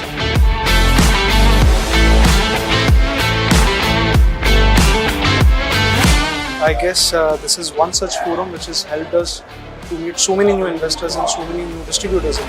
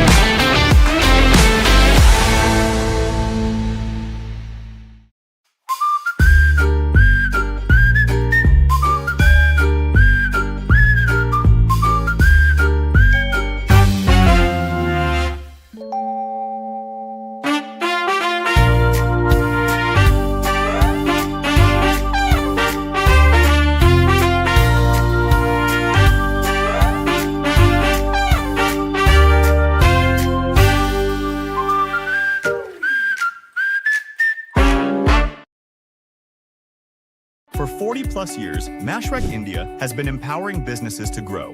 Seamless trade, smarter finance, delivering solutions for corporates, family offices, financial sponsors, banks, and FIs, structured and holdco financing, leveraged, acquisition, and growth financing, balance sheet optimization leveraging structured trade finance, loan syndications and underwriting, INR FPI NCDs, foreign currency bonds, and ratings advisory, powering businesses with customized solutions and speed for global and domestic markets. Trade loans, import and export finance, letters of credit, bank guarantees, structured trade finance. Growth needs capital. Our bespoke offerings, foreign exchange. Wherever you innovate, we finance the future. Spot deals, forward contracts. Whatever your financial needs, Mashreq India is your trusted partner. Explore smart, secure, and seamless banking today.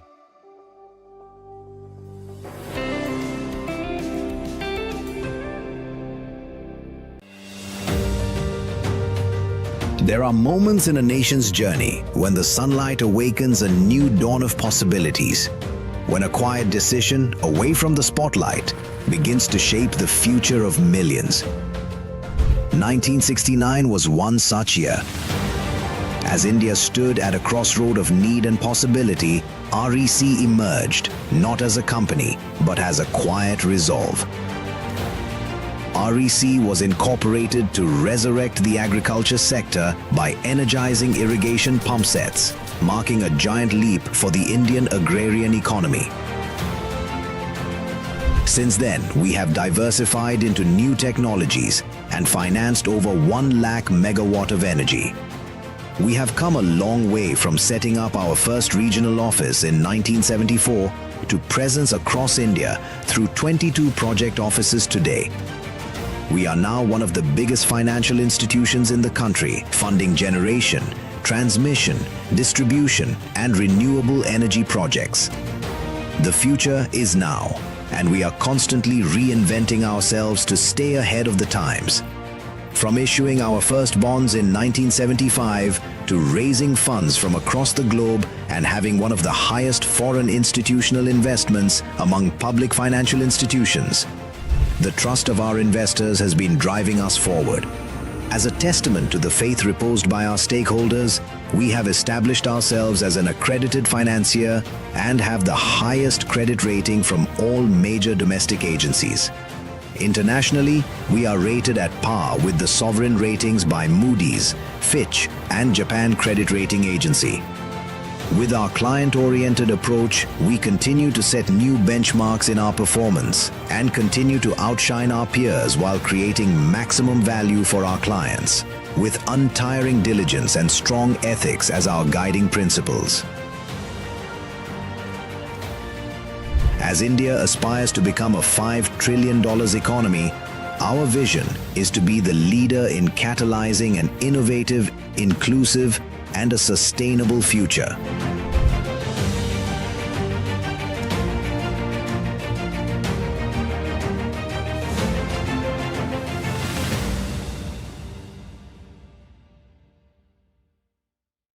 आराम से हाँ। सामान देना भैया। अब आगे क्या करना है? वो पिट्टू की पर्ची में देखो ना, कहाँ गई पर्ची? नमस्ते जी। हाँ? मुझे पता है वो पर्ची में क्या लिखा होता है। आप चलिए मेरे साथ। व्हीलचेयर, ये आपका और ये आपका। पर्ची में शॉपिंग की बात तो जरूर लिखी होती है। थोड़ी पेट पूजा की बात कोई पर्ची में ना लिखे, ऐसा हो सकता है? टिफिन लाए। Thank you. अरे पर्ची मिल गई। पर्ची में तो ये सब लिखा ही नहीं था। हम है ना आपकी पर्ची। सिर्फ वर्ल्ड क्लास एयरपोर्ट्स नहीं चलाते हैं, आपके सफर में हम सफर बन जाते हैं। अदानी, हम करके दिखाते हैं।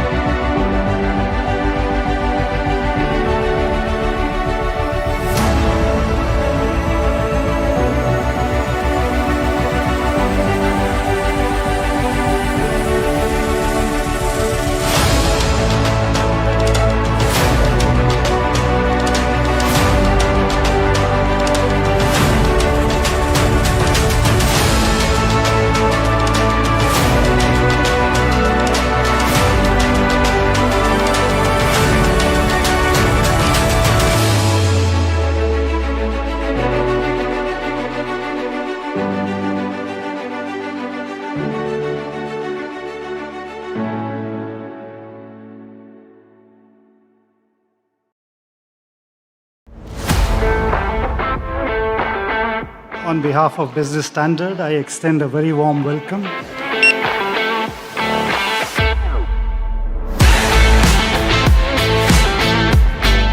Good space, people are walking freely. So these kind of events basically boost our confidence.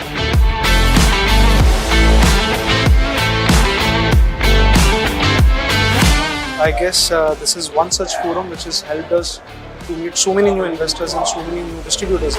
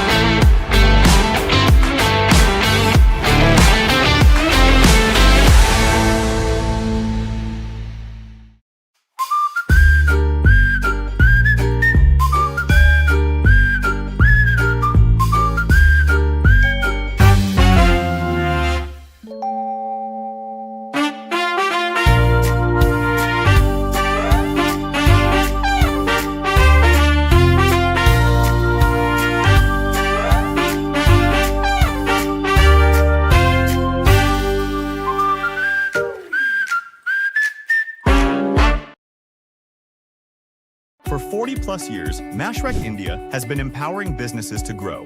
Seamless trade, smarter finance, delivering solutions for corporates, family offices, financial sponsors, banks, and FIs, structured and holdco financing, leveraged, acquisition, and growth financing, balance sheet optimization leveraging structured trade finance, loan syndications and underwriting, INR FPI NCDs, foreign currency bonds, and ratings advisory, powering businesses with customized solutions and speed for global and domestic markets.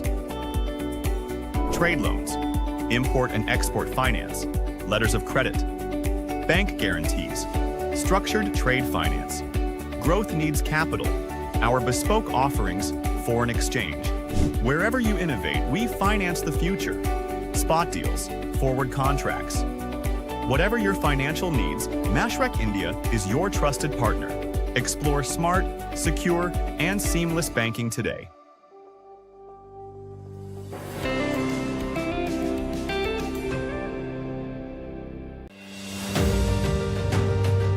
There are moments in a nation's journey when the sunlight awakens a new dawn of possibilities, when a quiet decision away from the spotlight begins to shape the future of millions. 1969 was one such year.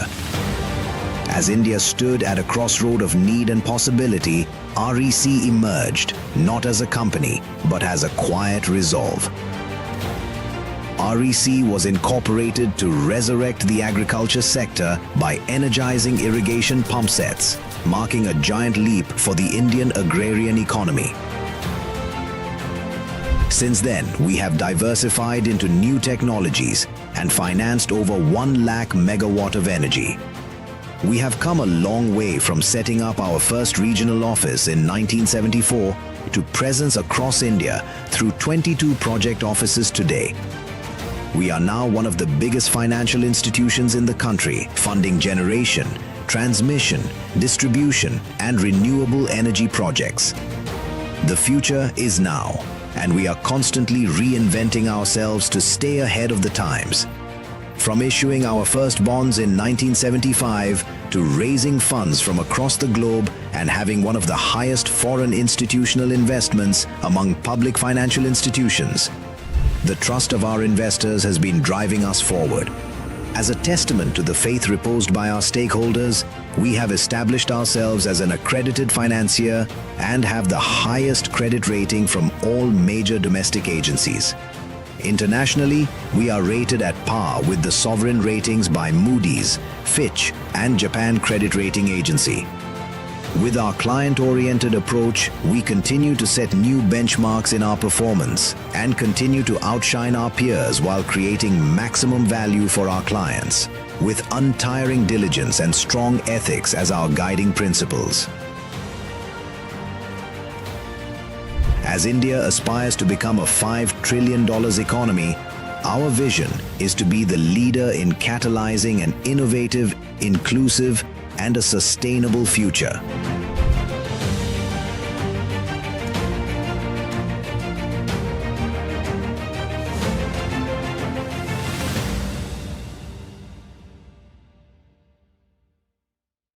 आराम से आराम से। हाँ। सामान देना भैया। अब आगे क्या करना है? वो पिट्टू की पर्ची में देखो ना, कहाँ गई पर्ची? नमस्ते जी। हाँ? मुझे पता है वो पर्ची में क्या लिखा होता है। आप चलिए मेरे साथ। व्हील चेयर, ये आपका और ये हाँ। आपका। पर्ची में शॉपिंग की बात तो जरूर लिखी होती है। थोड़ी पेट पूजा की बात कोई पर्ची में ना लिखे, ऐसा हो सकता है? Tiffin thank you. अरे पर्ची मिल गई। पर्ची में तो ये सब लिखा ही नहीं था। हम है ना आपकी पर्ची। सिर्फ वर्ल्ड क्लास एयरपोर्ट्स नहीं चलाते हैं, आपके सफर में हम सफर बन जाते हैं। अदानी, हम करके दिखाते हैं।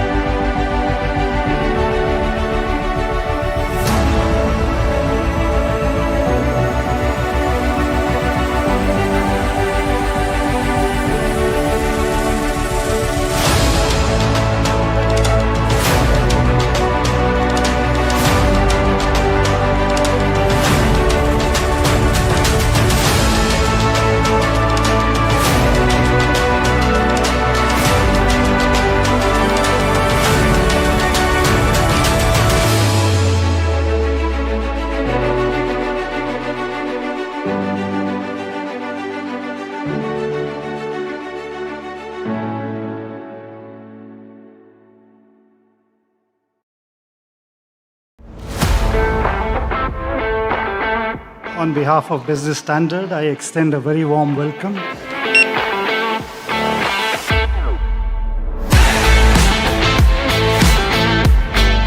Good space, people are walking freely. So these kind of events basically boost our confidence.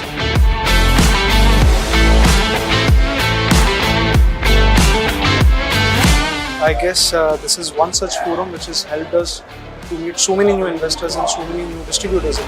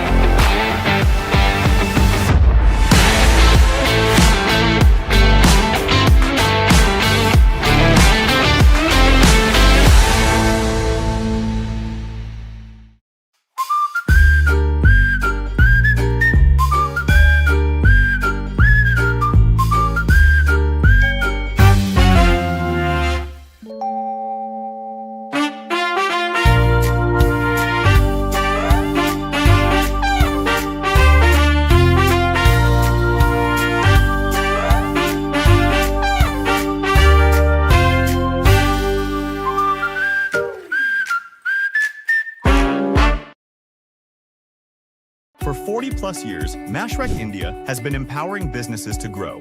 Seamless trade, smarter finance, delivering solutions for corporates, family offices, financial sponsors, banks, and FIs, structured and holdco financing, leveraged, acquisition, and growth financing, balance sheet optimization leveraging structured trade finance, loan syndications and underwriting, INR FPI NCDs, foreign currency bonds, and ratings advisory, powering businesses with customized solutions and speed for global and domestic markets. Trade loans, import and export finance, letters of credit, bank guarantees, structured trade finance. Growth needs capital. Our bespoke offerings, foreign exchange. Wherever you innovate, we finance the future. Spot deals, forward contracts. Whatever your financial needs, Mashreq India is your trusted partner. Explore smart, secure, and seamless banking today.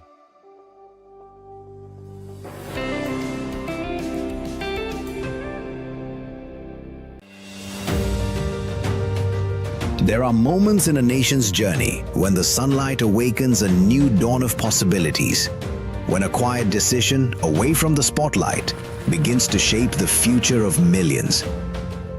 1969 was one such year. As India stood at a crossroad of need and possibility, REC emerged not as a company, but as a quiet resolve. REC was incorporated to resurrect the agriculture sector by energizing irrigation pump sets, marking a giant leap for the Indian agrarian economy. Since then, we have diversified into new technologies and financed over 1 lakh megawatt of energy.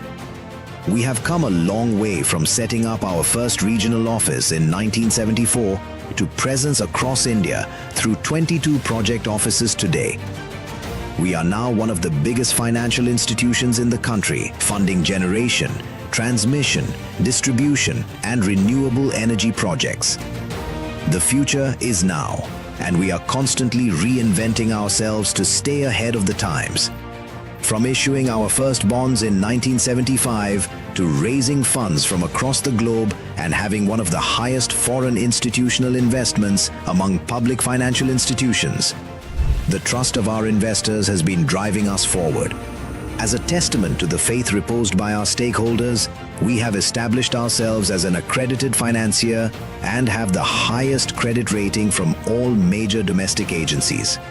Internationally, we are rated at par with the sovereign ratings by Moody's, Fitch, and Japan Credit Rating Agency. With our client-oriented approach, we continue to set new benchmarks in our performance and continue to outshine our peers while creating maximum value for our clients, with untiring diligence and strong ethics as our guiding principles. As India aspires to become a $5 trillion economy, our vision is to be the leader in catalyzing an innovative, inclusive, and a sustainable future.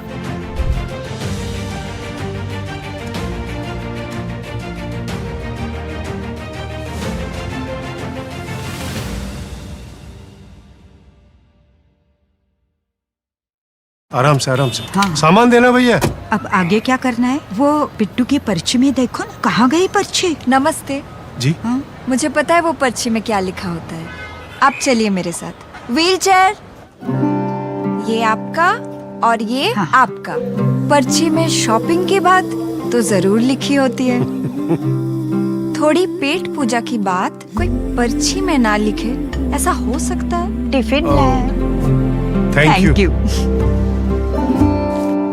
अरे पर्ची मिल गई। पर्ची में तो ये सब लिखा ही नहीं था। हम है ना आपकी पर्ची। सिर्फ वर्ल्ड क्लास एयरपोर्ट्स नहीं चलाते हैं, आपके सफर में हम सफर बन जाते हैं। अदानी, हम करके दिखाते हैं।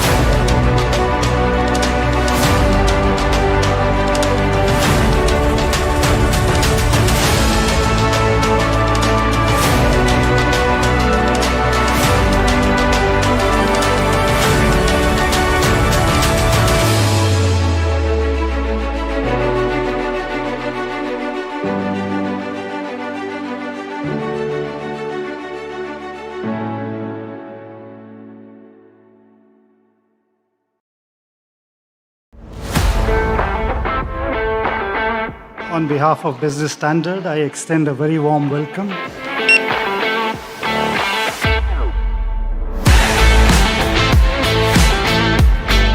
Good space, people are walking freely.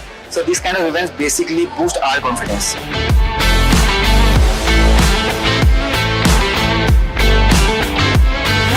I guess this is one such forum which has helped us to meet so many new investors and so many new distributors.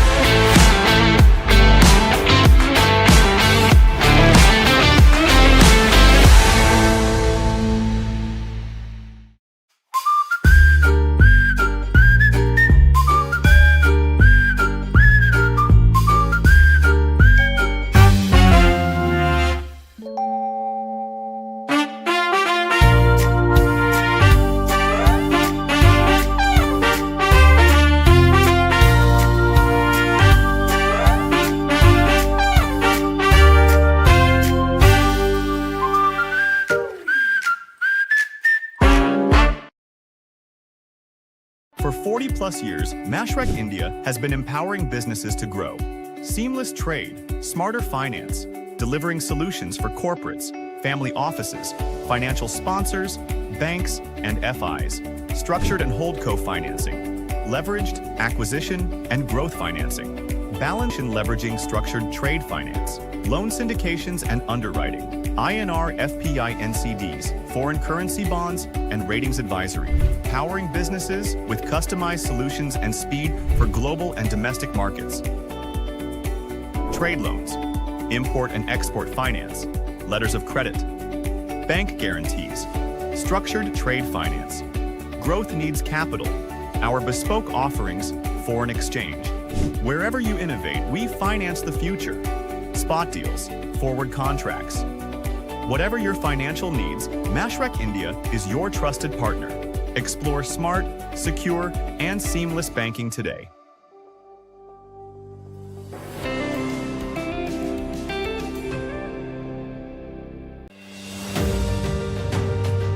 There are moments in a nation's journey when the sunlight awakens a new dawn of possibilities, when a quiet decision away from the spotlight begins to shape the future of millions.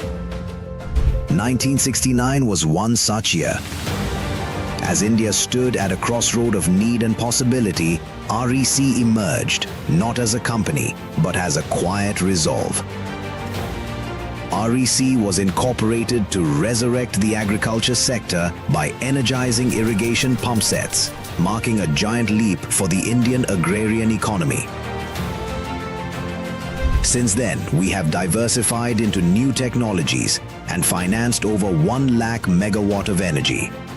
We have come a long way from setting up our first regional office in 1974 to presence across India through 22 project offices today. We are now one of the biggest financial institutions in the country, funding generation, transmission, distribution, and renewable energy projects. The future is now, and we are constantly reinventing ourselves to stay ahead of the times. From issuing our first bonds in 1975 to raising funds from across the globe and having one of the highest foreign institutional investments among public financial institutions, the trust of our investors has been driving us forward. As a testament to the faith reposed by our stakeholders, we have established ourselves as an accredited financier and have the highest credit rating from all major domestic agencies. Internationally, we are rated at par with the sovereign ratings by Moody's, Fitch, and Japan Credit Rating Agency. With our client-oriented approach, we continue to set new benchmarks in our performance and continue to outshine our peers while creating maximum value for our clients, with untiring diligence and strong ethics as our guiding principles. As India aspires to become a $5 trillion economy, our vision is to be the leader in catalyzing an innovative, inclusive, and a sustainable future.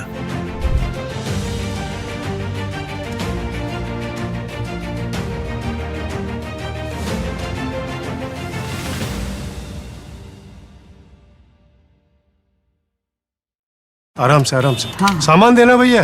अब आगे क्या करना है? वो पिट्टू की पर्ची में देखो ना, कहाँ गई पर्ची? नमस्ते जी। मुझे पता है वो पर्ची में क्या लिखा होता है। आप चलिए मेरे साथ। व्हीलचेयर, ये आपका और ये आपका। पर्ची में शॉपिंग की बात तो जरूर लिखी होती है। थोड़ी पेट पूजा की बात कोई पर्ची में ना लिखे, ऐसा हो सकता है? टिफिन लाया। Thank you. अरे पर्ची मिल गई। पर्ची में तो ये सब लिखा ही नहीं था। हम है ना आपकी पर्ची। सिर्फ वर्ल्ड क्लास एयरपोर्ट्स नहीं चलाते हैं, आपके सफर में हम सफर बन जाते हैं। अदानी, हम करके दिखाते हैं।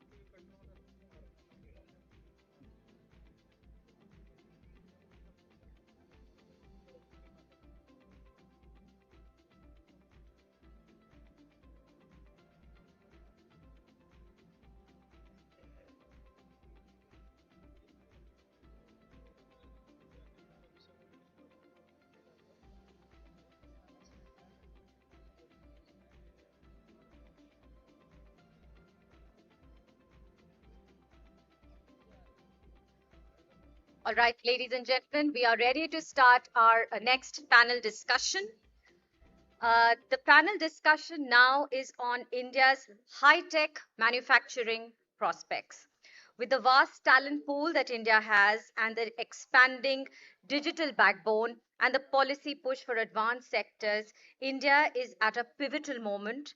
Can we move from assembly to innovation and become a serious player in the world of high-tech manufacturing? Well, we have lined up a wonderful, stellar panel for you to discuss these issues. First of all, I'd like to invite on stage the moderator for the session, Business Standards, Vikas Dhuth. Please join us. And yes, please.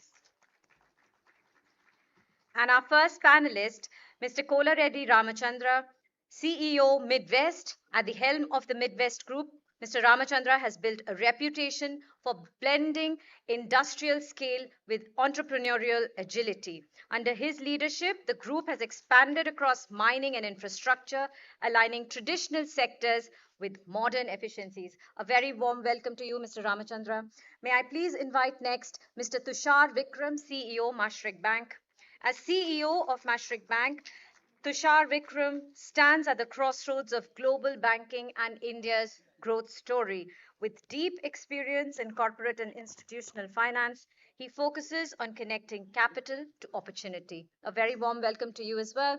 Last but not the least, may I please invite on stage Mr. Abhishek Singh, Senior VP Defense, Rolls-Royce. Mr. Singh operates where engineering precision meets geopolitics. He works at the intersection of advanced propulsion, strategic partnerships, and India's defense modernization ambitions, helping align global technology with local capabilities. And that's our panel. Over to you, Vikas.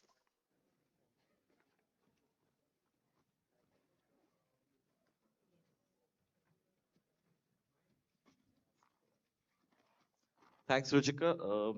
And I know it's post-lunch session, but we'll try and keep it interesting so that most of you stay awake. And it is an important subject. It might seem a little technical, but it's extremely critical for India to crack this particular puzzle to, make the leap it wants to towards a developing nation, developed nation from the developing nation status that we are. So let me first dive into trying to get an assessment from all of you on where Indian manufacturing stands today. We typically hear this narrative that, it's a share of GDP in manufacturing is just 15, 16%, almost 15, 20 years, not much has changed. Of course, the size of the economy has grown, so manufacturing per se would have grown. But where do we stand today in terms of the global manufacturing landscape?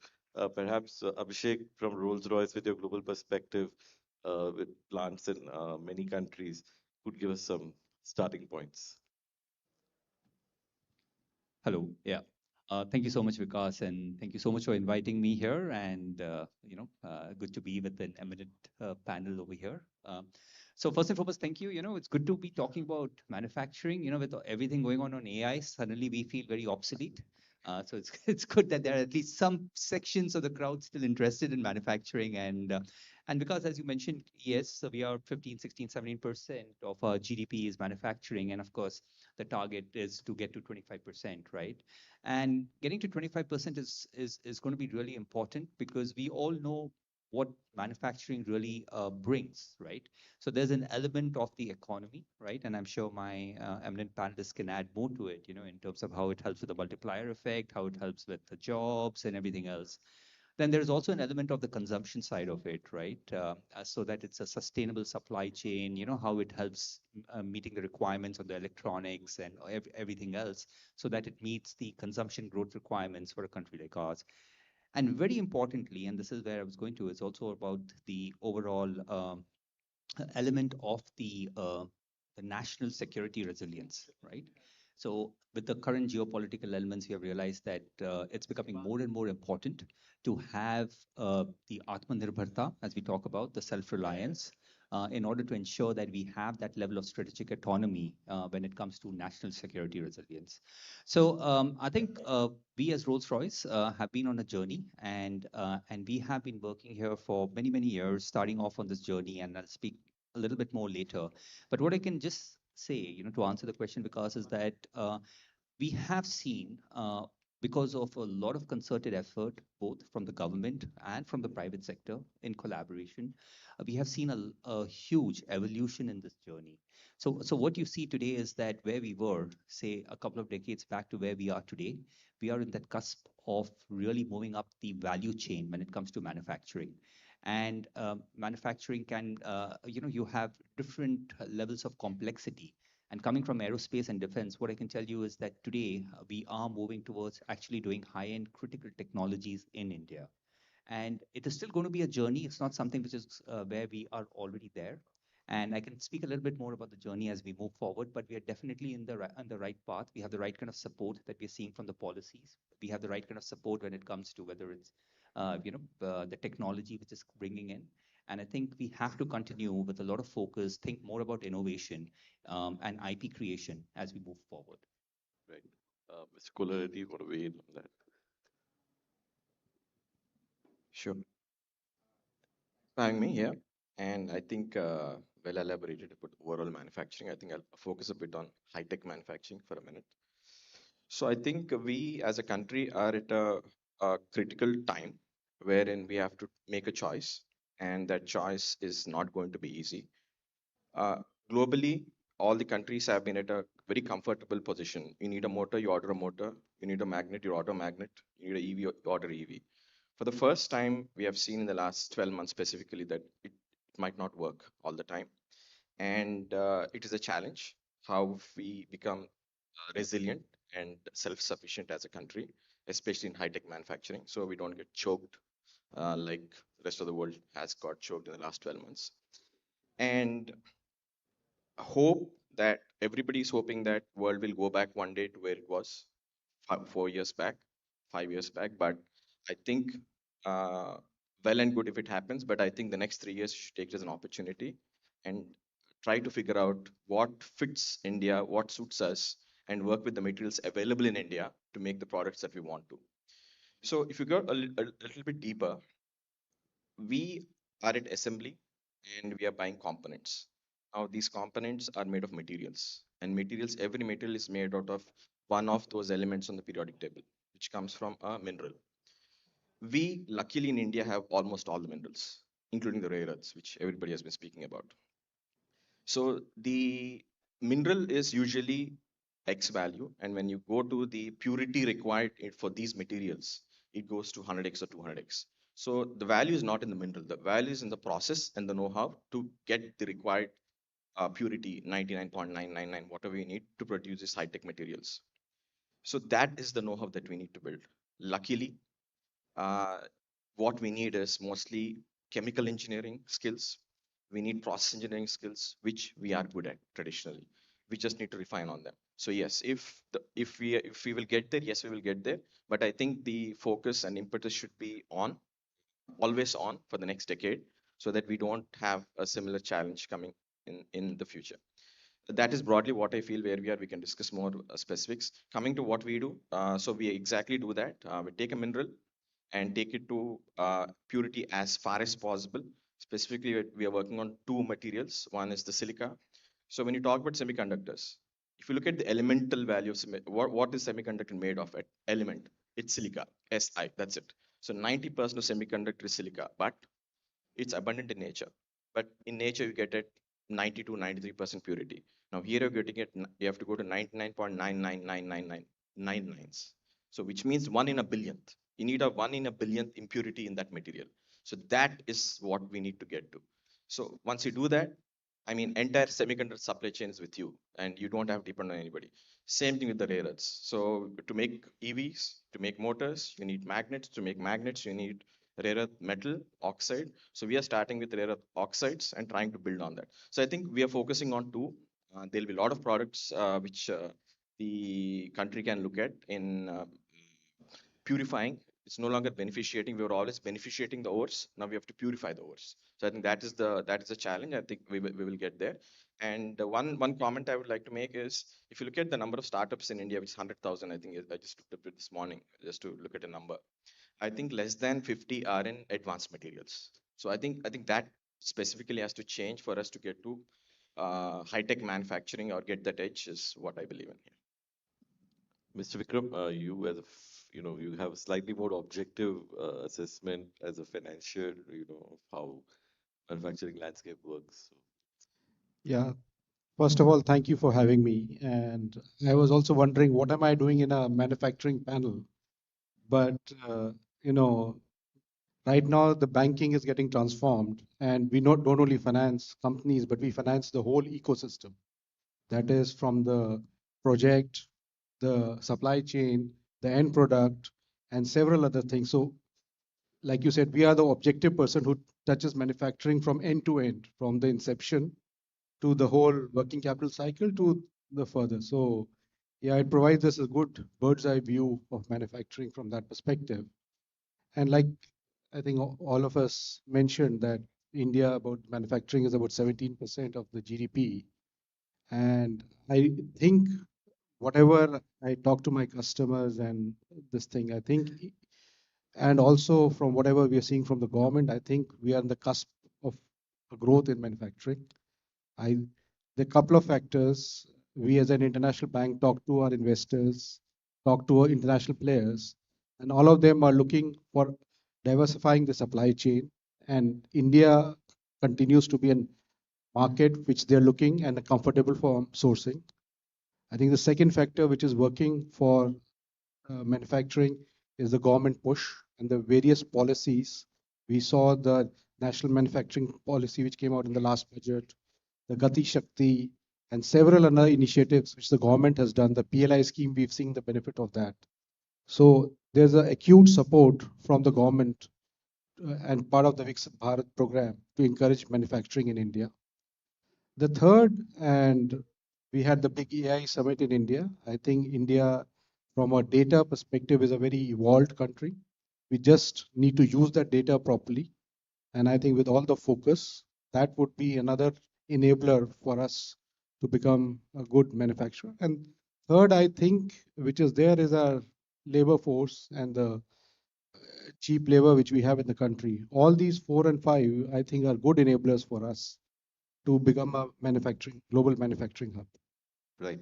So, do you think, I mean, with the policy push from the center, we're also seeing states being highly competitive nowadays, trying to get the right investments, trying to create a facilitating environment to make it easier to set up shop and start operations. So, what's your experience been?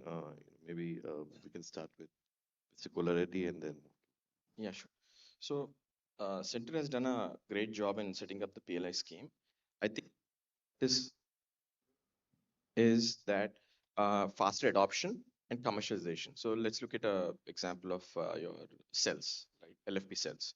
So technology is basically owned by Chinese companies, and we are building on that and building scale to gigawatt scale. But still, technology is not ours. So this helps us in catching up to some extent, and the helping the rupee to supplement the imports. But similar to PLI, let's say we have something called R&D linked incentives, right, which I think is the gap today. What that could do is in 5 or 6 years from now, we might leapfrog. So is any company working on solid state today, right? So what will happen? All these technologies get redundant in 5, 6 years. Then again, you have to get some technology and start developing those. And we, at the cost of the funds that we get in India and the kind of margins that Indian businesses expect, you can't keep churning a technology every 5, 6 years unless it's your own. You'll have to pay a premium to whoever is giving you the technology. So I think that is one.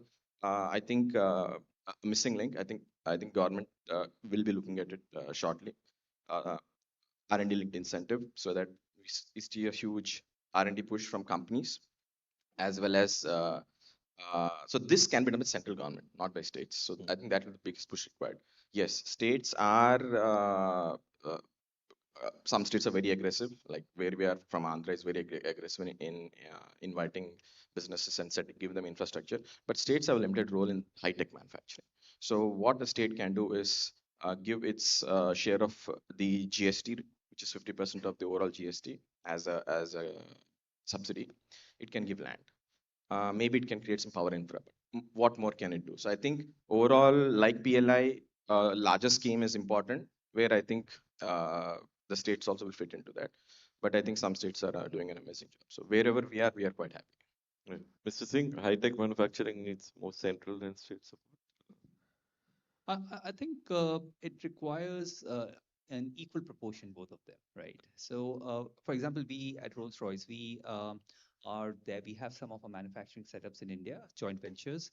One of them is in the defense corridor in Tamil Nadu, Hosur. So we are growing over there.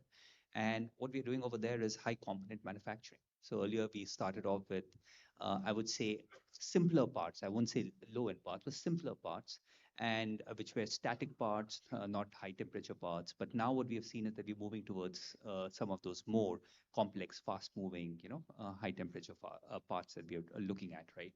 So Having said that, I think there's been a lot of support, if I'm honest with you, that we have had from the state governments, whether it is on the subject of land, also on the subject of skilling. So in terms of how they're supporting us with the skills that are required across the complete, manufacturing chain that we have set up. And what I would like to bring out is what's been really heartening from a state side is that over the last, I would say 3 to 4 months, we have had at least 4 or 5, state representatives traveling to UK, discussing the opportunities to really invest in India, talk in their specific states, right? And also kind of, talking about, what is the kind of infrastructure that they're setting up, because these manufacturing hubs to work, they have to work like an ecosystem. It has to be a hub. You cannot be completely diversified, geographically. You can still be, but the efficiencies come in when you start kind of co-locating, working in that manner. So what we have noticed is that there has been a lot of push, and as I said, multiple state governments have approached us with various, I would say, schemes that they have been trying to put together to help grow this. So I think states doing the job, and I think center, as we know, the union's doing a fantastic job anyway. Yeah. Mr. Vikram, just wanted your assessment of, where if you look at India's trade basket, we import a huge amount of goods from China. And many of those goods, if you look at some of the recent quality control orders that have been issued, include things like screws, nuts, and bolts, the very basic manufacturing capacity that we should have. So, on one end of the spectrum, we are doing high-end work for, say, Apple. We're putting together Apple phones and, iPhone shipments from India at record levels. And on the other hand, we can't make a good scissor in India. We can't make a screw or nut or bolt without Chinese imports. So is there something that we're missing in this picture? So I'll continue with the example which you mentioned, and the customer which you mentioned, which is assembling now, will be assembling 20% of the iPhones in India. So I had met them and asked the same question. So they're saying that for us, cost competitiveness is the best. And in terms of if we import a low value item from China and do the value addition here, that is more important for them than have the whole ecosystem in India. In terms of they're more focusing on doing the value add assembly and all that in India, and they're okay whether it's China or others to import the low value added component. So I think it is coming to the theme is that what India is moving up the value chain in terms of basic material and assembly. We are moving to the high end work, and I think that probably and the value added stuff and the technical stuff, because the way they explained to me, even making the assembly and the phone of the cover of the iPhone is also very technical. So they're focusing on the more technical part in the whole assembly rather than the basic ones, and which is what gives the value add. So I think from that perspective, the Indian promoters or the entrepreneurs or the companies want to move up the value chain and focus on that. So to take that thought forward, Abhishek, could you tell us a sense of, how does Rolls-Royce figure out, Yeah. what it wants to make in India, what it wants to do in a plant elsewhere, and Absolutely happy to. And so let me share the journey, probably make it a little bit more real in terms of, something that we've been doing. I'm sure there are various other models that are also followed.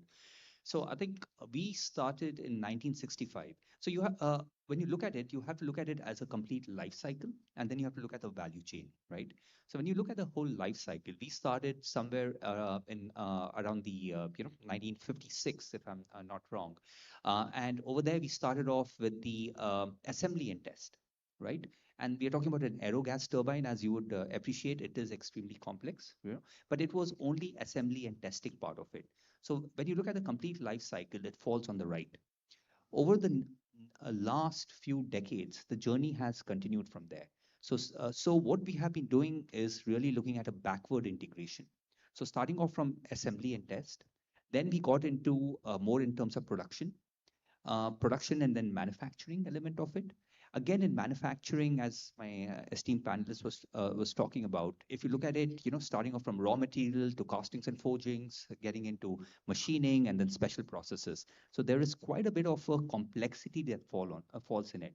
So we started off again over there with things like doing, simple machining, as I said, but slowly and steadily, we are again moving in the complete value chain over there to get in more complex elements to it, right? Again, coming back to the life cycle from manufacturing, now this is where we have started becoming a little bit more, I would say, getting into the advanced technology element, because what we are talking about now is about co-creation, co-development. Because if we have to get into high-end manufacturing technologies, we have to own the IP to a large extent. So it's about product innovation, it's about process innovation. So now the model that we are following is about co-creation in India, wherein the IP is owned by India, right? So that's the new model. So that is on the design and development side. And then we have a lot of work wherein we are actually working with the academia to get into really low TRL level as we talk about technology readiness levels. So how do we really work on those technologies? So there's a lot of work going on with academia. There's a lot of work that we're working with the other industry partners. And we're trying to see how we can work in a kind of a design complex kind of a scenario so that that research and development can also happen in a sustainable manner for the future. So this is the kind of a journey. And I think we have achieved a lot. There's still some distance to go and some, I would say, additional elements which we can focus on to accelerate this journey. But yes, that's the journey for us till now. Right. Particularly, you said, the critical minerals processing, clearly the technology is generally dominated by China. And I think the whole world relies on it for most of the rare earths that are processed. And you're hoping to bring that to India and at least start the journey. So I want to understand from you, uh, one, this obviously is a starting point to deepen the value addition in this critical sector. But at what stage and what kind of research help do we need to sort of start developing our own technologies? You said it's hard to change the technology every 5, 6 years. If you don't have it, it's not your own. And is there an effort you see, or for instance, critical minerals are needed for EVs, for so many other applications that India is gung ho about? Then what are we doing to make sure we have enough internal processing capacity? We are looking at mining on the minerals, auctions are happening, and so on, but we still don't get much out of the lithium if we can't process it ourselves. So how do we do that, Bind? Yeah, so I think we'll start with lithium since it ended there. So lithium or LFP cells were basically technology. It's almost 25 years old, 15 years into commercial. And the whole tech was developed in some part of the world, then adopted by China and commercialized, right? During that time, they acquired literally 80% of world's lithium resources. So the tech is theirs. They have the access to the supply chain, and they built on that. We don't have lithium, unfortunately. We have rare earths, we don't have lithium, not much. So coming back to the first point that I made, that we are at a point of time wherein we can build hundreds of gigawatts of lithium cells. Okay, that's a good start with PLI. But we don't have lithium. So what do we do? So we need to work on materials that we have. What do we have? Now, okay, we don't want to start on a white paper. There are a lot of R&D projects, there are pilot projects, there are small commercials doing solid state batteries. And what do you need there? You don't need so much of lithium, number one. And you can replace a lot of lithium with, let's say, silica. But that takes 3 to 4 years to commercialize. We should start there. So if we are in this loop of increasing the efficiency of density in lithium batteries and going down that path only, then we'll be at a point of time where we have to depend on lithium even today or in the future with somebody. So we know what minerals we have, we know what materials we can develop, and with that, can we develop the products we want? There will be products which we cannot technically. We just, okay, fine, that's something that we'll have to live with, but at least do what we can. Fortunately, again, coming back to it, a lot of things we can do. So coming back to rare earths, so India has a huge mineral sand beach, and it has a lot of rare earths. And I think we'll be not only self-sufficient, we can export globally. To understand the context, today China is producing 60,000 tons of rare earth oxides. India is producing 500. The global requirement is 75,000. India, and it's increasing at 12-13% year on year. So assuming that by 2031, that number is going to be 120,000 globally. If you're asking me whether India can take 25% of the global market share, yes, it can, and sustain for the next 50 years. So those are the things I think we are working on, and a lot of other companies are working on. Process the beach sand, extract the monazite, convert into oxide. So the PLI scheme recently announced is from oxide to magnet. There is no oxide. So for example, the PLI scheme, which 5 companies being awarded 6,000 tons will need 4,000 tons of oxides. Today we're producing 500. Where will the balance 3,500 come from? So those are the problems we're trying to solve on the supply chain, deep supply chain, wherein this material is handed over to the industry. And from then on, it's mostly capex, energy, and ramp up, and some technology going beyond that. So I think that's how we are looking at the whole thing. Same thing with silica. As I said, semiconductor is 98% silica. A sensor is 90% silica. So we're talking about electronics manufacturing. Are you making sensors? Why are you not making sensors? So again, you need high purity quartz for that.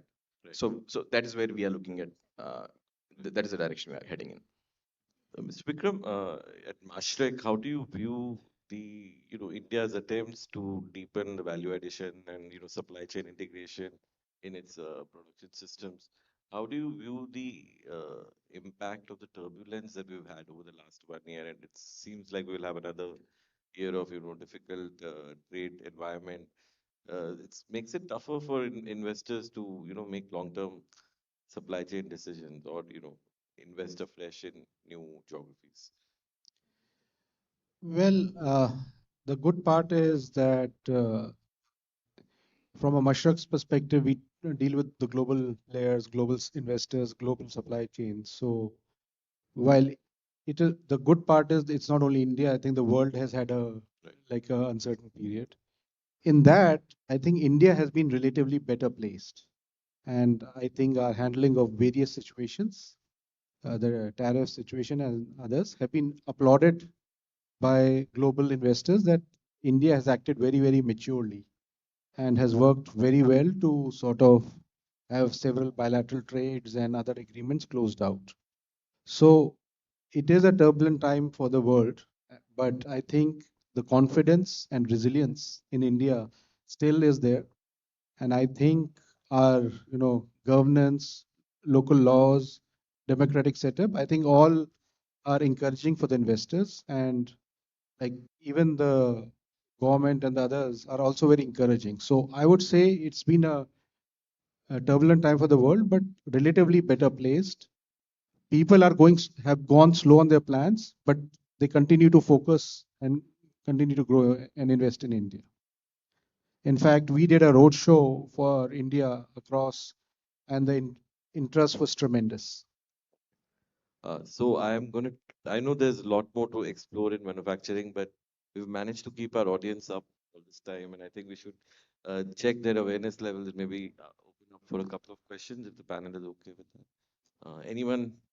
Yeah, there's a couple of questions, so really kept the audience up.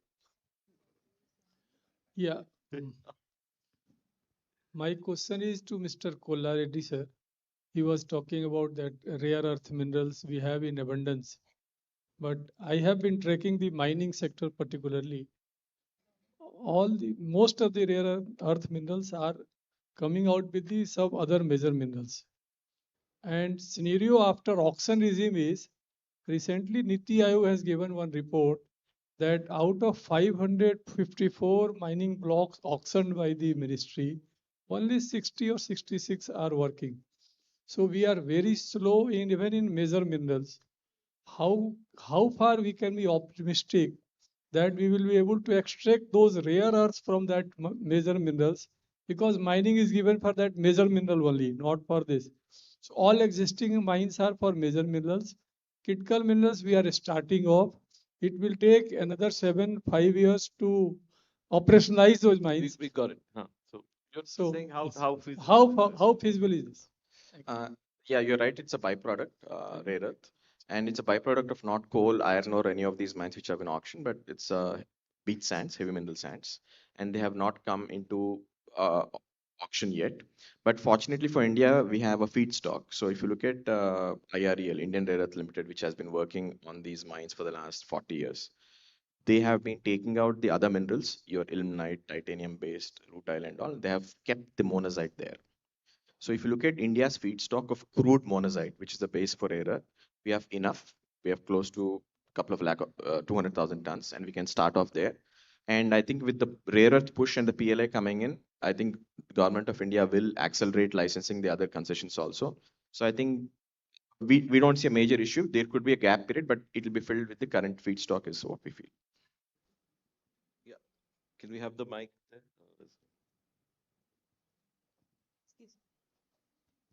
Yeah. Hi, I'm Mohan Patnagar. I'm a student of finance. I have a question for Mr. Kola Reddy as well as Abhishek sir. This question is in context to quads. You were mentioning about quads. I just want to know what is happening with the US market in relation to quads and when we will see an expansion in quads in India specifically. So quartz is a very generic mineral. This is made of quartz. So in this context, I think we're looking at high-tech manufacturing, which is getting into semiconductors, your optical lenses, high purity. Now that US has no market. Today, all the raw material goes to China. They process, make it into components and send it back. The idea here is to get that quality, that purity, so that Indian industry can use it.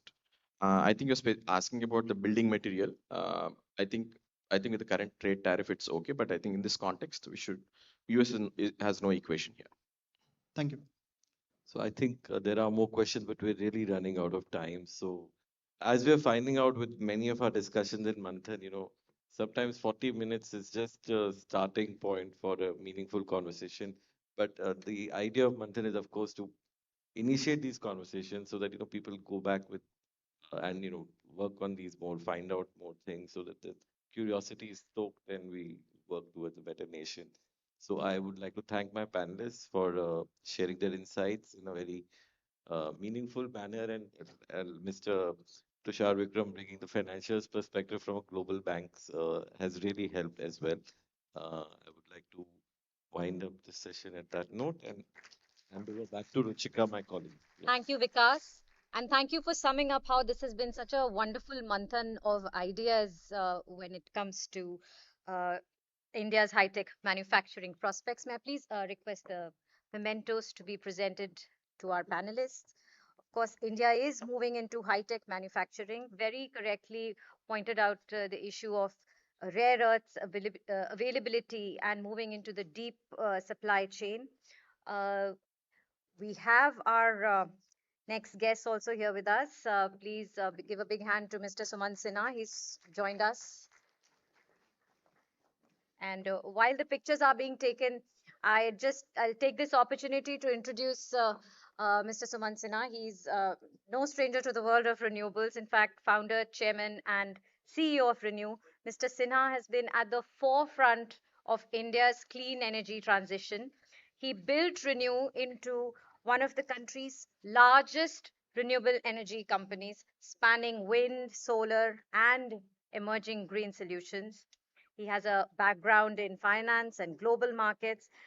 Mr. Sinha combines investor discipline with climate ambition, positioning clean power not just as an environmental necessity, but also as a central pillar of India's growth story. And I'm sure this next chat that we'll have with him will tie up very well so many things that we've been discussing all through the day when it comes to EVs and power demand and moving to renewable, meeting our 2070 goal and whatnot. I'd like to invite on stage our moderator, Business Standards, Sudhir Pal Singh, who will be conducting a fireside chat.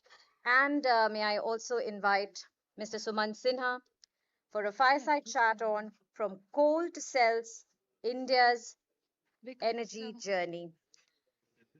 Thank you. Over to you, Sudhir.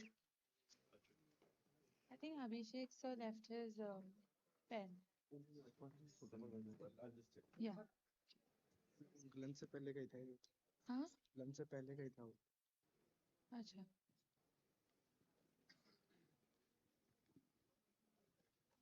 Yeah, so thank you. Thanks, Ruchika. And Once again, very warm welcome to all of you, ladies and gentlemen, on this platform, and a very warm welcome to you, Suman.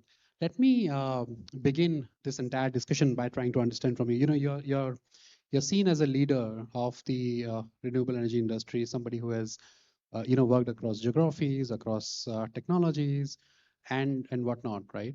I want to understand from you how do you look at the current global energy transition that is happening, right? In these are troubled times, so to speak. There's a lot of disruption that is there, from full-fledged wars to supply chain issues, things like that. Is the global energy transition dead? If not, I said that on purpose. If not, then at least how will this entire disruption impact the growth or the speed of the energy transition that is happening? Hello. Yeah. Hi. First of all, Sudhir, thank you so much for inviting me, and to the entire folks, all the folks at Business Standard for getting me to this session. You've asked a very fundamental question, but a very important one, obviously, because you're absolutely right with all the stuff that is going on globally. Where are we, in fact, on the energy transition? Where are we also on climate change? Because that's also an sort of a linked topic in this whole thing. On the energy transition, I would say that we've actually made excellent progress, or great progress, over the last several years, and I think we've crossed an inflection point now, where, in fact, you can argue that the energy transition is now well on its way forward. Okay, and it's very hard to derail it, and I'll tell you why.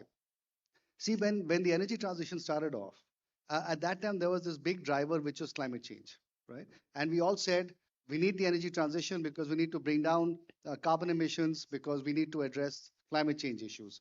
That's where the whole thing started from. That's why, even though wind and solar were more expensive than conventional power, everybody, all the governments and all the countries still pushed ahead on it, because they said it's important to bring costs down and to move this forward because of climate change issues. Now what's happened is that climate change has taken a backseat, right? But the good news is that there are other things that are now primarily sort of have emerged as new drivers of the energy transition. What are those? Energy security is a very important one now. Affordability is another one, right? National security, geopolitical, all these geopolitical changes, in fact, are causing people to think, how can I generate more energy within my own country? And when you look at all of these factors, they are actually all pointing in the same direction, which is that of energy transition being very important and required to further sort of strengthen.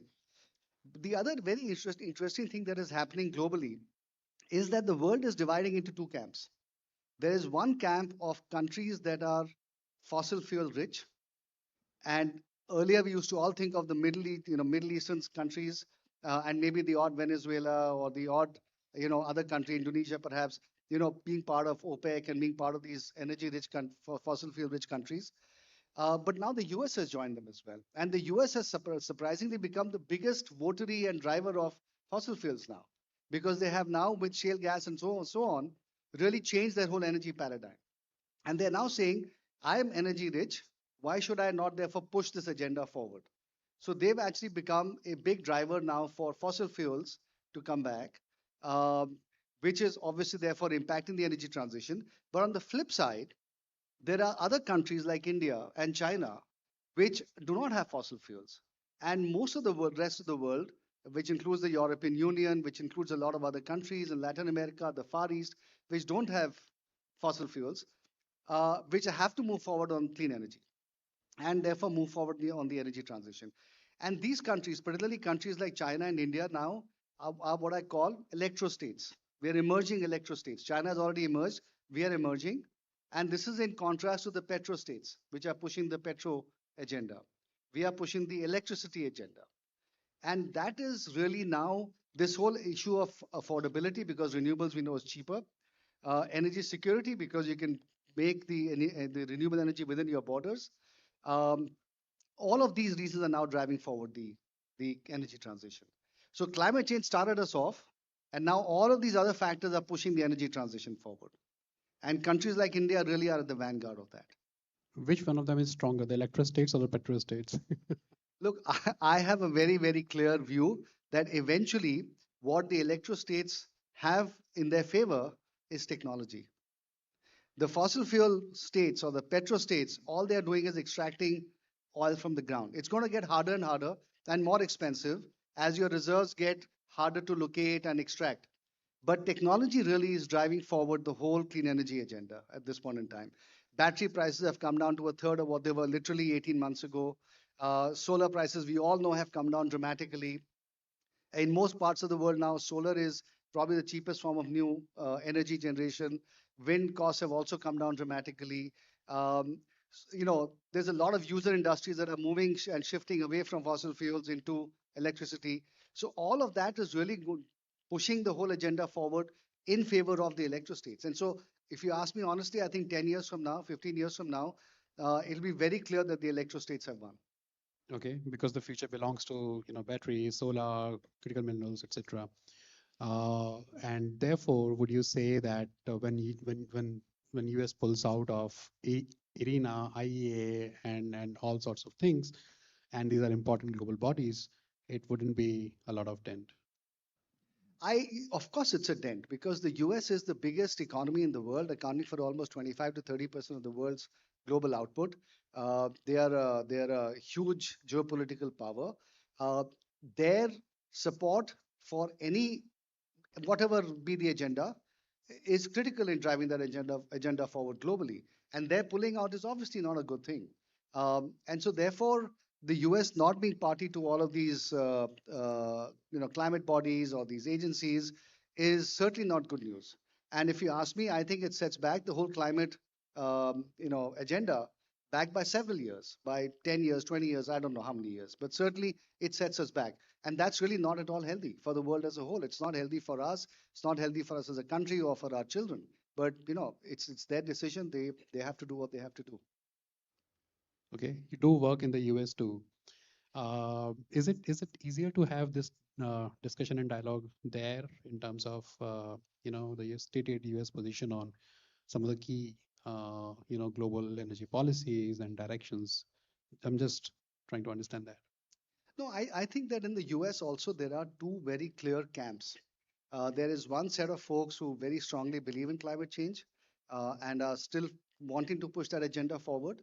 And you saw that in the previous administration, when in fact Biden came out with the Inflation Reduction Act, which is really this massive bill that put a lot of capital into clean energy. And then, of course, this administration, which does not believe in climate change, in fact says climate change is a hoax.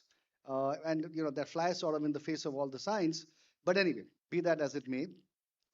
And I think it's a very narrow sliver of people in the US that vote for either one party or the other, that swing from one party to the other, that actually drive the entire agenda within the US. And so, funnily enough, it's this small sliver of people, if you think about it, maybe 5 or 10 million people in the US that are driving the fortunes, the climate fortunes of the entire world, in a way. This is the 7 billion, 8 billion people that are being driven by the small swing voters in the US that determine what the US's stance is on climate change, for example. Okay. I'll go slightly off track here, Suman, but it's a very interesting topic. All of this discussion is fine, but then at the end of the day, it's a fact that US is openly using energy as a handle for geopolitical, influence. In that context, how should a country like India, work out its priorities when it comes to ensuring that we want to have the best level of energy security at home, but still we want to be a key global player, right, in the larger global energy market? How should we play the cards out? I think, what India is doing currently is actually, I would say, quite appropriate. We are really, really developing our clean energy industry. We are, and let me take a step back and tell you, say the following, that India's move towards electricity at the per capita income that we are at is much more in advance of most other countries that have gone through a development paradigm. So we are actually electrifying faster at a lower per capita income level than almost any other country has done earlier. And we are not just electrifying, but we're electrifying using clean energy. And so therefore our carbon emissions on a per capita basis are always going to be lower than almost any other country that has gone ahead of us in this journey of development. So we are actually demonstrating a new paradigm and a new path on how you can grow in a carbon light way. Now, so that is a thing at one level. The other thing is we are also using the size and scale of our domestic market to actually develop a very strong and sizable domestic industry, not just in the IPP side in terms of setting up new projects, but also in actually setting up the entire back-end supply chain. And the only country in the world that has been doing this so far has been China. China, of course, has been exporting as well. But now India is at least developing our own industry for our own commercial internal use. Once that happens, we know that once we get to scale, we can also potentially start exporting. And we can then emerge as an alternative supplier of electricity supply chain compared to China for other countries in the world, should they want to diversify from China. Because if you think about it, today, 90% of the world supply chain in clean energy is sitting in China. Is that a healthy situation? Not at all. We all know that, right? So India is actually, after developing our own requirements, we are actually going to then become an exporter as well. And I think that's really good for the world as a whole. So we are electrifying. And you know, the interesting thing is that Niti Aayog has just put out India's 2070 net zero target. And how are we going to get there? And it's very interesting to look at the numbers that they've presented. And I'm just going to throw some stats at you because you have to look at stats in for a long-term The thing. $22 trillion net zero by 2070. Yeah, exactly. Now, if you look at that, today, electricity accounts for about 20% of our entire energy consumption. Only 20%. The rest of it is coming from fossil fuels. A lot of it we import. Our fossil fuel import bill every year is $180 billion, right? Plus minus depending on the price of oil. Is that a healthy outcome for a country like India? Not at all. We obviously have to bring down our dependence on the external world, right? But unfortunately, how do we do that? So what Niti Aayog is saying is that by 2050, electricity should become at least 40%, and by 2070, at least 60% of our entire energy usage. So that is point number one. Why is electricity important in the mix? Because it allows us to decarbonize. Electricity can be decarbonized. If you're using oil and gas, that's very hard to decarbonize, right? Because the burning of it is going to emit carbon.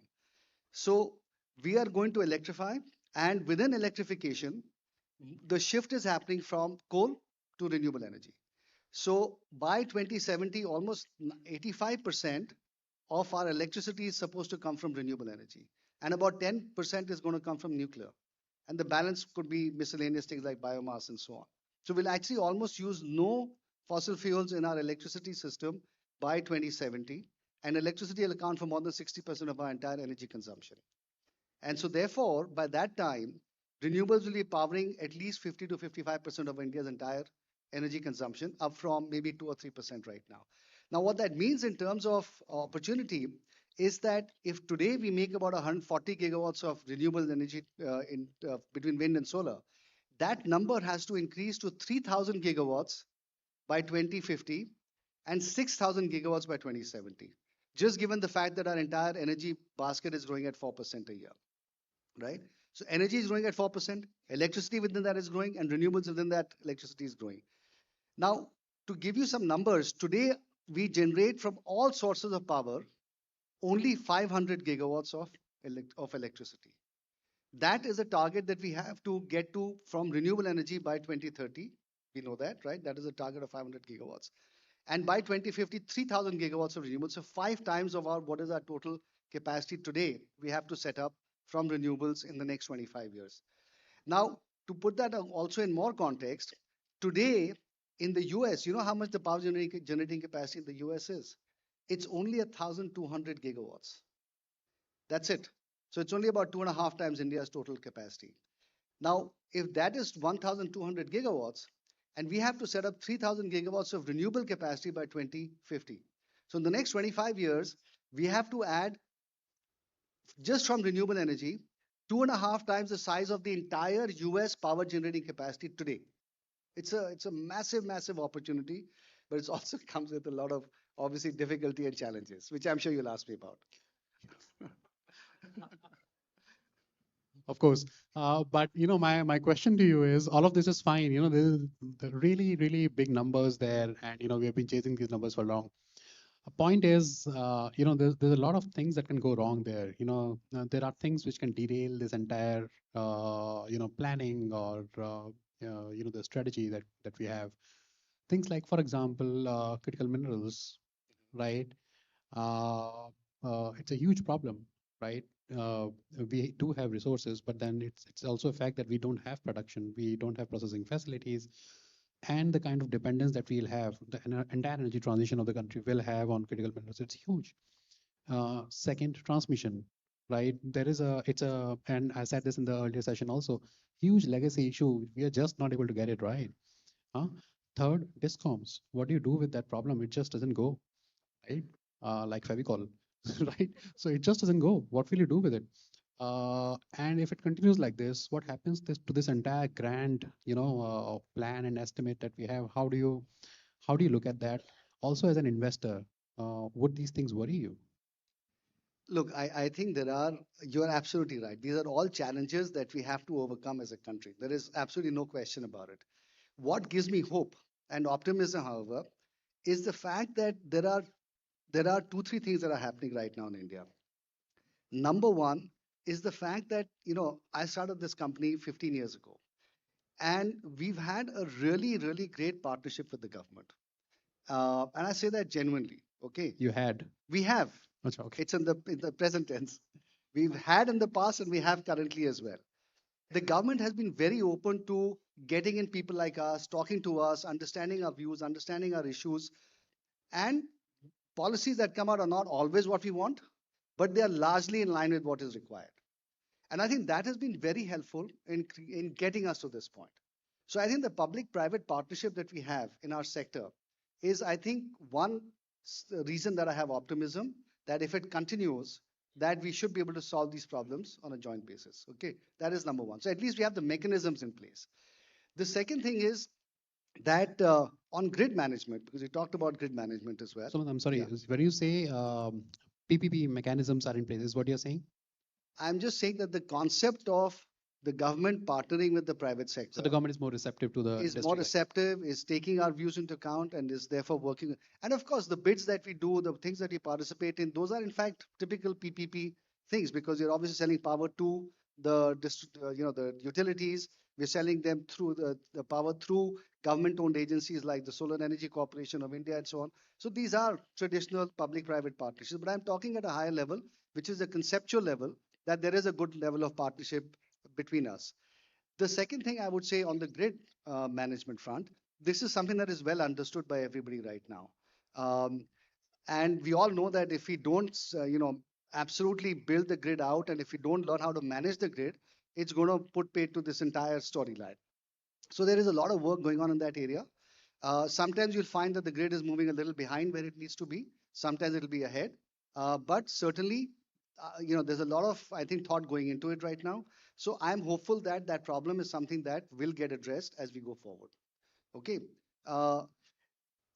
Now, and it's going to be very complicated because, as you have more rooftop solutions, as you have more solar pumps, you'll have, many, many millions of people drawing power from the grid sometimes, pushing power back into the grid.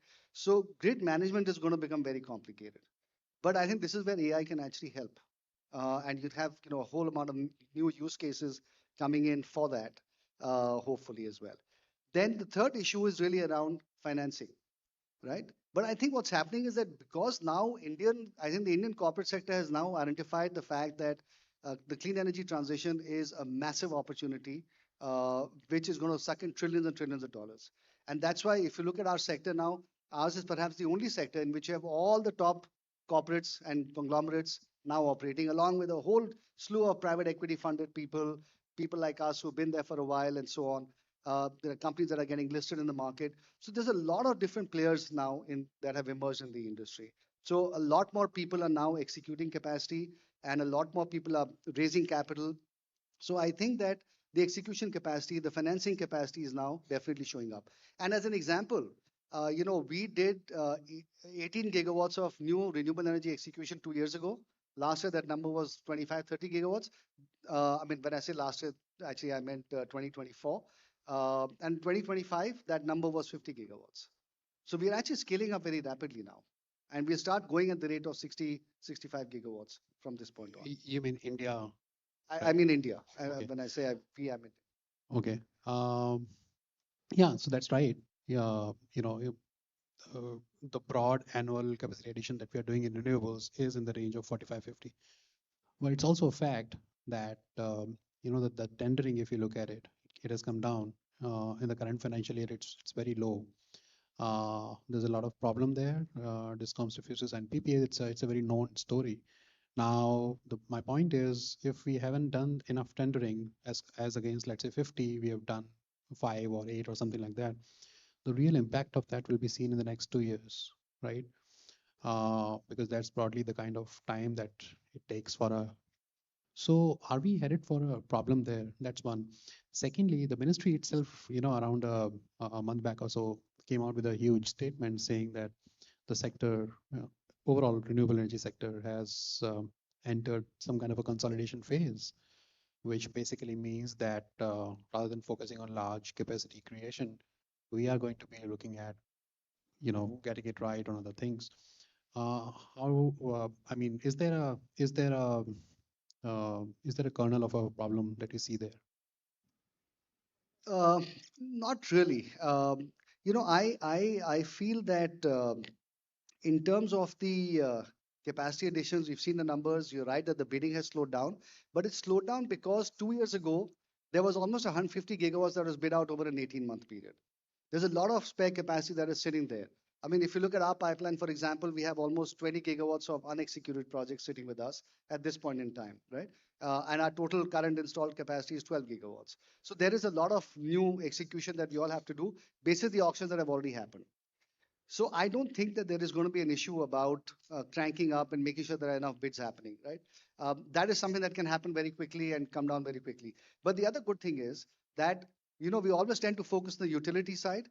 But in addition to that, there is a lot of capacity getting added every year now on the PM Kusum scheme. There's a lot of capacity getting added on the PM Surya Ghar Yojana. Almost 5 to 10 gigawatts in both of those buckets each are happening. In addition to that, the CNI market, the corporate market, that is taking off dramatically as well. And now when you have more and more data centers coming in, that will just add to that capacity. So a lot of new capacity, and plus there's a lot of people doing captive for themselves. So when you add all of that up, the utility part will end up being a much smaller number.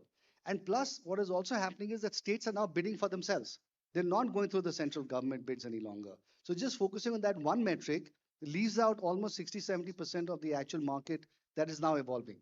Plus, there is also going to be stuff that is going to start happening for things like green hydrogen and green ammonia, which also, as we know, require renewable energy. So there are a lot of demand drivers that are emerging for setting up new capacity, which goes above and beyond only what the discoms are buying. Okay, discoms, and we'll just come to that in a second. Discoms tend to operate based on what's happening right in front of them. Demand did not grow last year, electricity demand, so therefore they did not buy. The moment it starts growing this year and onwards, they'll immediately start buying again. So, and I think that will start clearing the backlog. But resolving the discom problem, you're absolutely right. 1% was the demand last month. I agree. But discom resolution is a very, very critical factor. And that is something that to me is one of the unresolved areas of the Indian reform story. We need to find a way of reforming the discoms because there's not enough investment happening at the discom level in terms of the last mile connectivity and so on. And the other big thing that we also have to look at is, while we know what is happening to the central grid plans, we really don't know what's happening at the state level. States are somewhat spotty because we know the quality of governance in different states goes up and down. And some states are investing, some states may not be investing. And so that is an area that we really need to look at. And I think that's where the focus is now going to go in terms of are people investing in state level grid transmission and infrastructure or not. Okay, thank you. Thanks for mentioning data centers. I wanted to ask you, that's definitely the biggest, a demand segment coming up, growing significantly over the next few years. How does Renew find itself, trying to capitalize on that opportunity? Is there a plan there? What are you exactly busy with? If I can ask you, what are the top 2 things that, as far as data centers are concerned, that keep you busy, across states? I'm sure you may be talking to different states on that. So what exactly is the plan? Yeah, look, I think data centers is definitely going to be a very exciting opportunity. And the reason is that this is one area where the US is constrained. They are constrained by their own access to power. Because, while we complain about India's grid, as we were sort of talking about earlier, the fact is India's grid is miles ahead of the US grid. The US grid is, first of all, 7 different grids, which do not have proper connectivity between each other. There is no central planner within the whole grid system, and nobody is therefore investing in upgrading the grid.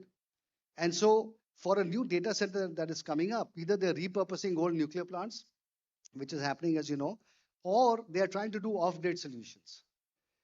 But at some point, they're going to start facing limitations on how much data center capacity they can set up because of power constraint problems. Now, where is that overflow data center capacity going to go? It is going to come to places like India, because India does have the advantage of a single grid and a very vibrant and already fairly large sized domestic IPP industry. And so I see us as, as this being a really great opportunity for us to be able to become, in another way, exporters of power. Because, in a way, if you data centers is nothing but, power and so on. So if you start exporting data center processing capacity or compute, in some ways you're exporting your power, as you would be if you're also doing green ammonia and green hydrogen. So we can actually become an exporter of energy as we go forward. But just to come back, therefore, I think it's a big opportunity for India. There is already a lot of interest. I think the AI summit was in some ways instrumental in driving that focus onto India as an opportunity space. And we're now seeing a lot more conversations happening on setting up large data centers. For us, the least that we will do is to be a power supplier, a clean power supplier to these data centers. And for data centers, buying from us versus buying from the discom, it's much cheaper to buy directly from us. So there is a big economic advantage to them of buying clean energy directly from us. So that's something that we are going to be doing in any case. In addition, we'll see what other kinds of partnership opportunities there are. Okay, so when you envision the renew of, let's say, 5 years down the line, in what ways would it have changed from what it is today, both in terms of business segments and newer areas that you're getting into, and also strategically, how do you want to position the company? Yeah, look, I think that there is just so much happening in our sector, and it's growing so rapidly. There are new opportunities coming up on a very regular basis. I mean, who would have thought of data centers 18 months ago? I mean, you had to be really foresightful to have thought about it. But now it's a very here and now opportunity, right? Green hydrogen and green ammonia has got delayed, but certainly will take off. So I see us as being a company that, as you know, we apart from our core IPP business that we do, where we build, own, and operate wind farms, solar farms, and battery systems, and so on, and round-the-clock power solutions and all of that. We also now do solar panel and solar cell manufacturing, which we are going to backward integrate into wafer ingots, and depending on government policy, perhaps into polysilicon as well. So that is something that we're looking at. So we are backward integrating into that area.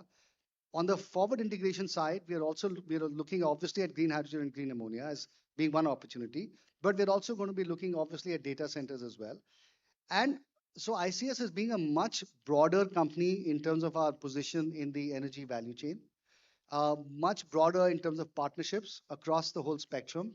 You'll see us building and selling more assets because holding everything on your own balance sheet at some point becomes a drag. So we will be doing a lot of that as well. And there is now, I think, a mature market that is developing on people, financial investors coming in and wanting to just own built assets. So that whole market is evolving as well. And you'll see us look at newer areas. Nuclear we know is coming up potentially in a big way, 5 to 7 years from now. There could be other new technology evolutions that will happen. Nuclear fusion is another one, for example. So these are all things that we're going to look at because we see ourselves as a supplier of clean energy to India. And whatever works within that framework is what we will be looking at. You also see yourself setting up nuclear power plants in India? Well, again, there's a lot that has to still come out and become clear. Certainly, the government has opened up the sector. So there is no reason for us not to look at it. What we finally end up doing is something I can't say, obviously, at this point, but we'll certainly examine it very seriously. Okay, yeah. One last thing, if I can ask you, Sumant, is on PLI, there's a broad view that in some ways the PLI scheme of the government has been across industries. I'm generally speaking about it, has been successful, but then there are also areas where perhaps more could have been done. Within the renewable energy space, yeah, right, it's seen as some kind of a success story, of course. How do you look at it? You have participated in the PLI scheme of the renewables. What are the changes that we can do to make it more attractive for investors? I think that for us, in terms of solar manufacturing, particularly, which is where we had applied for and got allocated PLI, the ALMM barrier, which is the non-tariff barrier that prevents imports from happening, is actually a more central benefit because it does prevent imports from coming in at on a dumping sort of basis. Now, within the Indian system, if everybody has the same playing field, with or without PLI, actually at some level it doesn't matter. Okay. Of course, if PLI is given to us, then it does allow us to bring the cost down and provide cheaper power to the end customer. I think, while the PLI was well-meaning, it was designed in a way that really hasn't resulted in a lot of payouts. You're saying we are, as an industry, beyond the phase where we would want incentives. We have moved to a place where, we are comfortable with, as long as there's level playing field, we'll be. I think it depends on the entire set of incentives and policy mechanisms that are granted to a certain sector. Now, in our case, preventing imports from China was really the most important factor that is allowing people to invest. Because if you think about it, the PLI benefit that was being given to us in the form of the actual reduction of cost, the reduction of cost is only, let's say, 1%. Whereas the cost differential between China, which is actually in some ways dumping in India, is, let's say, 10%. So that 1% is not going to help you against the 10% cost difference, right? So stopping imports from China is actually always more important. Is it cells or modules or what exactly? I'm talking about both of those. And so I think the PLI is important as well because it does allow us to pass on that benefit to end consumers. But I would say that the PLI was designed in a way that was a little bit difficult for our sector particularly. And that's why very few people are going to be able to get a payout from that. Difficult in what way? In the sense that, we had to put up the plant within a certain period of time, at which point this protection from China had not yet come in. So I think that was one of the issues. Secondly, we had to put up the plants in a very short period of time, which was practically not possible. So I think there were those kinds of issues. So I think it was a little bit over-designed and over-engineered, and which is why people have not been able to get it. But hopefully, I know that the MNRE is now rethinking what to do. And in that rethink, I'm hopeful that they'll come out with something that is a little bit more better designed. Is the government, the ministry, in discussion with the industry currently to absolutely. tweak the PLI for renewables? Yeah, to make absolutely. It more... Yeah. So as I said, we have a very good and active dialogue with the government, and these are all things that we've discussed with them. They are aware of it, and they are in fact thinking about how to redesign and make it more efficient. Okay. Yeah. Thank you. Thanks, Sumant. I think that's. Like I say, it's a very interesting topic and we can go on and on, but of course time is short. So let's bring this to a close. Thank you for your time, and it has been a pleasure talking to you. But if you permit, I'll take a few questions from the audience. Yeah, thanks. Okay. So yeah, any questions? Anyone? Just a couple. Two. Okay. Yeah, hi, good afternoon, Sumant. Binay here.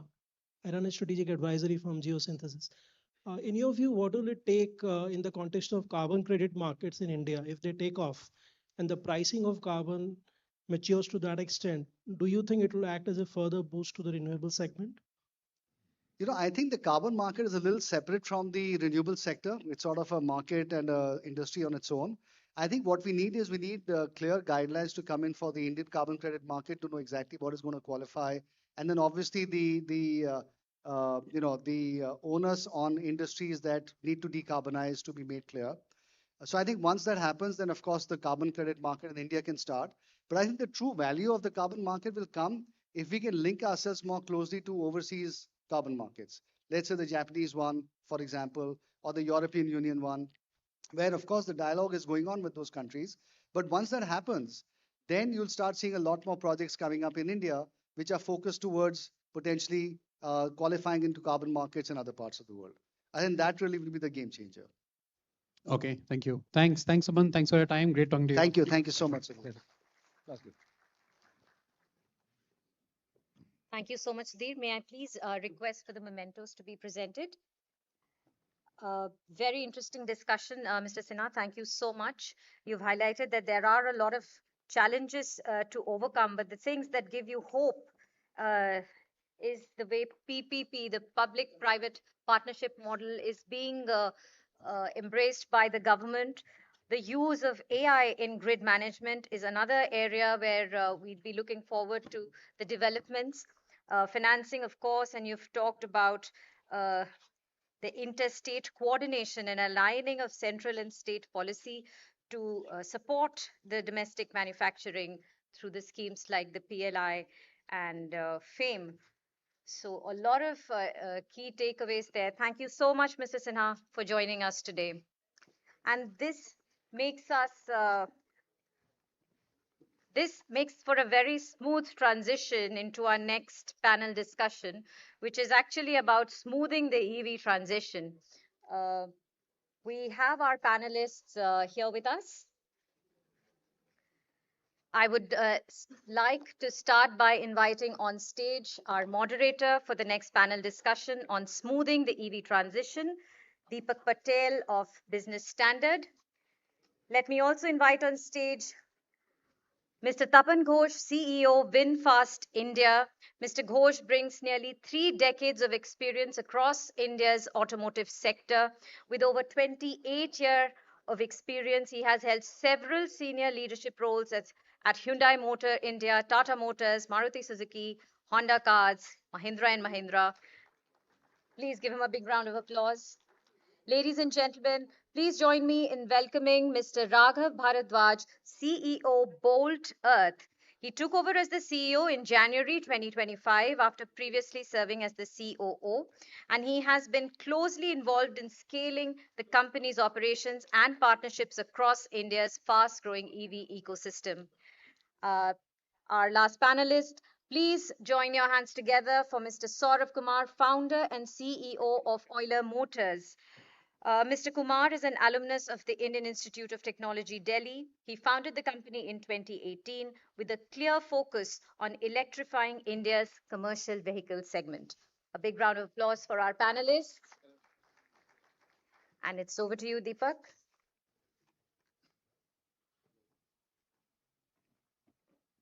Am I audible? Yeah. So thank you for the introduction, Ruchika. Let me kickstart the conversation with Tapan. As a four-wheeler manufacturer, if you can just give us a broad idea about what are the hindrances that the segment is facing when it comes to transitioning towards electric cars. I'm asking this also because the penetration levels in electric cars is much lower than what we are seeing in two-wheelers. So if you can give us a broad idea.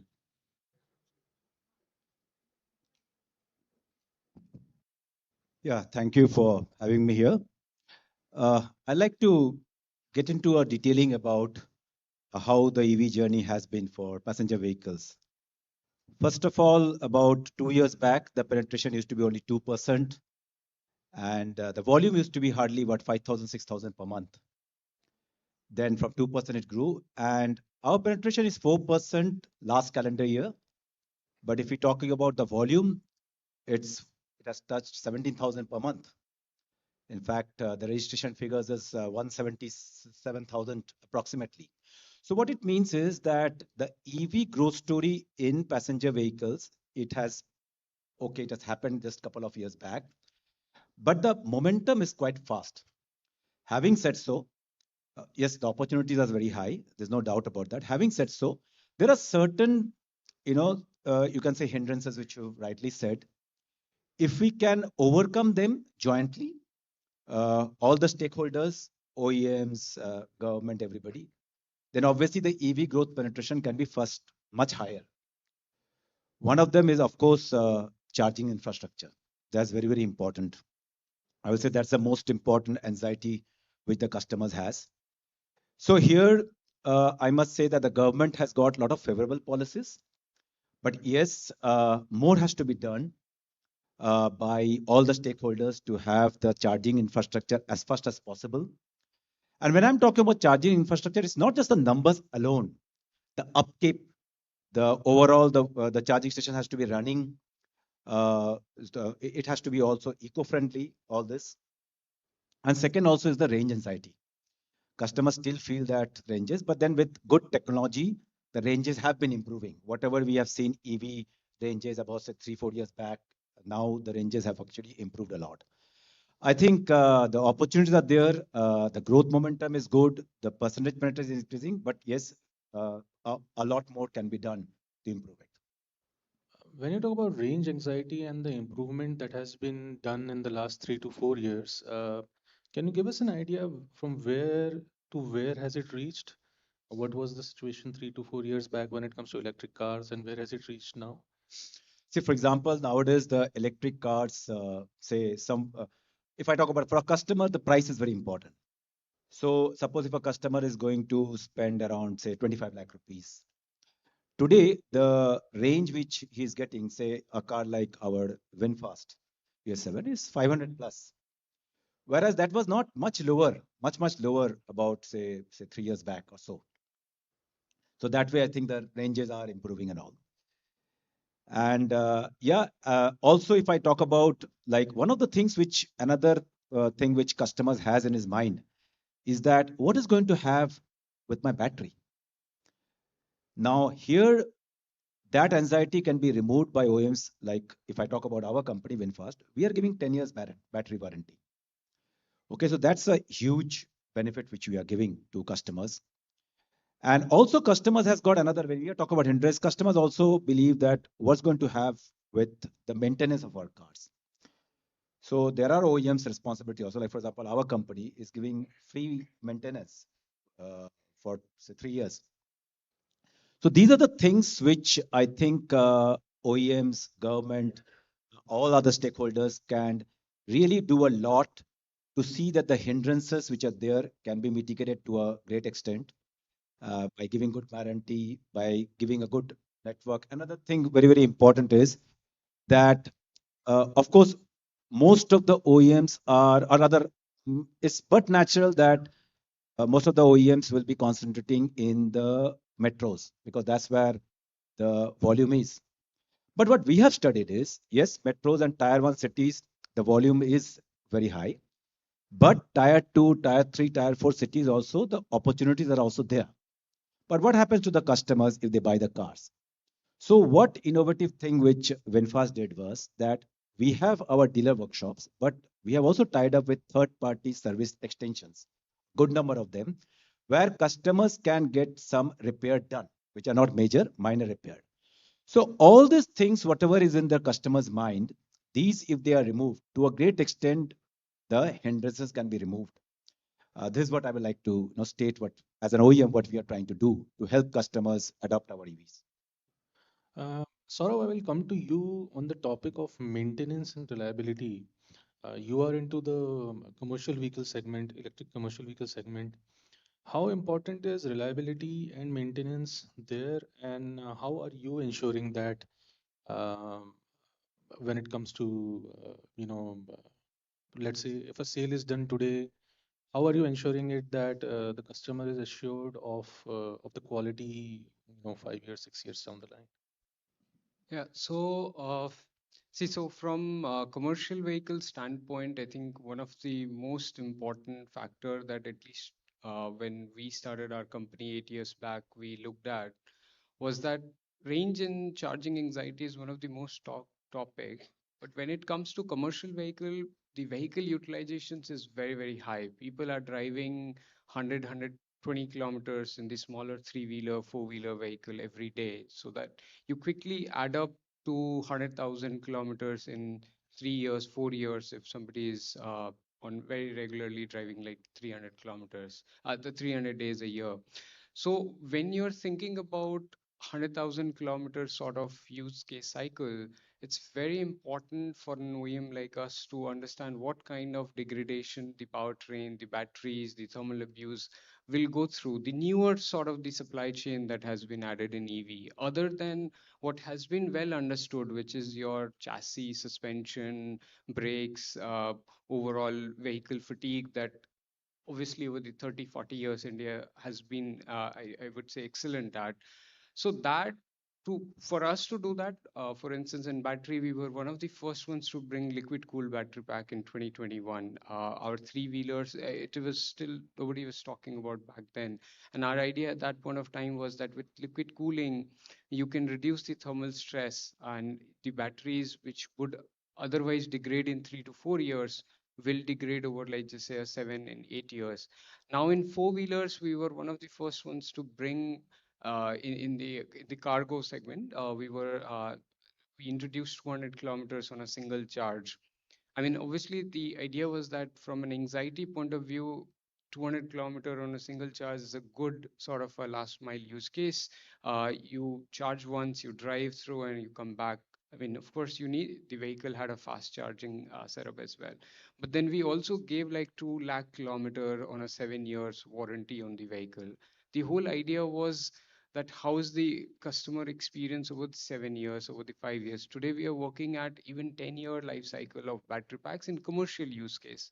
And again, that 10 years of a commercial versus 10 years of a passenger two-wheeler, four-wheeler, very different because sometime your uses, you would drive 100 kilometers, sometime you would drive 20, 30, 40 in a regular city driving. But in commercial, you're throttling 80% on the battery every single day.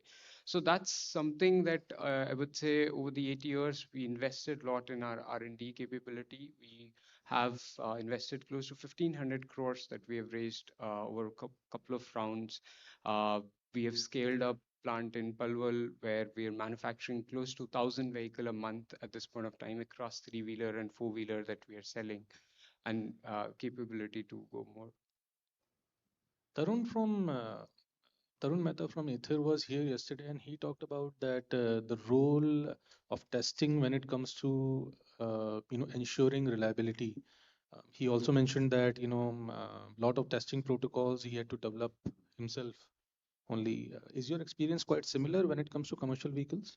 Yeah, I mean, so lot of, I would say, standards. Again, it goes back to if you look at the auto industry, that the way Indian auto industry has evolved over the last 60 years. So a lot of it has been written for the ICE framework, the fatigues, the supply chain, the components. And when you looked at the EV, your batteries, your electronics, your powertrain, all of that completely changed the way you're looking at your vibration, you're looking at your thermal stress, you're looking at your overload abuse, you're looking at the vehicle crash, you're looking at all kinds of safety parameters.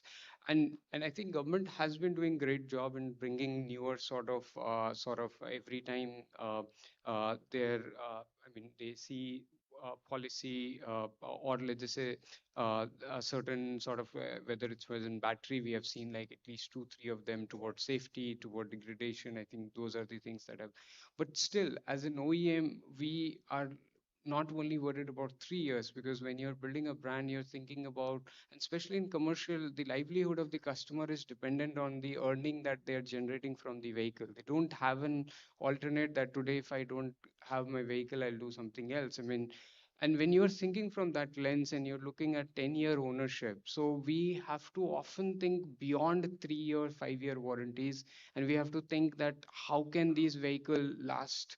Like we have an internal saying कि यार लोहा गल जाना चाहिए, but ये आपका power train and battery चलते रहना चाहिए. Like so, until unless you have that kind of mindset in building the product, you won't succeed in commercial. And to do that, then you have to build test cases accordingly. So like the vibrations, we will do 3G of vibrations of the battery pack. Maybe you won't get that much of fatigue in.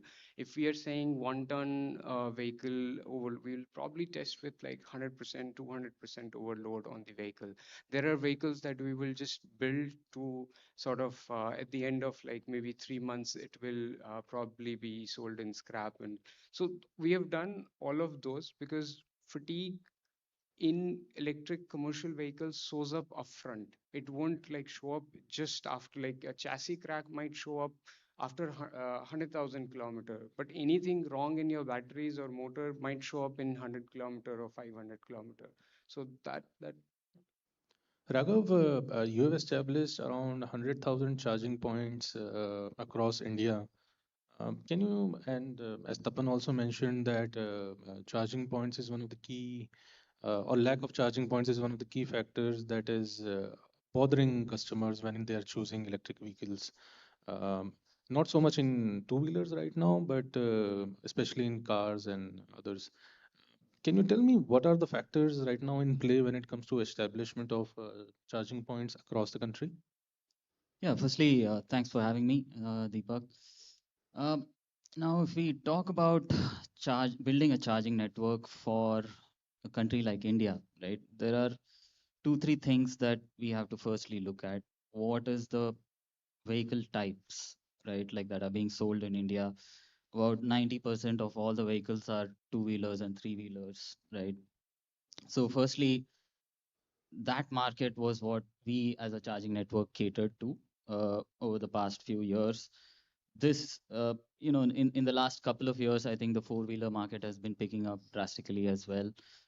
So we've started catering to that market now as well. But if you look at, where charging is happening, okay, uh, there's two segments to this as well. There's private charging, where most of the vehicles that you see are usually charged at home or in the workplace, right? And then there's the public charging infrastructure that people use in an emergency use case. So that, if you ask me, only about 10% of all charging happens in a public charging setting. Okay, of course, it's different for a fleet use case or something like that. But now, uh, you know, we do have certain government policies that have come in. The PME drive scheme, of course, that's one of the big one. We have about an allocation of about 2,000 crores from the government for deploying EV charging. I think a lot of the state governments are starting to now, expand on that, reach out to other CPOs like ourselves to start to deploy. But if you ask me, what is the number one hindrance for why our charging network may still need some work? It's probably maintenance and uptime of these chargers, right? Like there have been chargers that are deployed, but not a lot of them are being maintained really well, right? And if a charger is not maintained, or if there is downtime on a charger, it's basically a non-performing asset, right? And there's only so many non-performing assets that you can have. So uh, one of the most critical things, again, for having an effective charging network is not just deploying, having an operational workforce, a trained, skilled labor, technicians who can actually go and maintain and keep these chargers running over time. But when it comes to charging, a lot of discussion focuses on the fact that charging stations should be established on highways, on points where on points when people are traveling from city to city. Uh, what is your opinion about that? Do you think that the focus should right now be more within the cities, or is this discussion point quite correct? That we should be focusing on highways. Yeah, I think it's both, right? Like you need charging infrastructure within cities, you need charging infrastructure across highways. Uh, uh, that is what will really lead to consumers buying EVs, right? Now, the one, if you ask me, one of the bigger reasons for why someone might not move today from a ICE world to the EV world is probably because of charging anxiety, especially like for intercity trips, right? Like if somebody does want to travel, there are, today if you see, there are many routes where, uh, you know, charging infrastructure has already been deployed. Okay, it may not cover like a majority of the highways in India, but a significant chunk of them do have good charging infrastructure as of right now. Uh, but yeah, it's not just the highways that require charging, right? Like I said, people need to charge within the city as well. Uh, and like I said, people need to charge mainly at homes. Okay, and unless you deploy home charging, you're not covering like 90% of the charging use cases. Tapan, I'll come to you about the government policy. What role do you think that government policy can play? There is PME drive scheme, then we have, cafe norms. What role can they play when it comes to pushing up electrification in India? Yeah, so government has a very big role to play in driving the EV sales.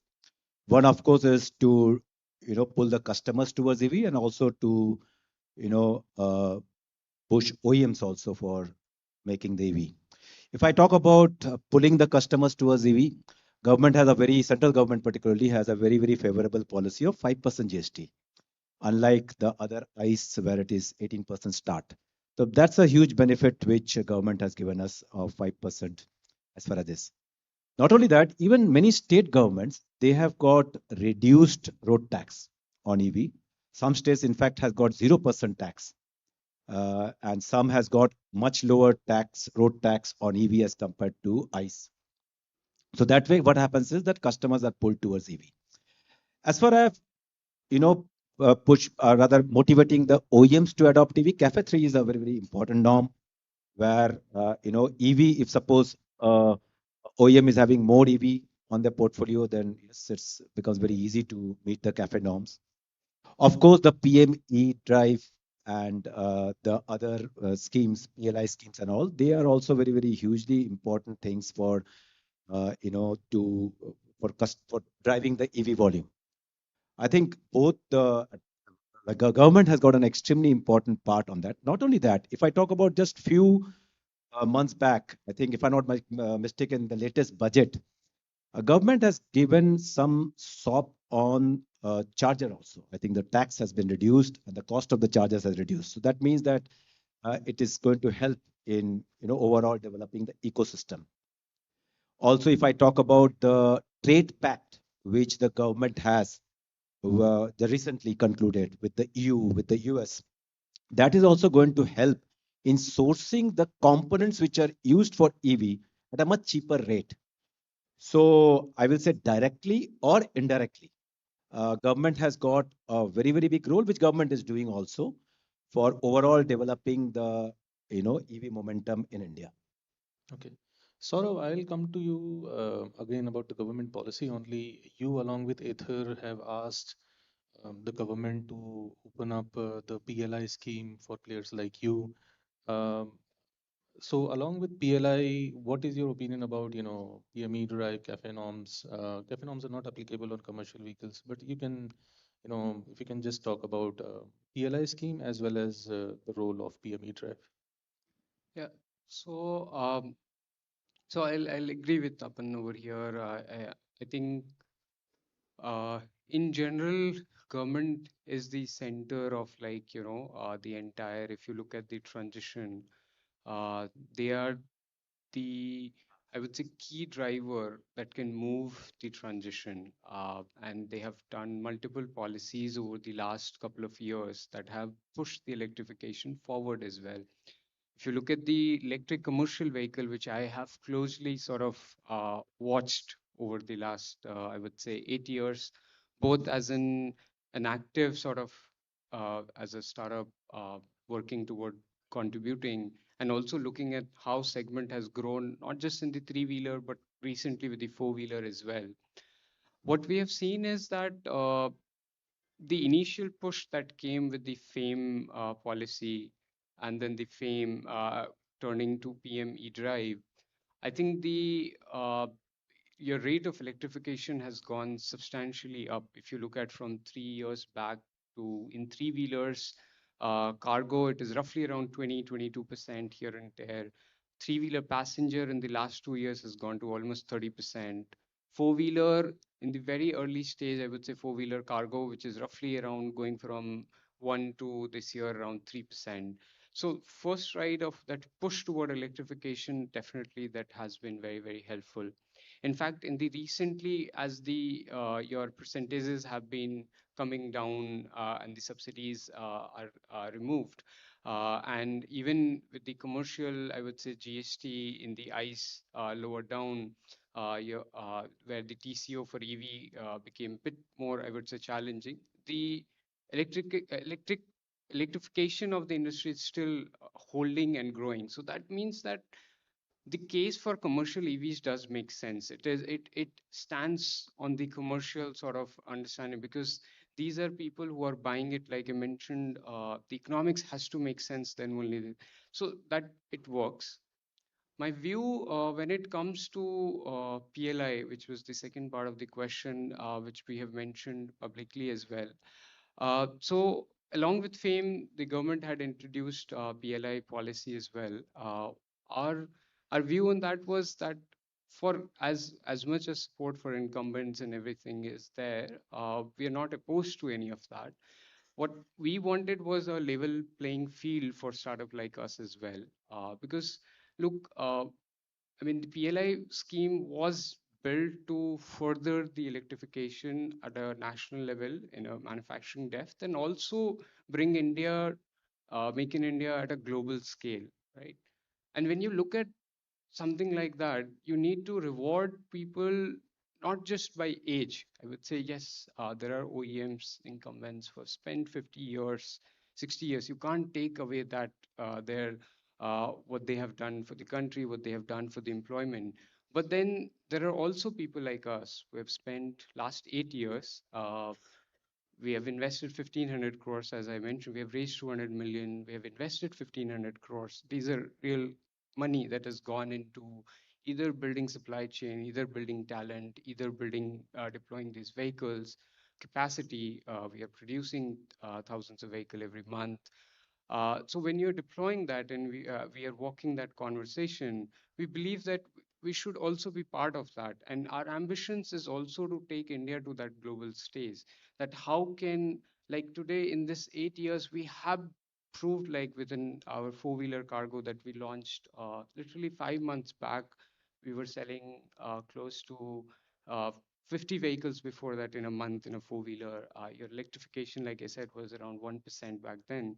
Today, we are selling in 4 months to 400 vehicles a month. That has not happened just because Euler is putting behind a marketing might or the network depth that like incumbent enjoys. It's because it has hit the right chord in terms of the value proposition that the customer is looking for and the product that it is delivering on ground, like whether it's in your range, whether it's your performance. So when a company or a startup like us who is equally pushing the boundary in terms of innovation, in terms of product, and we are saying it's superior as compared to any global, if you look at a one-tonner product out there, then we should also be part of the policy, and we should also get some advantage so that there's a level playing field for us, and we can contribute equally, because our intent is to make India a global, I would say, a commercial hub in terms of like the commercial vehicle. So that is my submission. But I understand like government has their views, and we would like to work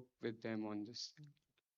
Raghav, if you can give me an idea about your experience of working with state distribution companies. You have to talk to them regularly when it comes to establishing charge points. How it has changed over the years, and what role has PM E-Drive, which also has around a 2,000 crore allocation for charging points. What role has it played in changing that tone of conversation? Yeah, I think it's starting to get better now in terms of ease of just getting loads, for setting up charging points, not only for CPOs, but also for regular individuals. Anyone who wants to set up can now apply. There's a single window process that is now, underway. However, when we look at the PME drive scheme, I think the state governments are now mandated to really deploy chargers, by themselves, pretty much from that 2,000 crore allocation. And over the past month or so, I myself have met like 3-4 different state government transport authorities who are really trying to move the needle on that. And these state government transport authorities are working directly with the state electricity boards as well.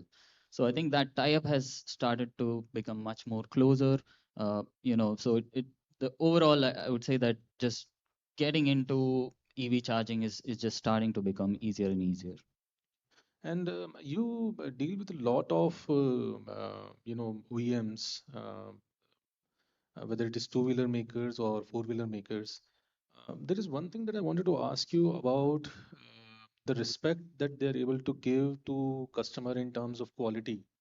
I have seen that a lot of foreign legacy brands are not able to succeed when it comes to electric vehicles, but Indian legacy brands have been able to pick up the market very quickly. Why is that happening? I'm asking you as you are not an OEM yourself, you're sitting outside of it, but you deal with them regularly.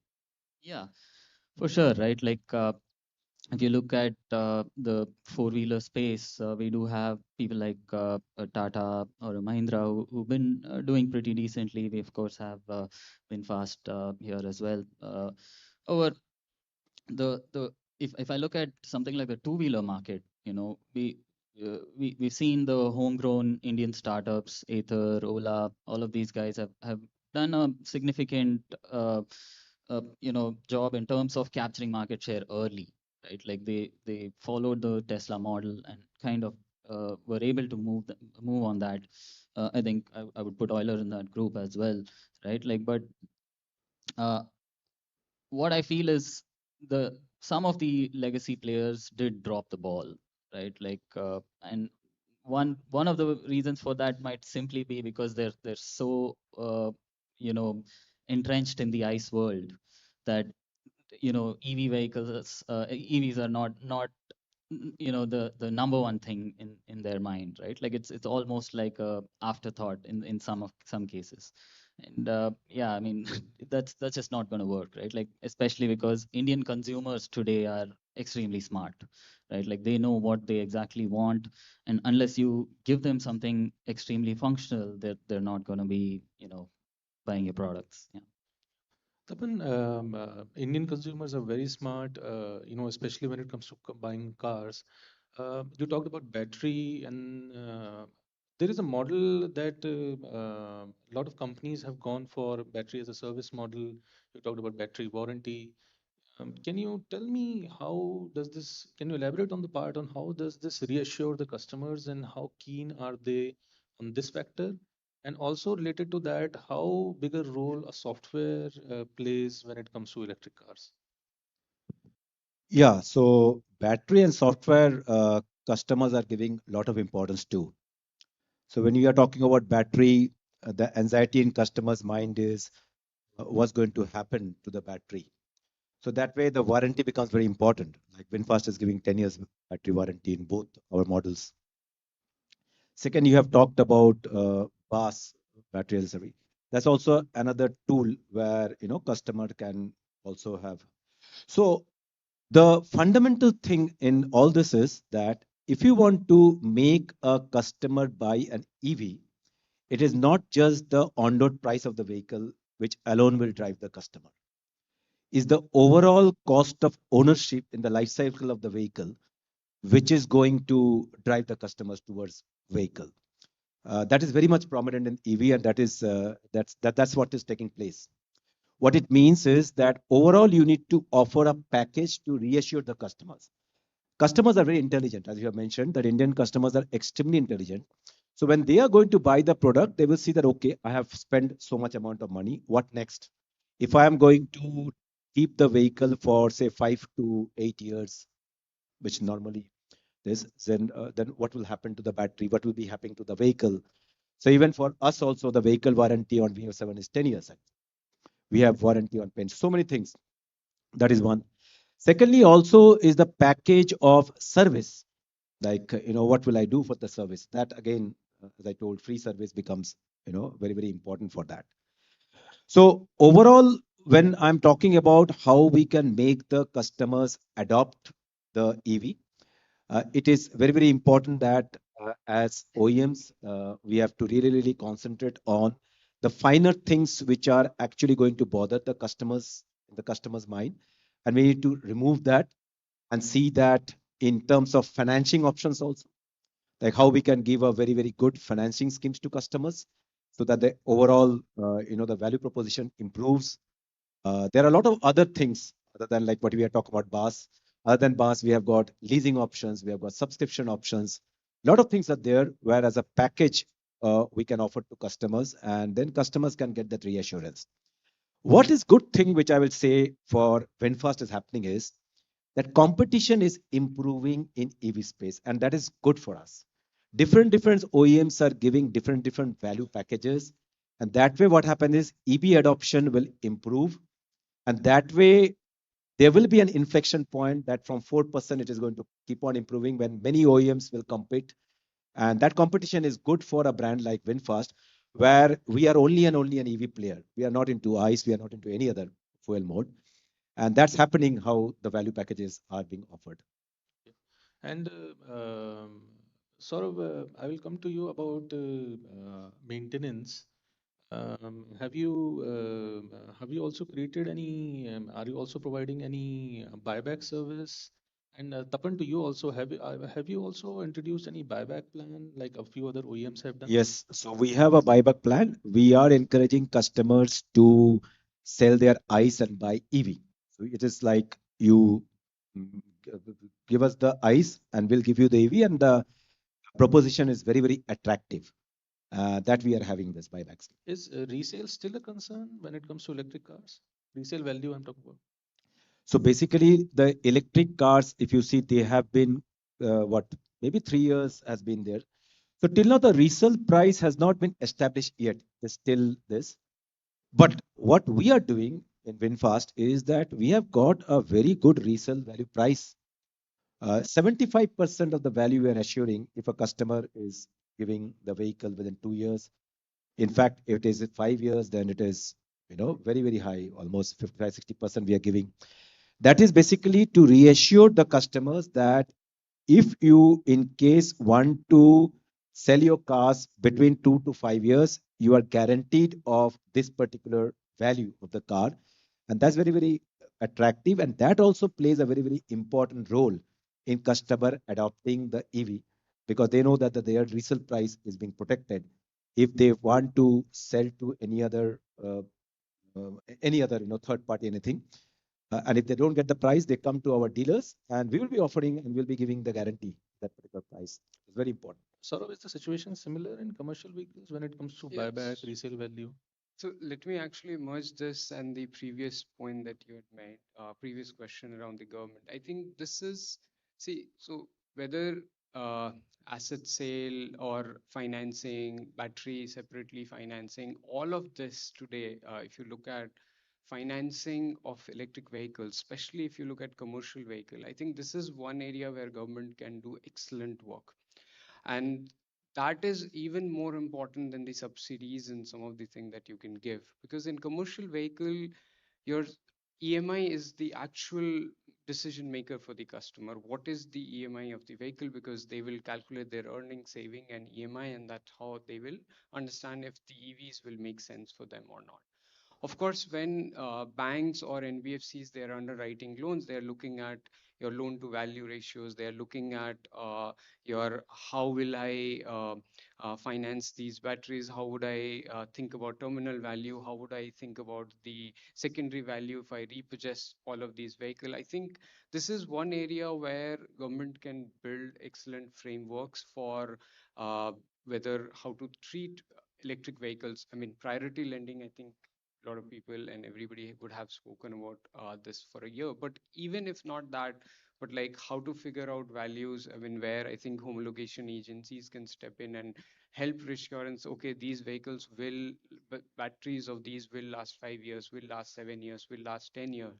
So instead of each bank having their own sort of underwriting capability, they can standardize and start financing these. Other than that, of course, with OEM, like we would have subscription model where we would have worked with financer.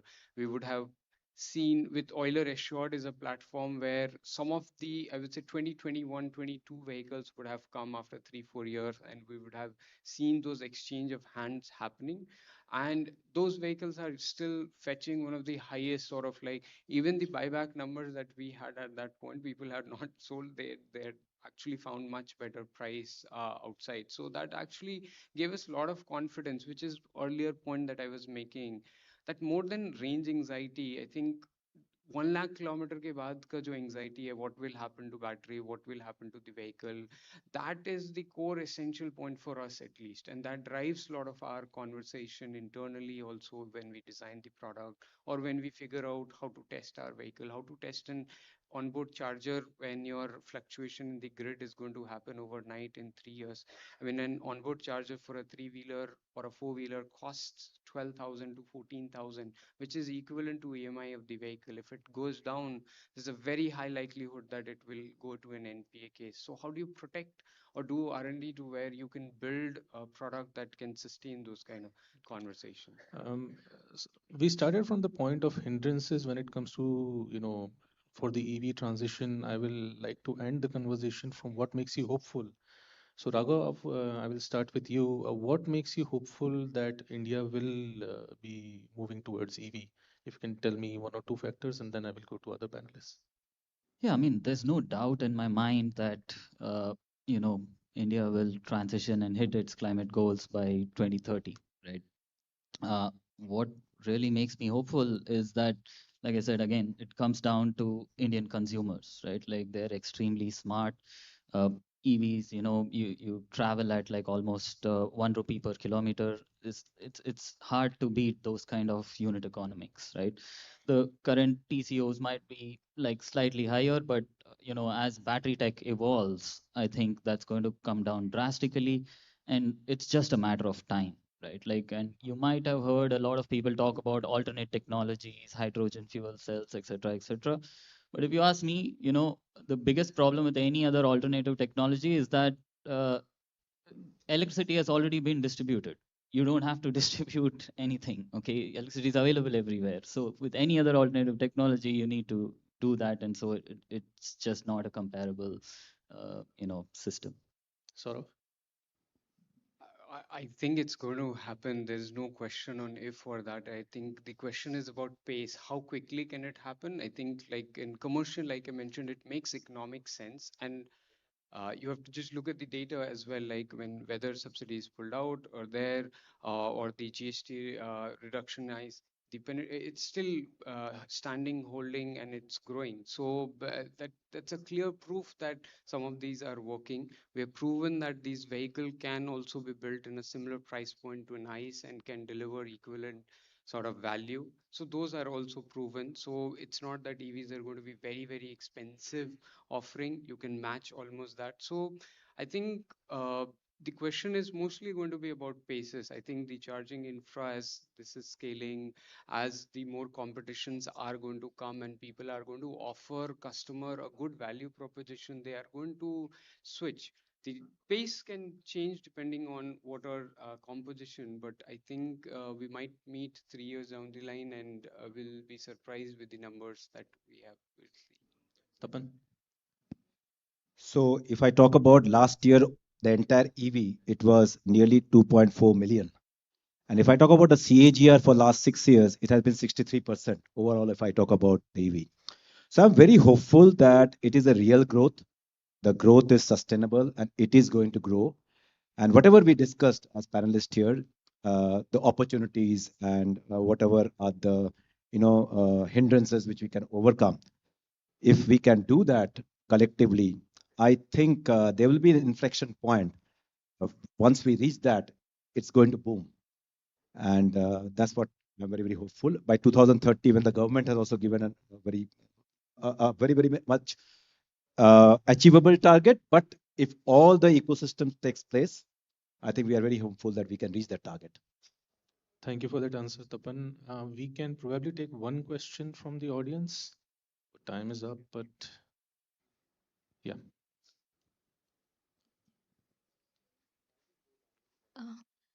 Good afternoon. Thank you for this enriching session and each one of you, stalwarts from your own industry. So my name is Arumita Mitra. I found an NGO in India. It's called Sudamta Foundation India, where we work on enabling skills and, preparing them for the industry workforce.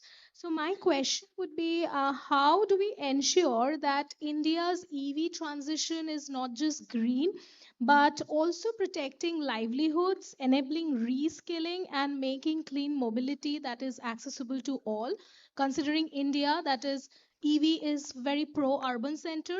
So how do you, think about this proposition? Who are you addressing this question to? Anyone, I mean, anyone can take, Yeah. each of them I can, can talk about it from a charging perspective, right? So I'll give you an example of how we do we add, skill development in the sector. So like I mentioned, maintaining these chargers is one of the biggest challenge, right? Like you need a huge workforce, operational workforce of skilled technicians who are able to go and do the maintenance in any kind of location all over India. So we worked with the Automotive Skill Development Council of India, ASDC, and we, uploaded these course modules which any electrician around India can really do, and then they become a Bolt Earth certified technician. And now we have like a force of about 5,000 such freelancers all over the country, and that's how we manage that, right? Like so, and we are now adding more courses to ASDC. But yeah, we're all in on skill development, and without that, it's going to be the adoption is going to be throttled for sure. I can add from a manufacturing standpoint. Look, see, uh, skill set of people who are building the traditional eyes, that still applies. I mean, these are real vehicle where you have chassis, where you have welding, where you have electrical. So all of that still stays. The more that is getting added is the electronics, the software, and also on the when you look at the maintenance and the service side. Earlier you used to find where this the nearest mechanic is. Now you also have to have like a electrician or somebody with a bit of a software knowledge. So that I think upskilling is required. But that I think the overall in our company also we have been spending significantly on making sure data driven. So we have been trying to build a lot of softwares which allows them to diagnose vehicles quickly, but we also built a lot of these curriculum which allows them to grasp some of these on a practical basis. We have tied up with multiple ITIs where we are also getting workforce from apprentice programs to all of your regular, and then they learn on the line, they see the vehicle, so and eventually they Thank you for the answers, Saurav. With this, we come to the end of this session. Hand it over to Thank you, Ruchika now. Deepak. May I please request for the mementos to be presented to our panelists? Thank you so much for joining us today uh, and for the valuable insights that you've shared. The companies that are at the forefront of India's EV transition, actually, and some very interesting points, whether it was the PLI support to having the charging infrastructure, not just on the highways, also within the cities, and many, many more points. To the audience, we will not be taking a break right now. We will dive right into our next sessions. The defense panel is here with us, and followed by that, we have with us, he'll be joining us, Mr. Shekhar Kapoor. So request everybody to please be here in the hall. And with this, I'd like to introduce our next panel discussion, which is basically around maintaining strategic economy, which is a very, very relevant topic given the present state of geopolitics, which has created so much uncertainty in the world. And maintaining strategic autonomy is all the more important for India than it was ever before. Our very esteemed panel will be discussing this issue in detail. I would first of all like to invite on stage our moderator for the session, Business Standards, Shatrupa Bhattacharya.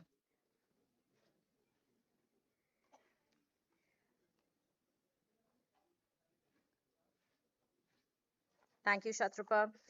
I would now like to invite on stage our first panelist, Ambassador Sujan Chinoy, who is the Director General of the Manohar Parrikar Institute for Defense Studies and Analysis. He was India's ambassador to Japan and to Mexico, among other diplomatic postings, and he assumed charge of the preeminent defense think tank in 2019. A very warm welcome to you, sir.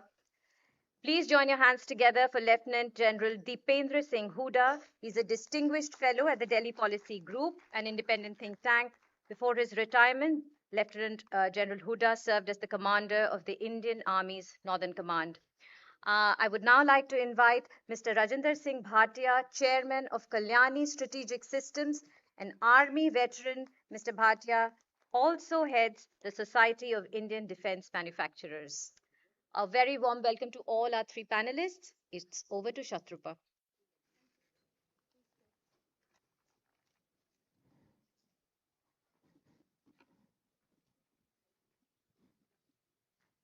Hello. Good evening. As Ruchika just told you, we are here to discuss how important it is for India to maintain strategic autonomy. And obviously, because of the uncertainties around the world, which seem to have been triggered in part by the unusual presidency of Donald Trump. And India, along with many other countries, is caught in a situation where they don't actually know how the policy will change from one day to the other. So I would like to start with Ambassador Chinoy. Because you have straddled both worlds of diplomacy and now in your role as DG IDSA, could you tell us what strategic autonomy means for India's defense and diplomacy? Thank you very much, and good afternoon to all of you. It's a great privilege to be with you all. For me, strategic autonomy really means independence of decision making. And it's very important to keep this in mind, particularly when trade and technology are being weaponized. And you mentioned the T of not just what we would expect, tariffs, but T of Trump as being one of the great disruptors today. In an uncertain world, it's been made more complex. But it's very important to go back to the essence of strategic autonomy. And I'd like to, in fact, cite Gandhiji, because when India achieved independence, Mahatma Gandhi, who obviously was not really part of our firmament when the Cold War began, or when we actually participated in the non-aligned movement beginning 1961, Gandhiji still had some ideas of his own about strategic autonomy. And one of them was that India should, in fact, never enter any kind of military alliance based on imperial interests. India should never try to imitate Western politics. And India must always, make sure that it has independence of decision making on global issues. So Mahatma Gandhi, in fact, had emphasized strategic autonomy even before India achieved independence. I think the biggest act of a demonstration of strategic autonomy came at that moment when India achieved independence. And thereafter, if we, try to look at the history of our strategic autonomy, the first phase was one in which a newly independent India, in fact, led by Nehru, tried to stay away from great power politics. And that was, in fact, also an attempt at strategic autonomy. And Pandit Nehru, for example, wanted to ensure that India played a bigger role on the Asian stage, that India would play an effective role and have agency in the war on the Korean Peninsula, which had unfolded. So therefore, India was loath to take any kind of sides with either the Soviet Union or the Western Bloc led by the United States. But this kind of strategic autonomy came at a price, because the Americans suspected India of being pro-Soviet. The Chinese, led by Mao, in fact, condemned India repeatedly as being a running dog of the imperialists and a lackey of the West. And they, in fact, called our leaders also by similar derogatory terms. And the Soviet Union, in fact, also was affected by the Chinese outlook and the broad, dimensions of the Cold War, particularly under Dulles in the late 50s when President Eisenhower was the president of the United States. And then when we look at, for example, the wars that we fought, 1965 war, 1971 war, by then we were a non-aligned country, but it didn't prevent us from trying to engage in issue-based alignment. In 1962, when the Chinese attacked India, India dropped pretenses to strategic autonomy, and Prime Minister Nehru wrote an urgent letter to President Kennedy seeking all kinds of military aid and assistance. In fact, squadrons of fighter aircraft, complete with radars and technical personnel to man these things. During the 65 war, the situation was slightly different because though there were no formal sanctions against India, India was still denied certain spare parts by both the United States and the UK. 1971, the shoe was on the other foot because when the United States sent the USS Enterprise into the Bay of Bengal, and there was some kind of coercion underway. India was quick to drop non-alignment momentarily and engaged in some kind of issue-based alignment, which is the currency today, to actually sign a treaty of peace, friendship, and cooperation with the Soviet Union. So we have seen that there is a history to this. If you take a look at the security and defense side, one of the points of inflection clearly was the first war in Kashmir. When the tribals, the Lashkars, fully assisted by the Pakistani regulars, invaded Kashmir, India took the matter to the UN under Article 35 of the UN Charter. In fact, that was aggression against the state of India committed by Pakistan. That was the 1st of January 1948, but within a couple of months, the great powers had actually changed the agenda item to the India-Pakistan question. And thereafter, you had a series of commissions that actually restricted India's strategic autonomy. The UN Commission for India and Pakistan, all sorts of people led it. Frank Graham led it. You had Madeleine Albright's father, Joseph Corbell, who was once the head of UNSIP. There was a plebiscite commission. All sorts of commissions were there. And they restricted the space in which we operated. But today, when we look at strategic autonomy, we have to keep in mind that India has done quite well for itself. On the question of the war in Ukraine, for example, we've maintained neutrality, broad neutrality, urging them to, resolve matters through peaceful negotiations. We have also tried to remain broadly neutral when it comes to the West Asian problem. We still have good relations with the people of Palestine. We sympathize with the people of Gaza. At the same time, we have a strategic partnership as we speak. The Prime Minister is in Israel, very close partnership with Israel. When it comes to Saudi Arabia's problem with Iran, when it comes to any kind of rivalry between two states, US, China, we've always ensured that we steer clear of bloc politics. So we've done very well there, but where we have not done well, or not adequately well in strategic autonomy, is in terms of, I would say, our propulsion systems for our fighter aircraft, for our naval, ships. I'll give one or two examples and stop at that. For example, in fighter aircraft, considering that the Tejas LCA Mark 1, 1A, and Mark 2 will end up having around 270 aircraft over the next few decades, and they'll be in operation for the next 30 to 50 years. And to add to that, AMCA Mark 1 and AMCA, Mark 2, we will have another 250 of those aircraft. So we are looking at about 550 aircraft for the next 30 to 50 years, depending essentially on US engines, GE 404 for many of these, and GE 414 for the Tejas Mark II and the AMCA Mark 1. Now for AMCA Mark II, we are trying to engage the French in a new joint venture called SAFHAL.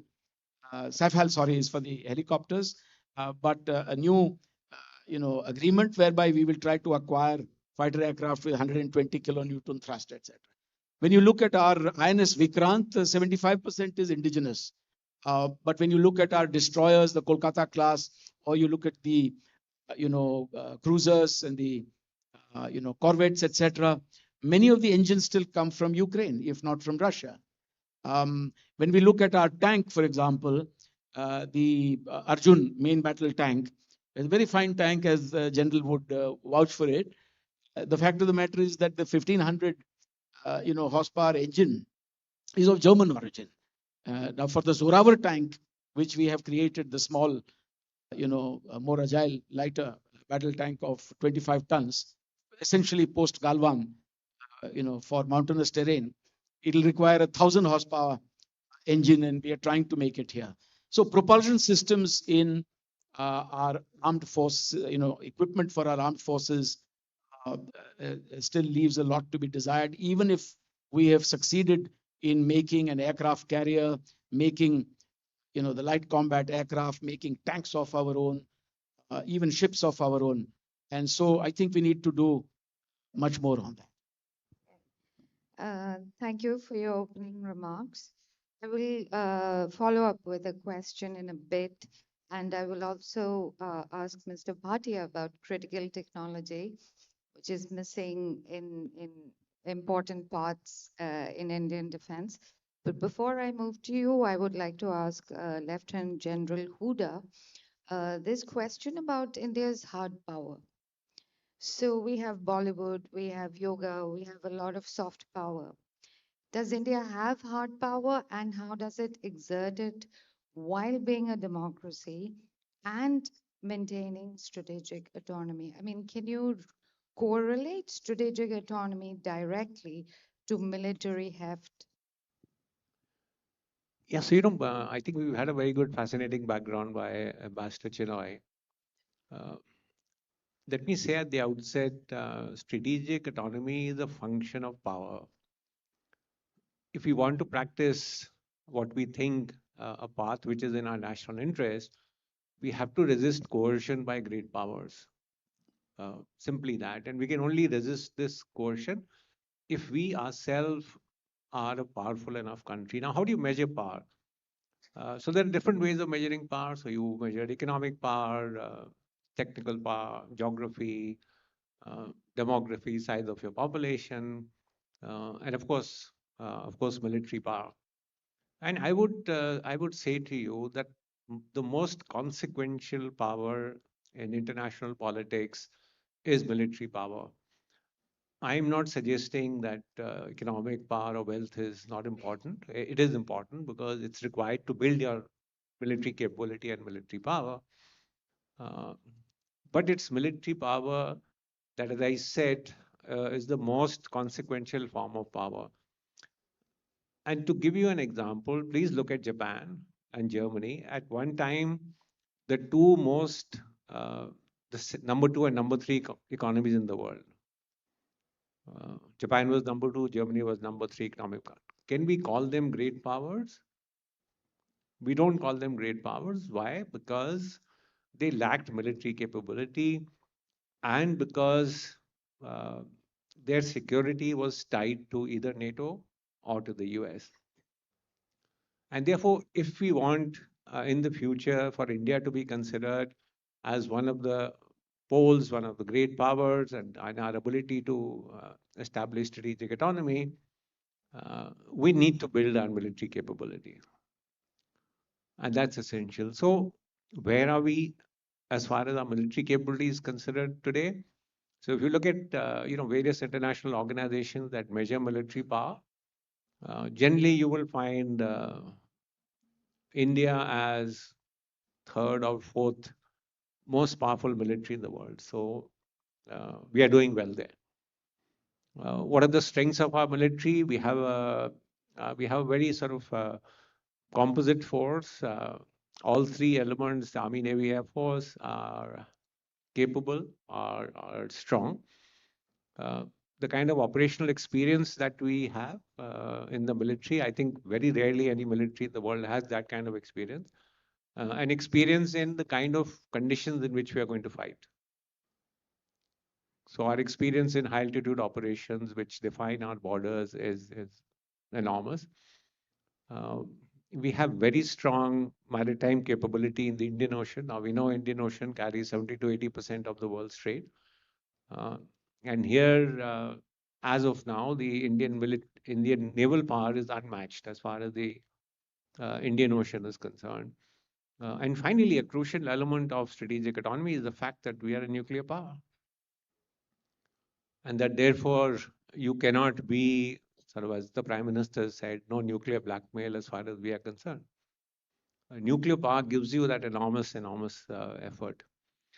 But I would suggest to you also that, look, military power is a relative concept. We can't say just because we have so many guns and so many tanks and so many aircraft and so many ships that we are a strong power. Military power is always relative to your adversary. So when you are looking at India's military capability and military power, you have to see it in a condition that what is our and who are our potential adversaries. And here our potential adversary clearly is China, which is a strong economic power, strong technological power, it's a strong military power. And therefore, when we talk about building our capability, it has to be relative to making sure that the gap between India and China in terms of military power does not increase too much. And I will make 4 quick suggestions in this regard. One, and I think he'll be talking about it more, we need to build a strong defense industrial base. Now, I know there is the Atmanirbharta push that is happening and much has been done. But the fact is, in the last 10 years, India has been the largest importer of arms in the world. We are the largest importer of arms in the world, and we cannot continue like this. And therefore, there is a need to build this strong industrial base. And to do that, the second point is that we need to get the private industry coming in more and more. And again, the government has given a push. But if you look at market share of defense public sector undertakings and the private industry, the DPSU's market share still is 80%. I'm not suggesting you don't need companies like HAL or BEL, etc. But I think we need a more sort of balanced ecosystem where the DPSUs concentrate on strategic systems and the private industry, much more innovative, much more nimble, meets the immediate and sort of technological requirements of the army. So we need to balance this. We need to balance this out. We also need to improve our procurement processes and decision making. We've had these incidents of projects going on for 1 decade, 2 decades on aircraft, on tanks, on submarines. This is unworkable in a system if you want to quickly build our military capability.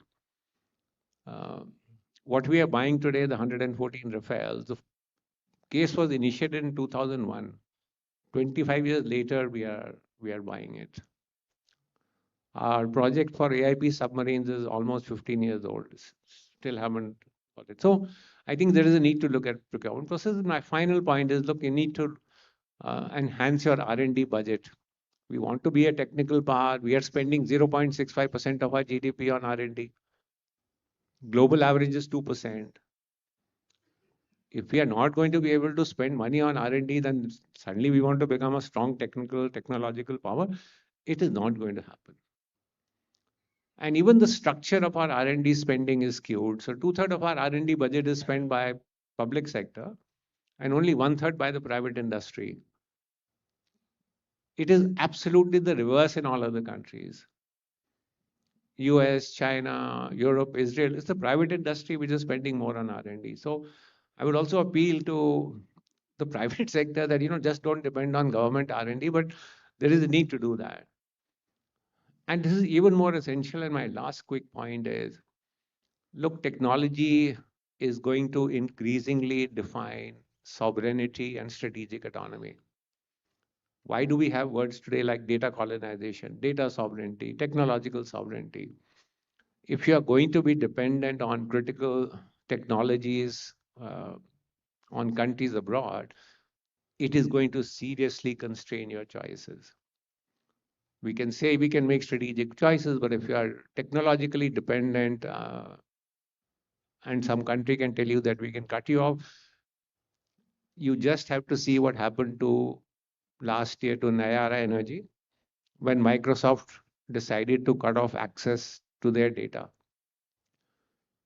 Why? Because EU had sanctioned Nayara Energy.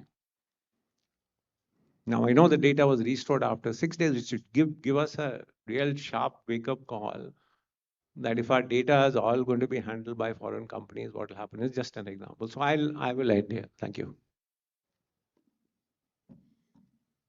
Okay, so spoke about critical technologies, and that's something that Mr. Bhatia, I think, would be able to answer both as an industry veteran and an army veteran. So aero engines, then we need frontline naval vessels, more submarines, destroyers, and corvettes. You just mentioned propulsion systems. I mean, China has Fujian now, and they are building another aircraft carrier. Then we also need more eyes in the skies. We need satellites. We need high altitude and medium altitude drones that are even capable of striking, because we can have space warfare in the future. The question is, you can be from the private sector or the public sector, but if you have to be self-reliant, then there are these critical technologies that India needs to master. We've been talking about it for decades. So what's the holdup? Please explain the challenges that you face on the path towards self-reliance. A very tall task given to me to explain all this in a short while. But let me say that Ambassador Chinoy actually laid down the foundation for what we talked about strategic autonomy and how we are developed over the time of independence since 1947. General Huda very clearly explained what is hard power.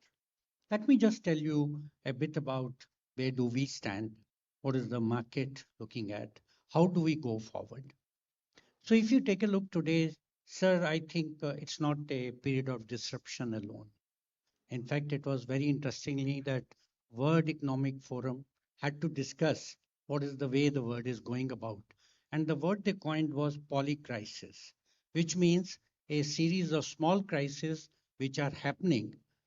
They may be appearing small in nature, but when they are together, they interact with each other, and the overall impact is much bigger than what individual effect would have come.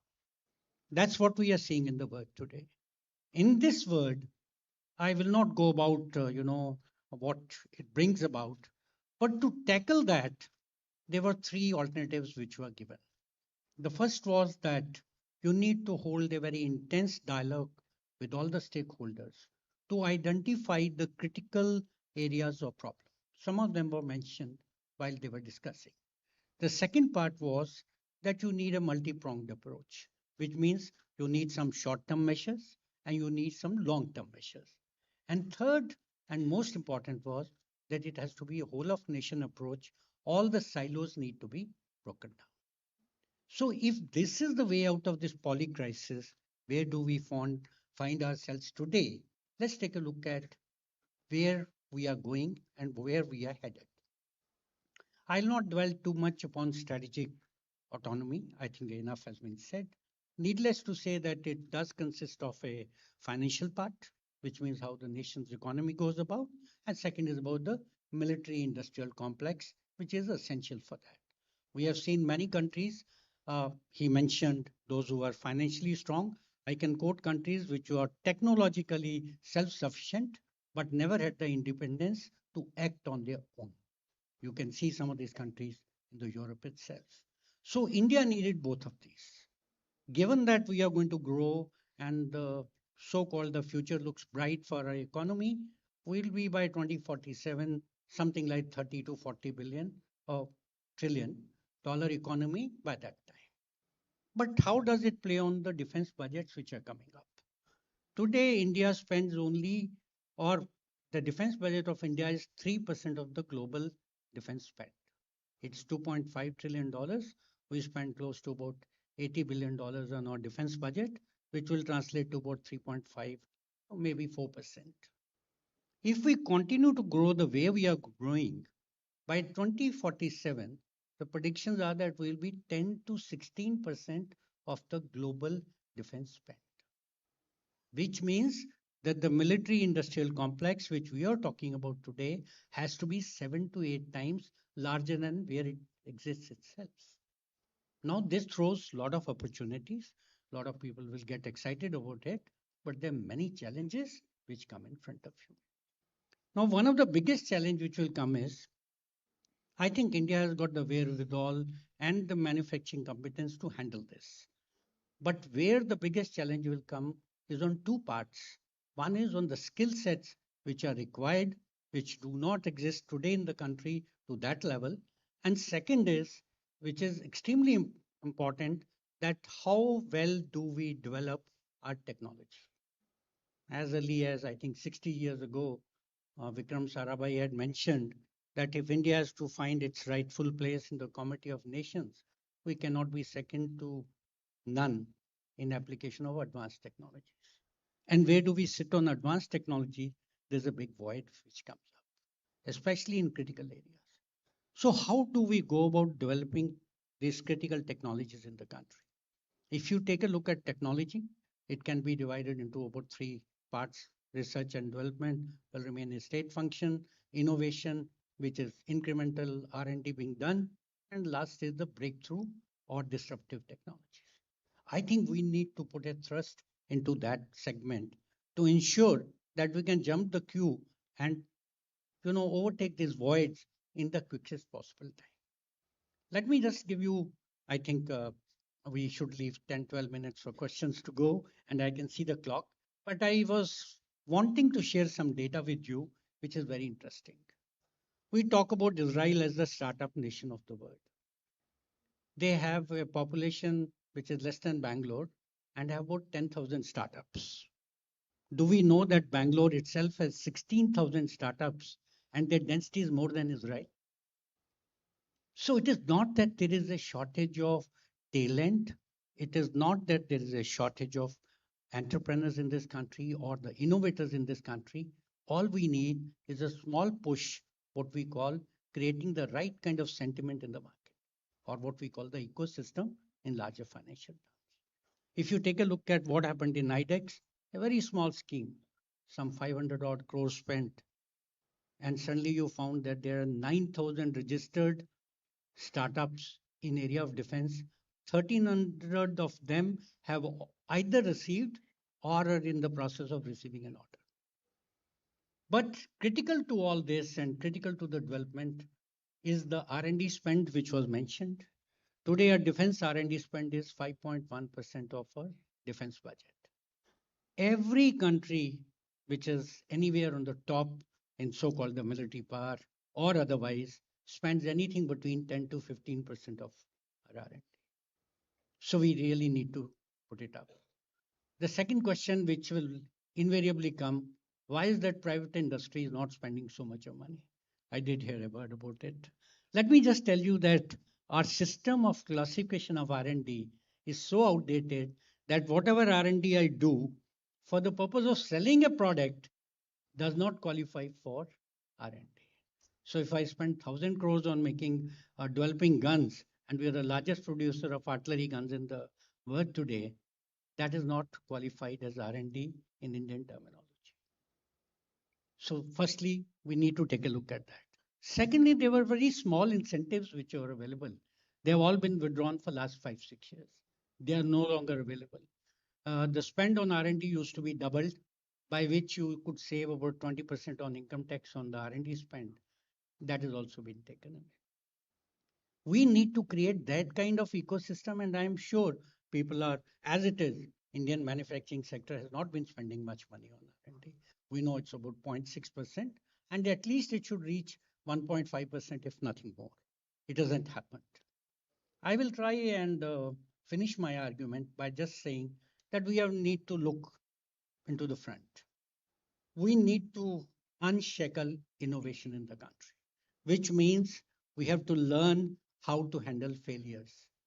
If you are going to take technologically challenging projects, 80% of them are going to fail. Today, our system does not allow for any failure to be credited. How will you do deep R&D if you are not going to do that?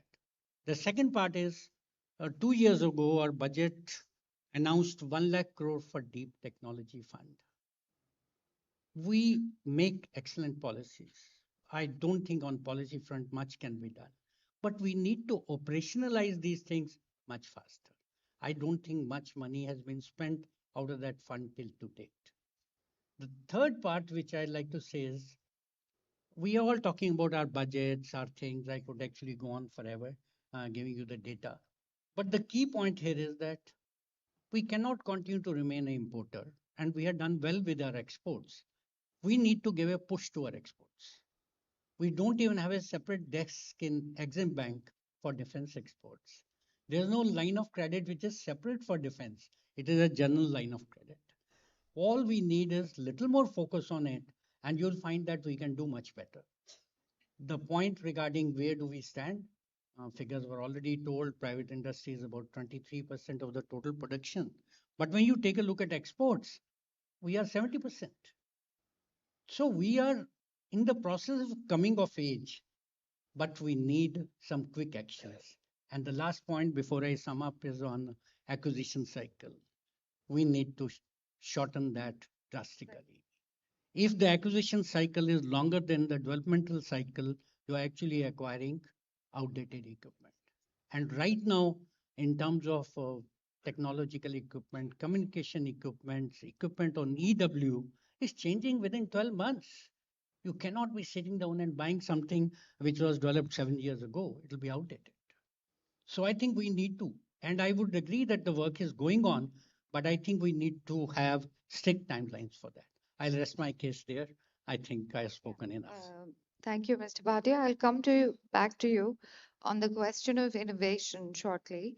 I'll do a quick follow-up before we open it for questions. Yes. And you wanted to add something, but I just wanted to support what General Hudayat said, that no amount of soft power can be a substitute for hard power. And Theodore Roosevelt had also said that, speak softly but carry a big stick. So you got to keep your powder dry at all times, even though you are a proponent of peace. And George Kennan, the famous US diplomat, had also said that you have no idea how much it contributes to diplomatic negotiations when you have a quiet military force lurking in the background. So there is obviously a great impact. In India, we have had a great deal of churn in recent years. Policies have come up. In fact, 75% of procurement now is domestic from the procurement budget. So that should be a boost in the arm for not only DPSUs, but also for the private sector. 25% of the R&D budget of DRDO is meant for the private sector. DRDO is supposed to be creating technologies and also sharing it with the private sector. One example, of course, is the ATAC gun, which Kalyani system is rightly proud of, but some of that has been developed by the DRDO. The point here is that there is no substitute for spending our own money on R&D, because technology doesn't come cheap, and people make you pay through your nose for technology. But the issue here is that what kind of technology do you procure, at what stage of that technology shelf life do you procure that technology? So once you procure technology, you can do all sorts of spiral development and block development for aircraft engines, for example. If you now acquire, for example, the 120 kilonewton technology from the French, you can derate it maybe downwards. You can upgrade it to a higher rating also to power either lesser aircraft or bigger aircraft. So we've got to keep this in mind. For me, the bottom line here is that there is no strategic autonomy worth the name unless you have the freedom of choice during wars, for example. The howitzer shell is a good example. Recently, the Ukraine war, even the European Union ran out of the 155 mm howitzer shell, artillery shell, and we had run out of it during Kargil. and I had to run helter-skelter then to get the 155 mm ammo for the Bofors gun from South Africa. So we've got to make things of our own. We are doing a lot right now. We've now got exports worth roughly $2.7 billion, roughly worth 24,000 crores. We want to go up to 50,000 crores. But the private sector will also have to put their money where their nose is. And the government on its part will also have to create national champions. This whole business about L1 all the time, or that you cannot give, for example, the ATAG order to one company.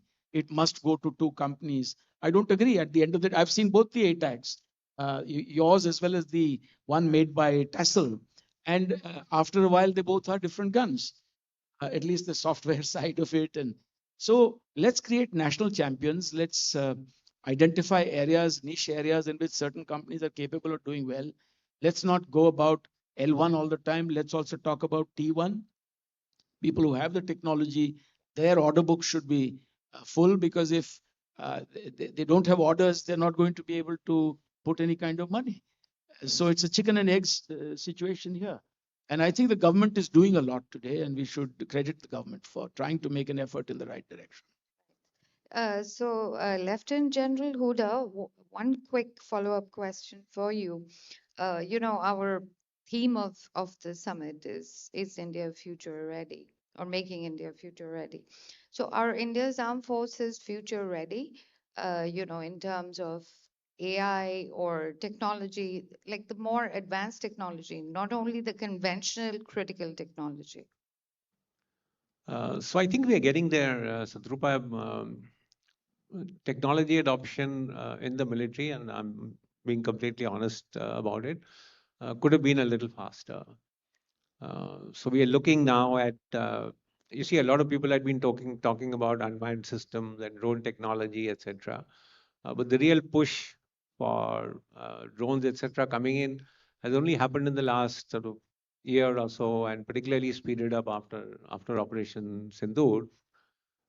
We are talking about artificial intelligence playing a big role, but I think the key is not only the fact that you have the technology, but you have the appropriate structures and strategy for it.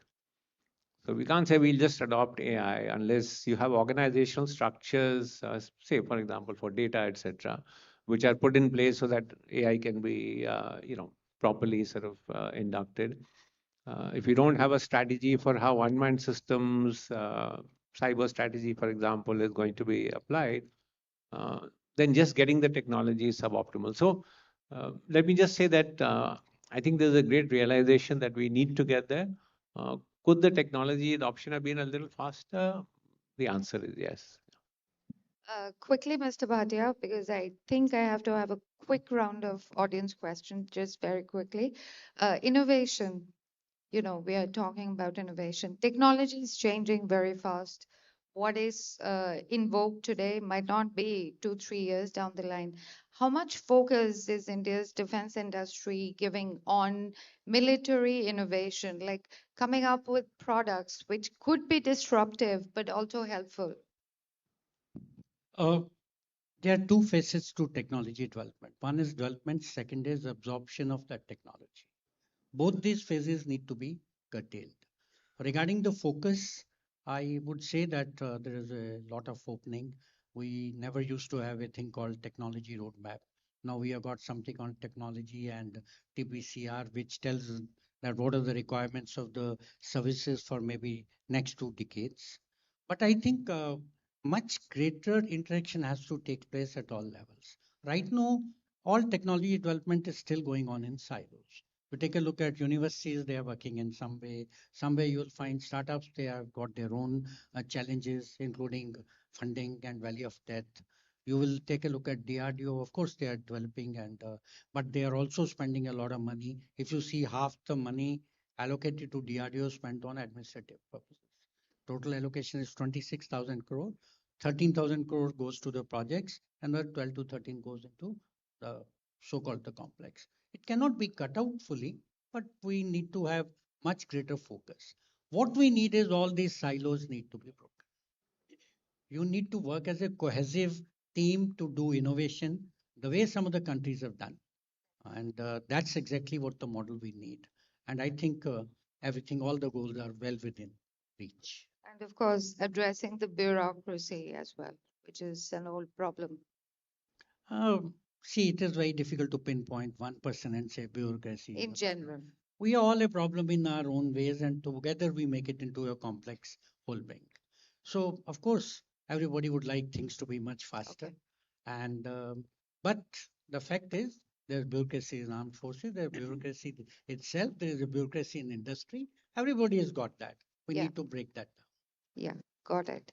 And of course, the innovation part of it and more research spending. I mean, these figures are very well known.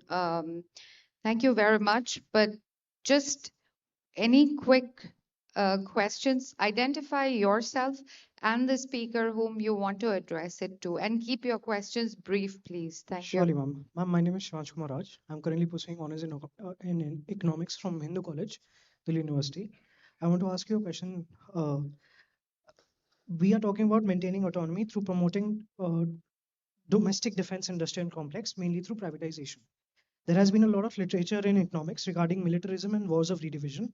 I would like to take up the US case, wherein it's in a constant state of war, mainly due to political patronage it gives to those in power to keep up the demand for defense products. So, if we increase privatization in India in defense production, could we see the same kind of model taking place in India as well, wherein it's a constant state of war, so that those companies who produce these defense products can keep producing them just for the sake of it? So your question is, should there be more private companies in defense making a lot of... Okay, okay, okay. So is that a statement or a question? Okay. Whoever, please. All I Sure. can say is Yeah, yeah. that war is a very costly exercise. Just to give you an idea, Russian and Ukraine war over the last 4 years would have crossed $600 billion in spend right now. 6 days or 12 days of war of Israel costed by Israel Ministry of Defense $6 billion. So it's a very expensive thing. And our own people who are the great scholars, both Chanakya and Sun Tzu, both said war should be the last alternative. You should have a military industrial complex that nobody comes to you with war. But we have the Okay. drumbeat of war. Can I just Yes, chip in on please, that? please. So here, I think you're looking at it in very narrow terms. You're looking at war material and equipment only in terms of death and destruction. But you should realize that when you put in money on defense technologies, there's always a spin-off benefit. There are many technologies that are dual use. And unless you put in money on high-end technologies, strategic technologies, disruptive technologies that may have a warlike end use, you will not really get the spin-off benefits of several other technologies, whether it's welding or metallurgy or what have you, chemicals, munitions, etc. You have to therefore put in a lot of money on your R&D in the defense sector. I would do it for sake of the spin-off benefits, quite apart from the immediate benefits of making sure that you are not left, high and dry when you fight a war, because you're depending on somebody else for a howitzer shell or for ammunition or for some basic, in my case, I gave you an example of fighter aircraft engine. For the next 50 years, you're going to be relying on GE 404-414 engines. That's the life of those platforms. So you have to spend money to be independent and be strategically autonomous, and derive benefits, the spin-off benefits. Okay, I think we've run out of time completely. I've been told that that's it. So thank you very much for your time. I think what we discussed or tried to discuss is how important strategic autonomy is, and it's also flexible. People can misunderstand it, but at the same time, it is something through which power can be asserted and controlled. Am I right? Okay. Thank you very much. Thank you, Shatrupa. May I please request for the mementos to be presented to our panelists? And thank you to all our panelists. Please give them a huge round of applause for this discussion on India's hard power. One of the points that really stood out for me was on the importance of technological sovereignty that many speakers have highlighted today. And as the mementos are being presented and the pictures are being taken, let me extend a very warm welcome to our next guest and our last guest for the day and for this edition of Business Standard Manthan, Mr. Shekhar Kapoor. A big round of applause.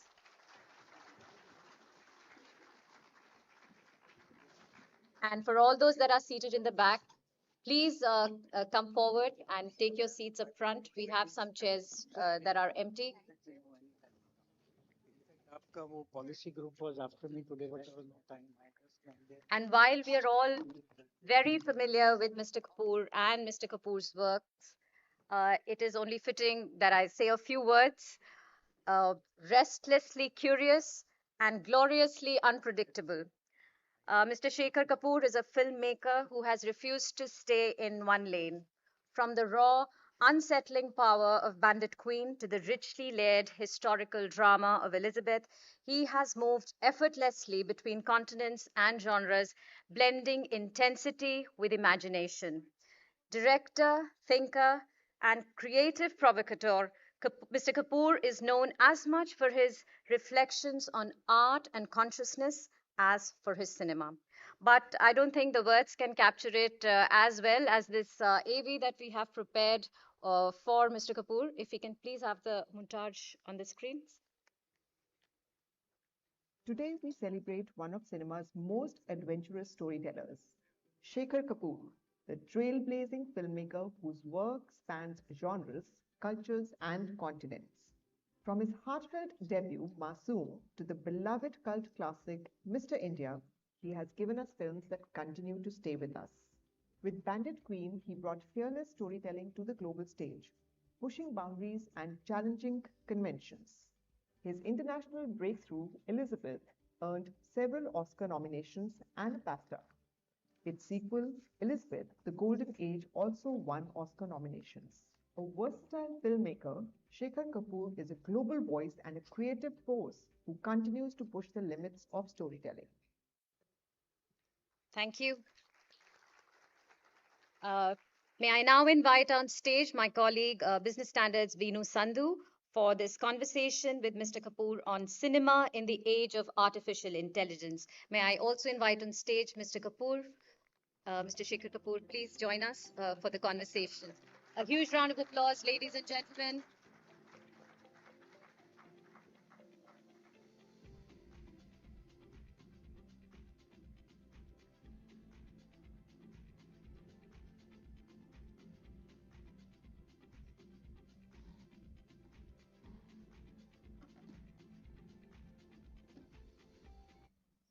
Want to come forward a little? I think so. Everybody, please just move forward a little.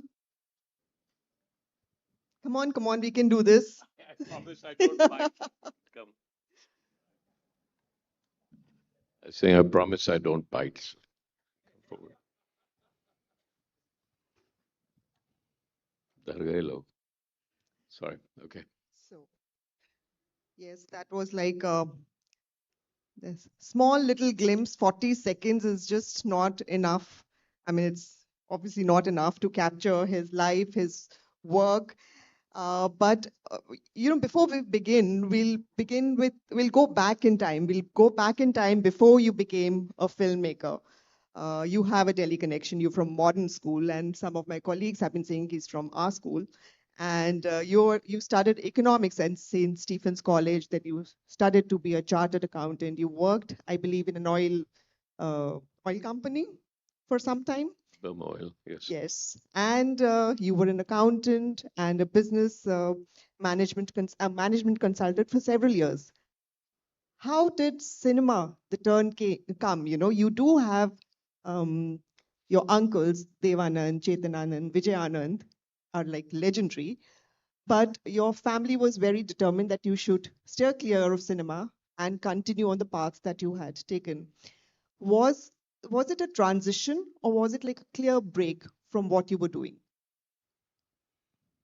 There are no clear breaks. I left because I didn't want to be an accountant. I did not leave because I wanted to be a filmmaker. I left because I wanted to see what life was all about. I left because I realized that actually what I needed to do was to plunge myself into chaos. And I haven't stopped. So filmmaking was, you know how you're walking and a trapdoor opens and you fall into it? So you keep walking and a trapdoor opened and I fell into it. Honestly, and people have asked me this question so often and say, झूठ बोल रहा है यार, ऐसे ही बोलता है. उसके uncle वंकल हैं सब वो फिल्मों में आ गए. It took me 12 years.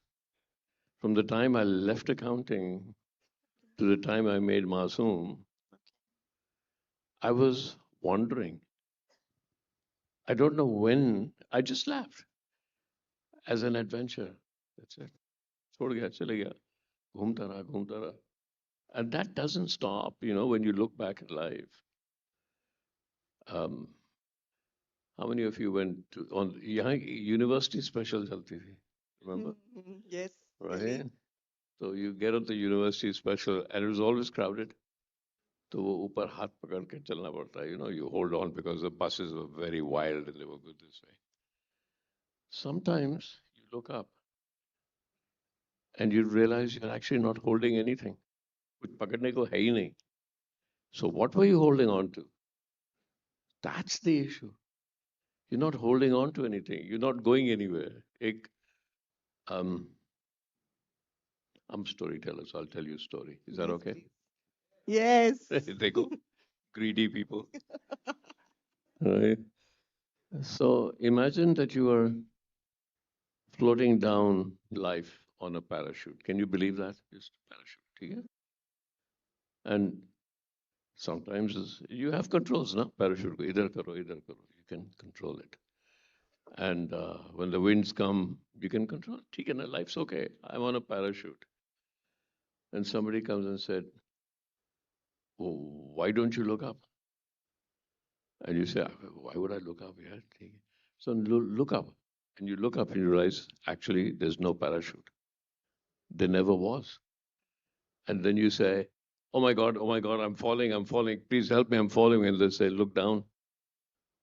And you look down, there's nothing to fall into. So you never fell off somewhere. You never fall. You're not falling into anywhere. So the question is, who are you? कहाँ से आए, कहाँ गए, क्यों गए, आप हो कि नहीं हो? That's the question. There's no greater question than that. And in fact, that's how we start to tell stories, no? We tell mythology. ऊपर से some good god उन्होंने हमको ऊपर कहीं से they threw us down, and there's some nice gods that throw us around. There's some nice and bad gods that are there to catch us. There are no gods. There's no mythology. You didn't come from anywhere. You didn't go anywhere. So is there a greater adventure in trying to find who you are? Now, that has to be a reason to leave a chartered accountancy, right? If you're faced with such existential questions, right? That's So, it. so 12 years, you said, and then the trapdoor. And chaos is something that you celebrate. You really like. Because there isn't celebrate, anything right, else. Chaos. Chaos is not people running around with nothing to do. Chaos is the understanding that there are no controls. They're all controlled. The idea that you actually control everything is control is the greatest illusion. How many of you decided when you were going to be born? Hands up. How many of you decided when you're going to die? If you haven't already decided, hands up. How many of you actually decided when you were going to fall in love? Hands up. How many of you decided, today I'm going to be betrayed, my lover is going to walk away? What decisions? I mean, if we cannot be in charge or control fundamental decisions, it's like breathing, no? Yes. I take in a breath and suddenly I'm saying, oh my God, I'm going to die. I let go. No more breath. Now I have to suck breath in. चलते रहता है. So life is a series of panic attacks. I'm breathing, I have to let go. Oh, I've got no breath, I've got to let in. But if you you do it automatically. But supposing we didn't, supposing every breath was a year long, a year you breathe in, a year you breathe out, but you're still not in control of that. You have to breathe in, you have to breathe out. So what do we control? There was एक ऐसा होता ना simple सवाल पूछा, about why did you leave accounting, and I've just given such a complicated answer. That's how it is. And how do you not give a complicated answer to a simple question? Because the most simple answer is I left. That's it. There's nothing more. But if you ask me why, then you get a complicated answer. If I got a simple, I just wouldn't expect a simple answer from you. If we had simple answers from, if you were the person of simple answers, we wouldn't have cult classics like the way you have. You're clearly a person who thinks deeply, who feels, situations, who digs deep into himself. Otherwise, Masoom, Mr. India, Bandit Queen, these, such memorable works wouldn't have My mother had a emerged. different Punjabi term for this. You know what that was? Fudak da rehanda hai. Fudakta rehanda hai. That's being out of control, right? Okay, sorry, go on. No. So, Masoom, your first film, it wasn't just like, a film that you did. It despite the black market the black marketers trying very hard that the film doesn't become successful, which you spoke about, which you've written about. No, that was different. Oh, black marketers have bought all the tickets. Yes. And then nobody came. And so when I went there, they all looked at me as they wanted to beat me up. And I went in, there were two people in the hall. One was fast asleep and the other was me. So they just think about it. So that was the first day. Nobody came. The black marketers wanted me to pay them back. I said, I don't have the money to pay you back. Then one of them came to me and said, Sir, problem क्या है ना? आपको हम समझाते हैं. मैंने कहा समझाओ. What is the problem? He said, आपने बहुत article film बनाई है. Article film. I kept going, article. I realized he meant artistic. कि आगे से आप आर्टिकल फिल्म मत बनाना, हमारा बहुत नुकसान होता है. तो I said, okay, ठीक है. Monday nobody came, Tuesday nobody came. Wednesday, the distributors called me and said, sir, we have to take out the film because the theaters are expensive. Thursday, something happened. A friend of mine called me and said, Shekhar, yaar, humko ek ticket dilwa do, tumhare ticket nahi mil rahi. Maine kaha, are you mad? There's the halls are empty. Just go buy it. Don't be stingy. Just buy a ticket. Somebody has to buy a ticket. He said, no, we can't get any tickets. Friday, the halls were full. No, ask me. There wasn't social media that time. Kitni publicity ek din mein. What happened on Thursday? I have no idea. Something shifted on Thursday, and if that Thursday hadn't happened, I wouldn't be sitting here. That's how life goes, no? वो Thursday नहीं हुआ था तो मासूम कोई आता नहीं तो लोग सेलिब्रेट नहीं करते. Heaven forbid, my mother would say, हाँ गया ना वापस चार्टर्ड अकाउंटेंसी करन, और की कर रहा है ना, मैं क्या सी चार्टर्ड अकाउंटेंसी कर जाके. Back to being middle class boy. So how did you do the films choose you? How did you arrive at these? Because they're so diverse, they're so different. You have children in both Masoom and you have children in both, Mr. India, but they're not same. They're not like, you can't say this is a Shekhar Kapoor film or this is a Shekhar Kapoor film. How do you choose these films? What draws you to them? The subjects that you have chosen to, make films on. I don't choose. Okay. They choose me. Story Yeah. behind that choosing. And so I then make the film in a way that I feel that's how the story should be told. So I didn't choose Bandit Queen because I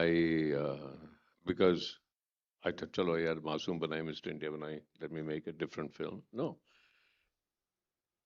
I was asked to produce Bandit Queen. I said, I'm not a producer. I can't handle my own money being a chartered accountant. A producer kaise banunga? So I said, no. Then they said, Acha, why don't you try and direct it? I said, okay. They said, make a documentary. I said, I don't know how to make a documentary. I can make you a feature. So itne budget mein bana. That I know. The film tells you how to shoot it. You go onto the set and somehow the truth of any moment only happens at that moment. Listen, all the people who are here from the Defense Department, I'm worse than them. I plan like a general. I plan everything. ये भी plan करो, ये भी plan करो, ये भी plan करो. How many of you actually plan? You must do, right? How many of you actually scared of your own planning? I'm terrified. I'm terrified that I'm trapped by my own planning. And then how will I find out what the moment is trying to tell me? Because the moment doesn't have plans. The moment only emerges at that moment. And at that moment, something, you have to listen to the moment. Okay, I think you're listening to God. I don't know. What is that moment? Because till the moment comes, you don't know what to do. Really, really, the truth only arrives because the moment arrives. Before that, it's all planned. So when I make Bandit Queen, I can only tell you afterwards, this happened probably because of this. I feel, be very honest, I feel that I felt guilty. I felt like I was the rapist. The masculine in me was responsible for what happened to Puladevi. How else do I do it? How else do I make the film? Then I realized that what I was trying to do is understand the politics of rape. And I don't know how many of you remember Bandit Queen, but I sat there and started to imagine what a gang rape would feel like. And I came to shoot it. The greatest DOP that ever lived in India, Ashok Mehta, passed away. I narrated the whole thing to him, say how I do it. And actually, it was shot nothing. दरवाजा खुलता है, दरवाजा बंद होता है, आदमी आता है अंदर, आदमी बाहर जाता है अंदर, close up होता है, थोड़ी सी चीखें आती हैं. But in my head, I knew what was happening, and I kept throwing up. I kept throwing up, and I said, I can't shoot this today. He said, यार, तू करना कुछ देखने तो नहीं. He forced me to shoot it, but in my head, something was going on at that moment.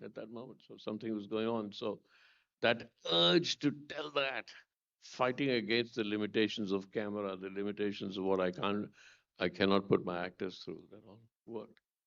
So the moment emerges, so I realized very soon that that's what I was doing. I was holding myself responsible for whatever was happening to Puran Devi at that time. And that's why it was such an angry film. Because I was angry. It was anger direct back at me, but I can only say that to you in reflection.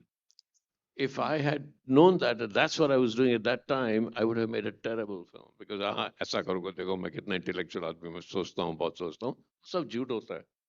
एक सत्यजीत की कहानी सत्यजीत रे you all heard of. There was a lovely story that he was in a film. He shot his taxi में दो there are two people sitting at the back, and it's shot from the rear view mirror, right? And you can see the two people sitting at the back. But the rear view mirror was cracked. And chapters were written about Satyajit Ray. Why did he use a cracked mirror? Why? What was the fundamental reason of the cracked mirror? Then somebody said, Chalo, yaar, usse pooch lo. And he said, that shot. Okay. Oh, I cracked it because if I didn't, the camera would be seen in the rear view mirror. So the interpretation, when you paint, you're not just painting. The audience is painting after you've painted. So the audience was making the film after he'd made the film anyway, because they're looking at it and interpreting it. So if you see a Picasso or a Hussein, तो वहाँ painting नहीं खत्म हुई. Painting तो चल रही है क्योंकि लोग देख रहे हैं और उसको interpret कर रहे हैं. तो art तो चलता ही रहता है ना. वहाँ कहाँ खत्म हुआ? तो ऐसी film होती है. I thought I'll ask this question a little later, but मैं अभी पूछती हूँ because आपने बात किया जैसे the making of Bandit Queen. You talked about moment. You talked about going into your own self. Like Walt Whitman, the American poet, he said, "I contain multitudes."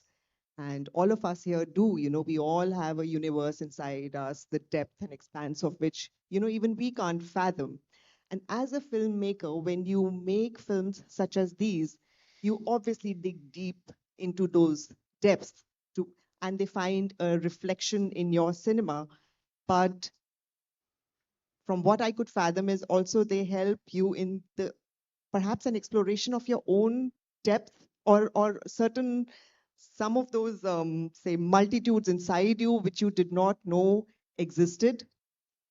Now in this, in something like this, when we insert AI which is a very synthetic animal, which cannot, because it's an amalgamation of the various things that people have expressed, written about in the online media, and it'll just take all of that and try to synthesize something, and at best try to ape a human, expression, human depth, human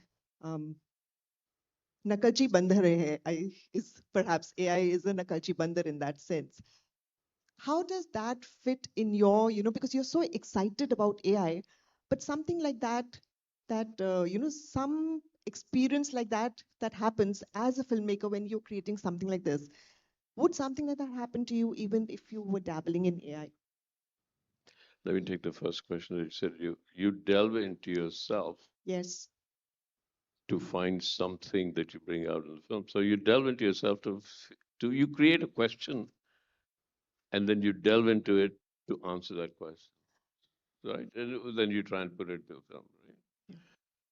The issue is it's only our ego that looks for answers and definitions. Okay. And I'll go back to tell you a story, and then I'll come to AI after that. So, do any of you remember when Delhi was not a polluted city? हम छत पे सोते थे, याद है? छत पे गर्मियों में सोते थे, ऊपर आसमान दिखता था. I could see the whole universe there. And I remember once asking my mother, ये कहाँ तक जाता है? How far does this go? And she said it goes on forever. ये forever चीज क्या होती है? क्योंकि तो स्कूल में उनको पढ़ाया जाता है that if you cannot measure anything, it does not exist. How do I measure forever? तो गलत बात सुना रहे थे ना. So the idea of the need to define anything is only an egoistic idea. My ego cannot exist unless it can define something. But if I drew my ego away, तो फिर ब्रह्मा है, फिर forever है, Shiva है, कुछ नहीं है, the God of nothing है, nothingness है. Now, come back to AI. AI is the most misunderstood word right now. Most misunderstood word. क्या है artificial intelligence बोलते हैं ना, intelligence कहाँ है मुझे बताओ, समझा दे intelligence क्या है? The most unmapped thing in our mind, in our science, is the brain. Brain में तो है नहीं, right? I remember my grandmother used to give me वो दही देती थी मुझे सुबह, बेटा एग्जाम में ले लो. मेरे सब दोस्त हंसते थे, शेखर पास हो जाएगा, दही खा के आया है ना? तो वो क्या था, तब हंसते थे, अब हंसते नहीं, because we have something in our gut called gut intelligence. So where is this intelligence? We have, I'm coming to AI, I promise you. No, please. And right now, I am working with a lot of neuroscientists to understand the intelligence of the heart. Where does intelligence exist? For those of you that study science, we know that through the vagus nerve, the heart sends more messages to the brain than the brain sends to the heart, right? So when you fall in love, dil dhak dhak dhak dhak karta hai. Is it the heart giving a message to the brain that I'm in love, or is the brain giving a message to the heart that I'm in love? That's the issue. Now, how many of you have not? I mean, how many of you never fall in love? Hey, raise your hands. Never fall in love. अरे क्या बात है यार, lovely Delhi वालों को बहुत शाबाश हो. You can applaud yourself यार. अच्छा, so do you remember when we fell in love? वो क्या करते थे? She loves me. She loves me not. Oh yes. She loves me. She loves me not. She loves me. She loves me not. If I give you AI, you know what the answer of AI will be? It'll calculate everything and say, she loves me. She loves me. She loves me. She loves me. She loves me. AI cannot work on unpredictability. AI can only work on predictable. And tell me which part of life is predictable? Which part of intelligence is predictable? So let's ask and tell ourselves that AI is a sum of highly complex computerized predictability. It's not unpredictable. And we are unpredictable. Human beings are being unpredictable. So AI, that's a big nonsense about AI that's being talked about. The other thing is the LLMs and these big LLMs and everything that we all went through at Bharat Mandapam. You know, the AI, it's okay. That's not the India story of AI. Let me talk to you. So here's the India story of AI. Can I tell you a story? Yes, You want to please. listen to the Yes, story? yes. Yeah, okay. All right. You're greedy people, yeah. They go, how greedy we are for stories. That's the human condition. हमको एक नई कहानी सुनाओ, चाहे झूठ हो चाहे सच हो, हमको कहानी सुनाओ, मान गए तो हमने सच मान ली. ऐसा ही होता है ना. आप भी तो ये करते हैं पेपर में. तो,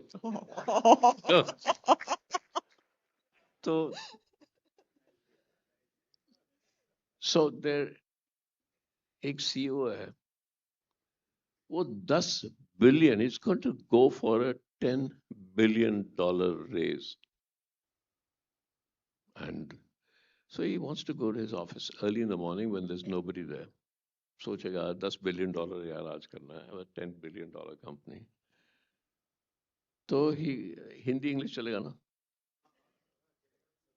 ठीक है, सब चलेगा. ओके, मराठी नहीं, पंजाबी चलेगी, चलो ठीक है. And he goes into his office in the morning, कोई नहीं है, but the cleaning lady is there, साफ कर रही है. वो जाता है अंदर तो she says, sir, yeah, I saw these papers in your waste paper basket. Can I throw them away? He looks at it, it's his presentation. ये इसको कैसे मिल गया? Now he looks at her suspiciously and says, okay, ठीक है, she's probably वो मेरे secretary ने फेंक दिया होगा, I'll talk to my secretary. So he goes into the office. How is she? She's uneducated, nothing. And as he's going to the office in his cabin, she says, sir, माफ कीजिए, मैंने पढ़ लिया. और पंजाबी में पढ़ लेते हैं, माफ करो. पढ़ लिया, क्या पढ़ लिया? She can't even understand. She's not educated. How can she read them? But as he's going in, she says, sir, गलत है. हैं? What does she know? अब क्या होता है? Doubt आ गया ना. So he goes in his office, he reads the papers, and she's right. There are mistakes in it, but ठीक है. Then there's a little knock on the door. तो बाहर से आवाज आती है, sir, मैंने भी लिखा है जी presentation. And through under the door, she pushes some papers. Now he reads that presentation and he realizes she's right. He's wrong. So what happened? Here's what happened. He'd gone to IIT, he'd gone to MIT, he'd gone to Harvard, he'd gone to Stanford, he built a company that today is this huge company looking for another $10 billion. Then he got doubt, he said, McKinsey's good. He gave McKinsey's $3 million. They had gone to IIT, they had gone to MIT, they had gone to Stanford, all those. They told him exactly what he wanted to know because that's what they do, no? Consultants, right? So $3 million, उनको भी दे दिया.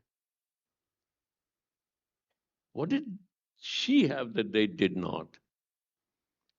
See, ChatGPT and AI will give all the knowledge that them and the consultants and $10 billion and everything to her. But that still doesn't explain why she was better. Here's what she had. She needed to feed her children. Here lies the difference. That's the Indian difference. Somebody said, if you want to feed your children, there's a new language you have to learn called prompting. तो उसने prompting सीख ली. अब एक बार prompting सीख ली तो जितना AI आज भी लाएगा, कल भी लाएगा, परसों भी लाएगा, सब कुछ, वो तो past knowledge है ना. वो तो उसको prompting से मिल गया. That still doesn't explain why she's better. Here's why she's better. Because she has intuition. That's AI cannot have intuition. And her intuition is stronger than his. Why? Because intuition comes out when there's need. उसको तो बच्चों को खिलाना है.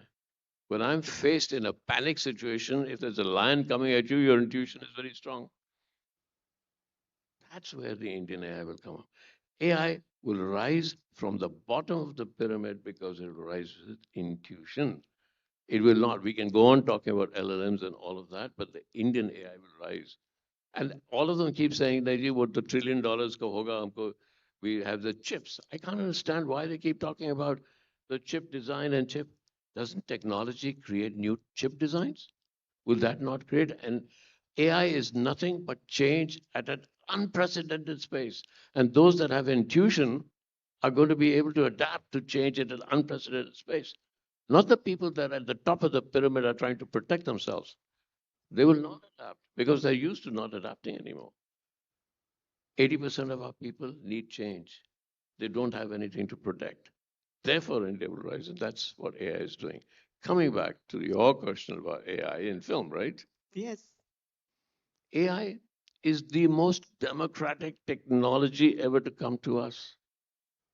That film that cost, Avatar that cost $400 million, or RRR that created Rajamouli cost, kitna pata nahi, 300 crore. Today with AI, a kid can make that for 10,000 rupees. So the entry bar is lowering. And if all of us are desperately, these are kids. Rahman and I run a music school in the slums of Dharavi. We're now planning to introduce an AI film school in Dharavi because we can teach the kids how to make a film and tell their stories. We are a nation of storytellers. We tell our stories. Now you're giving them another tool to tell our stories. AI in the film business is another tool, but it's a democratic tool. Are we running out of time? You keep looking at this. No, you please. You like to hear stories, right? अरे हाँ जोर से बोलो यार. It's okay.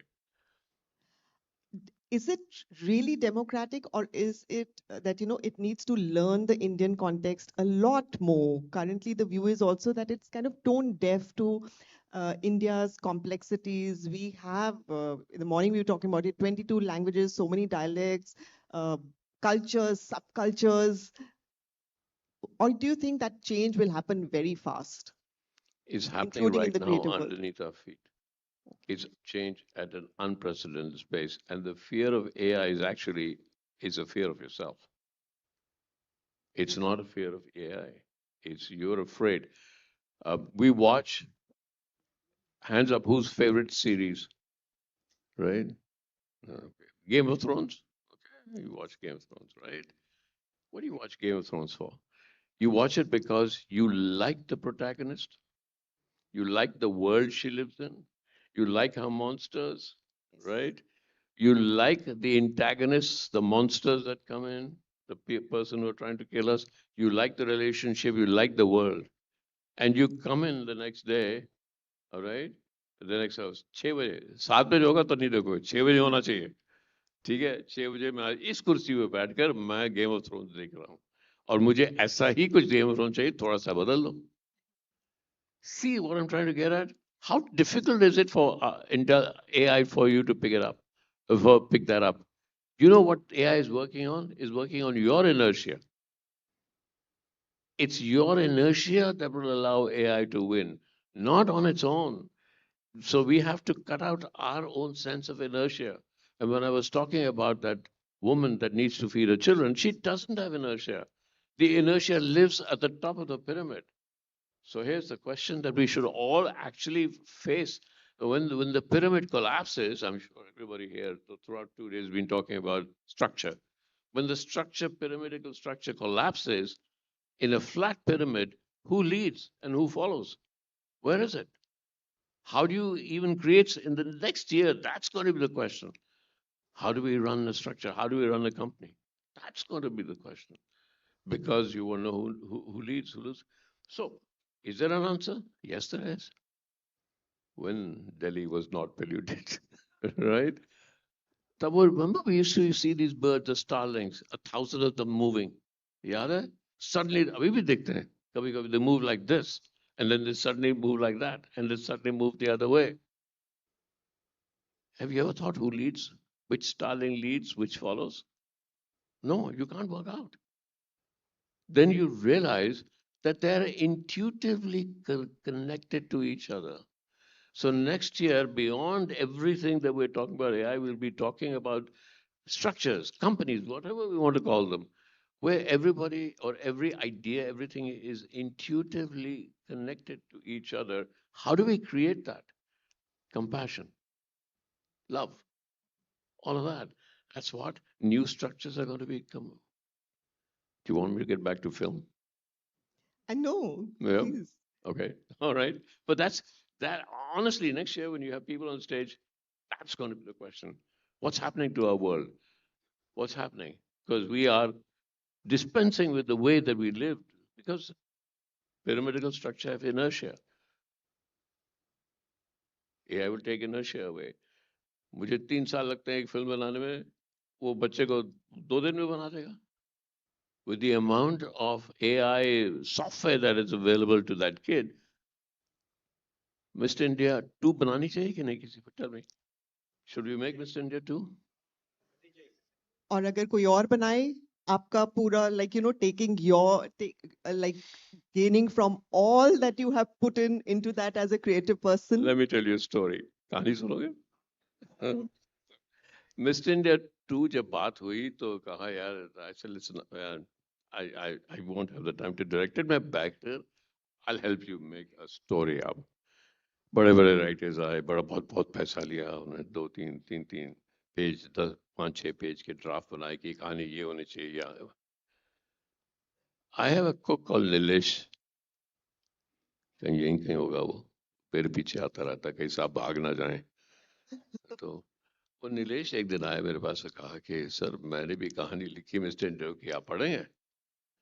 अब देखो यार आप क्या करो, या तो खाना बुरा खाओ या कहानी पढ़ लो. तो मैंने कहा कहानी पढ़ लेता हूँ.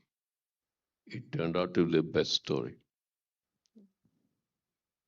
So I said, नीलेश ये कहानी कैसे भी कहाँ से आई? सर आपके ही कंप्यूटर पे चैट जीपीटी से. What was going on? What was going on was that we were asking a very straight question. Mr. India has talked about film, uski morality ye hai, character. Even said कि yeah, AI can recreate a Mogambo, it can recreate a Sri Devi because they all passed away. So AI can do that. अगर मेरा cook अब story writer बन गया, मैं क्या खाना कहाँ से खाऊंगा?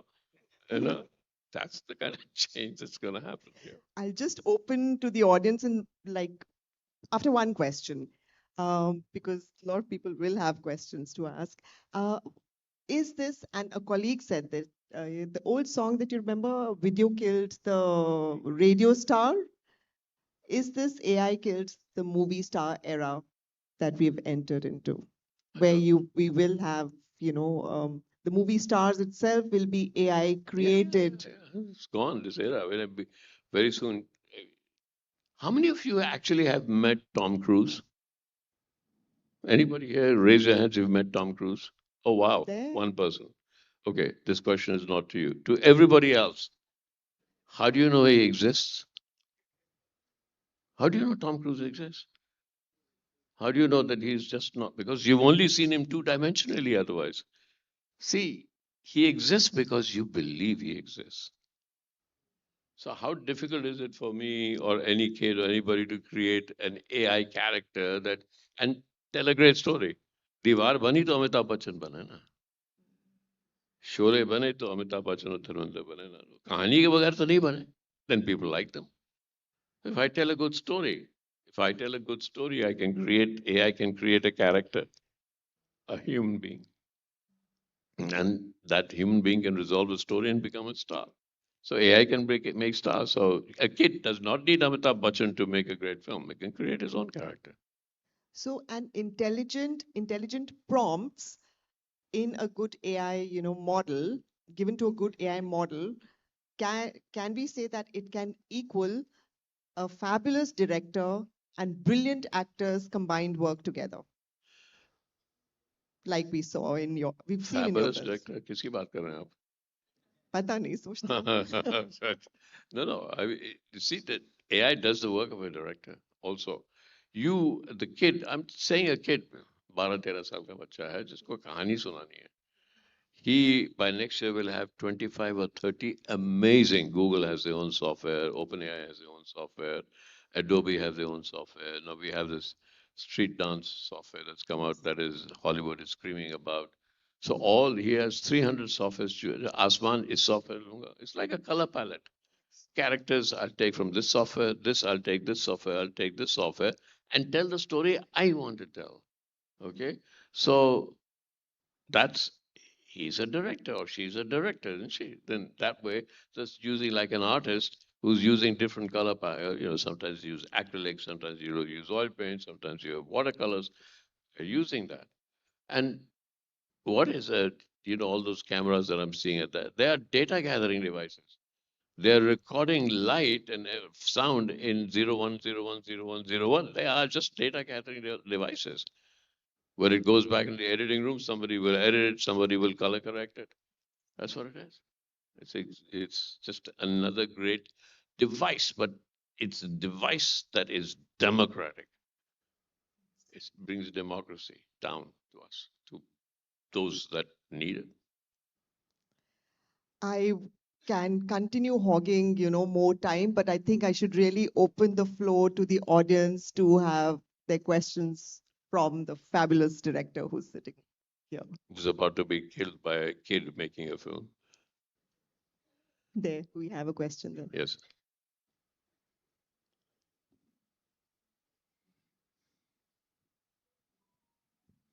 Hi, Shekhar. My name is Prakash Nedungadi, and I am the managing partner of a consultancy, Red Ven Strategy and Design. I was really struck by what you talked about inertia, because when we use AI and ChatGPT or all these LLMs, the problem is that using it and getting the script, etc., is fine. It's doing it, which is the problem, and that's where I think organizations start getting into inertia, and they can't use AI the way they should, because AI does it for them, but then they have to, tells them what to do, but they actually have to do it, and that becomes a problem. They're so slow to do things. That's the problem.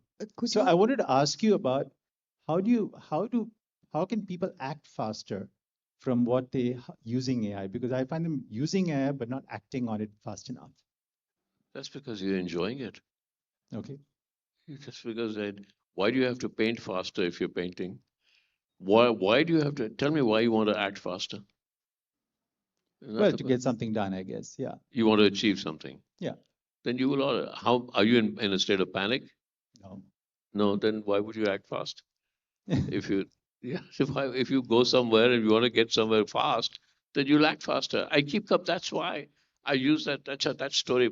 Sorry about the story of the $10 billion raise and the cleaning lady. That's why I keep telling that story. She needs to act fast because her kids won't eat that evening. That's why for her, that's why intuition works very hard for her. Right? So if you need to act faster, AI will help you act faster. If you don't need to, then just enjoy it like a painting. Yes. Hi, Mr. Kapoor. I am Ruchika Chitravanshi from Business Standard. I wanted to ask you, there is so much of the plethora of content that is coming on OTTs. What do you think of it? And do you share the lament of like my father's generation and now even my generation, who often says, अब वो बात नहीं है आजकल के content में and अब उस तरह के serials नहीं बनते. This is a lament my father had and even I do now. So is that something you share? And One thing more if I can add. you have kids? I do, but very small And ones. what I'm sure what they tell you, your father is, bore mat karo hame. It's just a changing world. That's it. Which generation has not loved that what went by? Mr. India इसलिए तो नहीं बनती Mr. India 2 because वो 40 साल जो बनी थी has gone into your memory. You start to love what you loved, right? You love because you loved, right? अब थोड़ी nothing can replace that love. Nothing can replace that memory. That memory is it's an imperfect friend. Memory है क्या? Anything contemporary that you like watching or you're watching right now that you can share with us? I can't watch my own films, but There is so much content right now. Is there any series content you're from watching? the old times. Yeah, I like to watch old films. I like them, but that's my memory. It's not because it's the old film. It's reminding me of me at that time. Nostalgia. That's the idea. It's nostalgia, right? It's not, that's it. That's reminding me of me at that time and But how I remember. आज के वक्त में आप कुछ देख रहे हैं आजकल के? मैं तो कुछ भी देख लूंगा. मेरे पास इतना time है. I'm a lazy man. Thank you. Can I just ask a follow-up question on the question of memory? will everything be forgotten, as in time? Everything that's been created, what in the work that is being done, I mean, C.H. Atma's forgotten. If memory was a perfect friend, Yes. and this might, when somebody dies, why do you grieve the most beautiful moments that existed? One day ago, you say, "Oh, I was love, such thing happened," and the person dies, and you say, "Oh my God." Memory is an imperfect friend. Memory is completely dominated by your state of mind today. There isn't any other memory except your state of mind today. That's it. So you're looking for nostalgia, therefore you find nostalgia. You don't like what your grandkids are doing today. Yeah, sure. अरे वो कितनी अच्छी चीज थी वो जमाना क्या था I talk to taxi drivers all this. Shekhar ji वैसी फिल्म नहीं बनती मैंने कहा हाँ नहीं बनती तो क्या बोलूं नहीं बनती There's a question from Yeah. that side. Hi, good evening, Mr. Kapoor. Akshara Shrivastava from Business Standard. You mentioned AI is a democratic tool, can help filmmakers. We recently saw the case of a film where the ending was AI edited, changed. It's loudly, Akshara, slightly loudly. There was a Bollywood film which came out a few years ago, did very well, and then very recently re-released with an AI edited ending that was changed from the original ending. Do you have something to say about that on how AI might change seminal work such as yours maybe? Yeah, I'm not surprised the director fought against it. That your question is not about AI. Your question is about who does the film belong to? Who owns it? Yes. Who actually? So that's that question. A producer की है कि director की है? It's not about AI. तो AI के बगैर भी re-edit कर सकते थे. You know, so that's not the AI. It's not a question about AI. It just used AI to do it, if at all. I saw it. It's not really used AI, which I say उधर कर दिया. It's not really AI. It's not the effect of AI or what AI can do. But that's a different. It's a question of ownership. Can we take two more questions? Two more questions. Is it okay? Yeah, you can ask me as many questions as you want, as long as you give me a drink afterwards. Yeah. Thank you, sir, for this insightful, session. I had the honor of hearing your, speech today, where you mentioned about chaos, you mentioned about imperfection, you mentioned about things that we can't control. However, if you see that when we are talking about belief system, that there was a movie in Indian cinema, a celebrated movie, Jai Santoshi Ma, made in 1975, where in Indian mythology there was no existence of Santoshi Ma, but that movie created such impact in the Indian audience that till today women are keeping fast. So Indian cinema has been impactful to make such ripples in Indian belief system. And now when we're talking about AI, and I had the privilege of having film studies as my special paper while in JNU, we were told that cinema is the only medium that will never be able to be controlled. And right now, when we are talking about perfection in the age of AI, do you feel that cinema is the only intervention that will celebrate imperfections? You can make Jason Toshima in AI quite easily. The same film you can make in AI.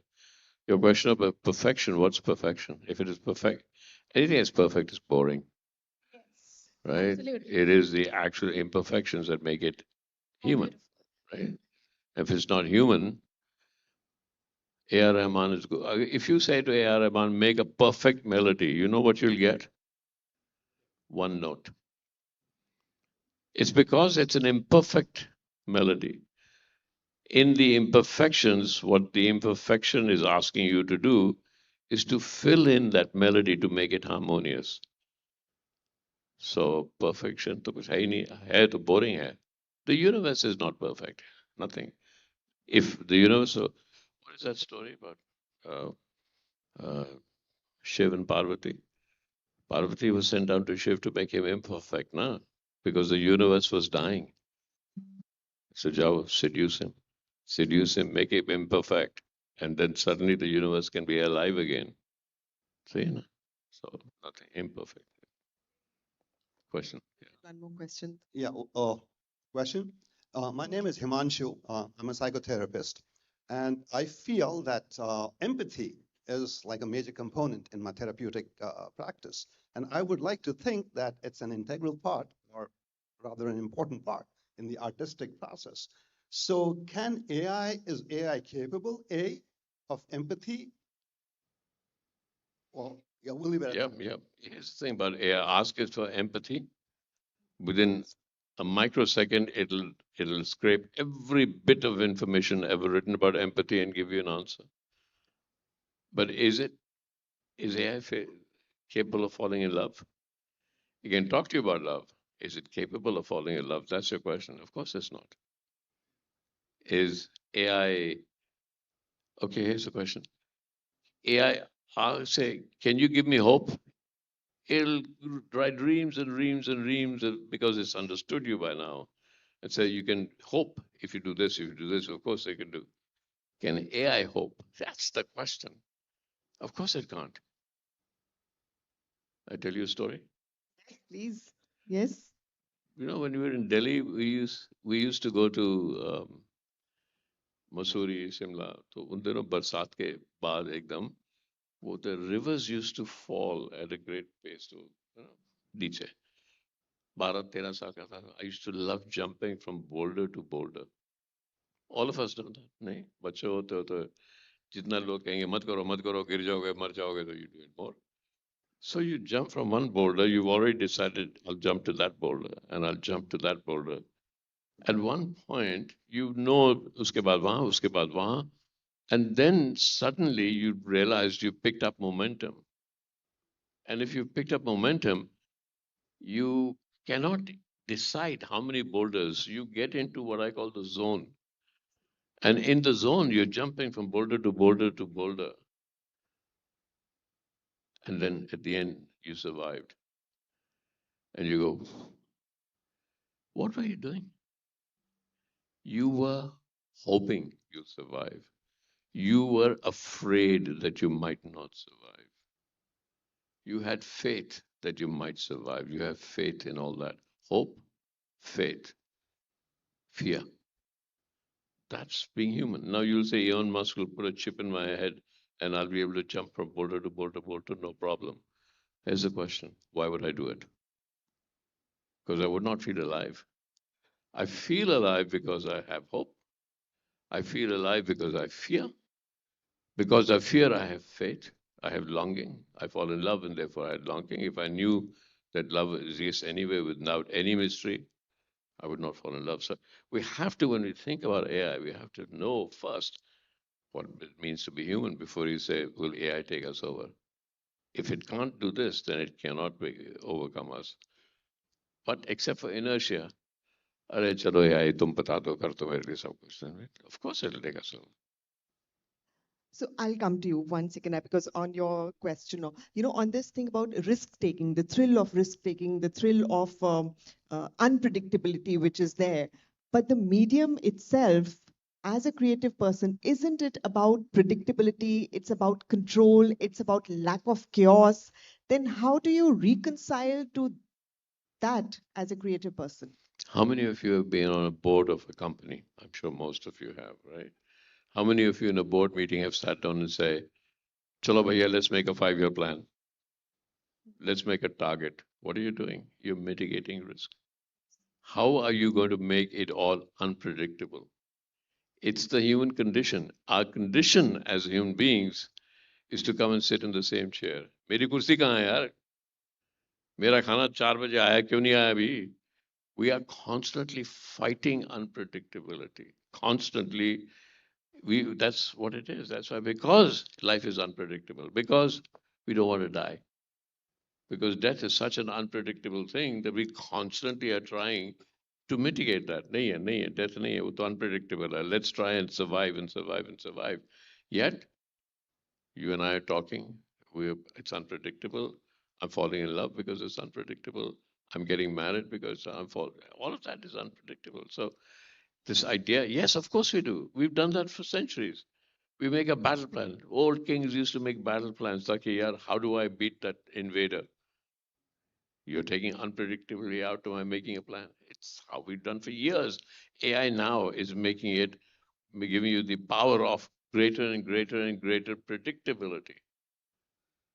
So if you don't fall for inertia, you'll fight that predictability as a human being. ये बहुत philosophical हुआ है, मैं तो फिल्मों की बात करने आया था. This is making so much sense. What was that? Hi, thank you, Vinu. Thanks for this question. Good evening. My name is Amit Sharma, and I hail from Delhi. Now, I am pretty scared with AI, and especially when it comes to cinema.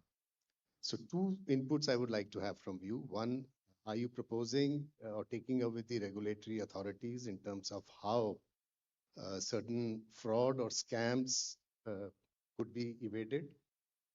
Why I'm talking this is because I would be imagine a situation where Mr. India 2 is released.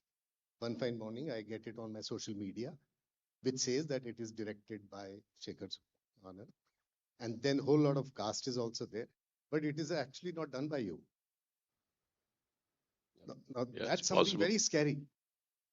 So how do we, as you from the industry and a stalwart Yeah, and that a can think tank, happen. how do we They address will. this? I know what you're saying. There will be new ways that evolve that you. Right now, okay, so let's look at it really. Every major company, including Google, including OpenAI, all of them are trying to put out software, and they want that to become the identity of what's being done. So it's Sora. Oh, it's Tree Dance. Oh, it's Adobe software. So they're trying to give it identity. Giving identity to a piece of art does not have to be, they're trying to take it away from being human. I understand what you're saying. But can I end this with telling you in 10 years what cinema is going to be like? Yes, please. Future gazing. Yeah, let's do. All right, listen very carefully. Are you ready? Yes. There will be no script. There will be no film. There'll be an audience and there will be AI. And as the audience reacts to something that goes onto screen, AI will pick it up immediately to the emotional attachment, to like, dislike, emotionally attached, how attached, and create the next scene based on that moment's reaction. So for everybody sitting, it'll be creating the film as the audience is watching it, one after the other, one after the other, one after the other. And so film will be completely unpredictable. It depends on what the audience is feeling like at that moment. So you see one show, the next show will be different, and it'll be different. And it'll be created as you sit, and as you sit, and it'll go on. To tell you what it is like, let's say you're watching Romeo and Juliet, and in one showing, nobody likes the priest. Right? The priest is the one that creates all the problem at the end. So nobody likes the priest. Our last scene with priest, तो है ही नहीं, audience ने reject कर दिया. How will AI bring it back to Romeo and Juliet and that last death scene of them and they're committing suicide? होगा नहीं. So there will be a time when it'll happen. That's why I say it happens at such an unprecedented space that the unpredictability of you will be watching a different film, but it'll still depend on how you feel about it. It's not going to happen independently. It cannot happen when how AI feels about it. It's how you feel about it. You know, I thought we'd end on this, but you are going on giving me prompts for questions. Oh. So my question here is that cinema binds us. In a country like ours, a movie like Masoom binds us because we all feel a certain way. It has, you know, every time we see it, we know predictably that this is what is going to come next, this is what we're going to see, but we still watch it over and over and over again, despite the predictability that has now come into the movie, you know. But if one movie is going to be a different experience for, say, each one of us sitting here in the audience, what's going to bind us from the world of cinema? Because our relationships have not changed that much. We still respond the same way to children. We still respond to, देखो ना उसको बोलो वो बच्चा कितना प्यारा उसको accept कर लेना. Those things have not changed. That's why it keeps becoming a film that you can watch again and again and again. And it'll see it. It's the fourth generation watching it and crying right now. Ask me how I conceived it. I don't know. बन गई, हो गया. मुझे क्या मालूम था? Am I making a classic? I didn't know. मैं तो shooting कर रहा था. I was enjoying doing it. Who knows? Yeah, who knows about these things?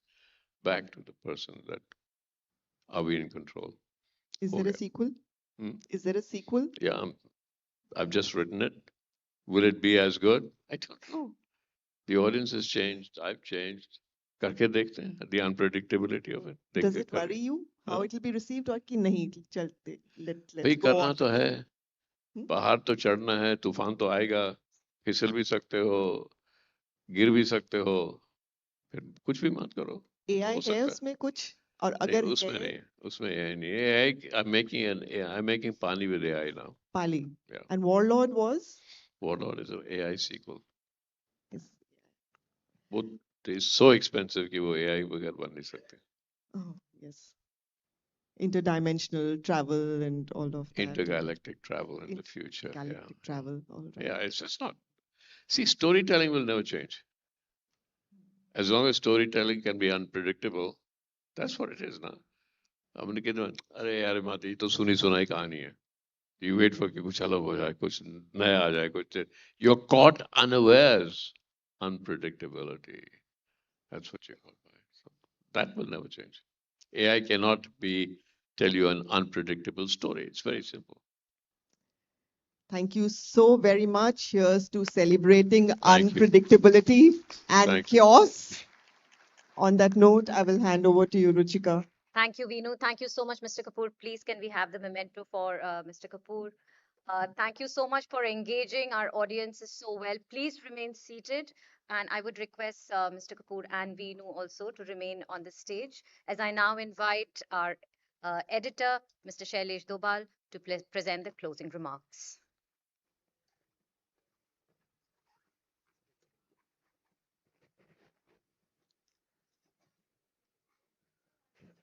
Thank you, Ruchika. After so much storytelling, I'm back to some predictable things. It's been 2 days of top-notch discussions and deliberations. We had 23 sessions, including 40 speakers, 14 fireside conversations, including 5 cabinet ministers, think tank leaders, chief executives of big and new age firms, and to end it all, a top-notch iconic filmmaker. There were many interesting takeaways in the last 2 days of Manthan. I'll list a few that appeal to me, and I'm sure each member of this audience over the last 2 days have their own special ones. For me, the first one was amid all the AI-led gloom across world stock markets, because that is what consumed papers like us for the last month or so. It was reassuring to hear Kotak Mahindra Mutual Fund Chief Nilesh Shah say that no insiders in Indian IT is selling as yet. And that was very reassuring, pointing to the fact that AI fear may be overdone. Along with him, the global market guru Chris Wood broke the whole AI thing into a binary of compute and energy, and which element you want to play in. He left that question open for India. China has played the energy end of it, and the US the compute end of it. Then we had Niti Aayog's vice chairman Suman Berry, and there's a very interesting link that he created between the Amrit Kal that the Prime Minister keeps speaking about, and most members of this government, the Amrit Kal period from here to 2047. And he linked it to the India's demography to say that between now and 2047, we'll have the highest working age population as compared to what we had ever. And then he linked it to the high growth period in comparable economies like China, the Southeast Asian tigers. And he said they also boomed only during that time. So therefore, this period is important for us because the working age population is peaking for us. So in that sense, it is Amrit Kal. That's a very underpinning of that Amrit Kal. ITC Chairman Sanjeev Puri, gave a call of nimbleness and consumer centricity while navigating a turn. And then he said the turn could be anything. It could be a new competition in his market, in his sector, geostrategic for the country. I thought that was very broad understanding of how to handle change. We had Union Road and Highway Minister, Mr. Nitin Gadkari, saying that the biggest challenge in infrastructure buildup is not money, but speed of execution. And we all know that, but I think he reiterated that again. We had the vice chairman of India's biggest electronics manufacturer, Dixon, Atul Lal, and he told us that the distance we still need to cover to truly become globally competitive. There is a sense of premature celebration that happens in the country, and the facts that he shared with us, that in China, a dark factory where there are no humans working, almost robots, they're churning out an EV in 5 seconds, a full EV in 5 seconds. So that gives a sense of the distance that India needs to travel. And he also said that the most critical aspect of competitiveness is not coming from fiscal or financial aspects of your business or company, but the acquisition of knowledge and technology. I think we need a lot of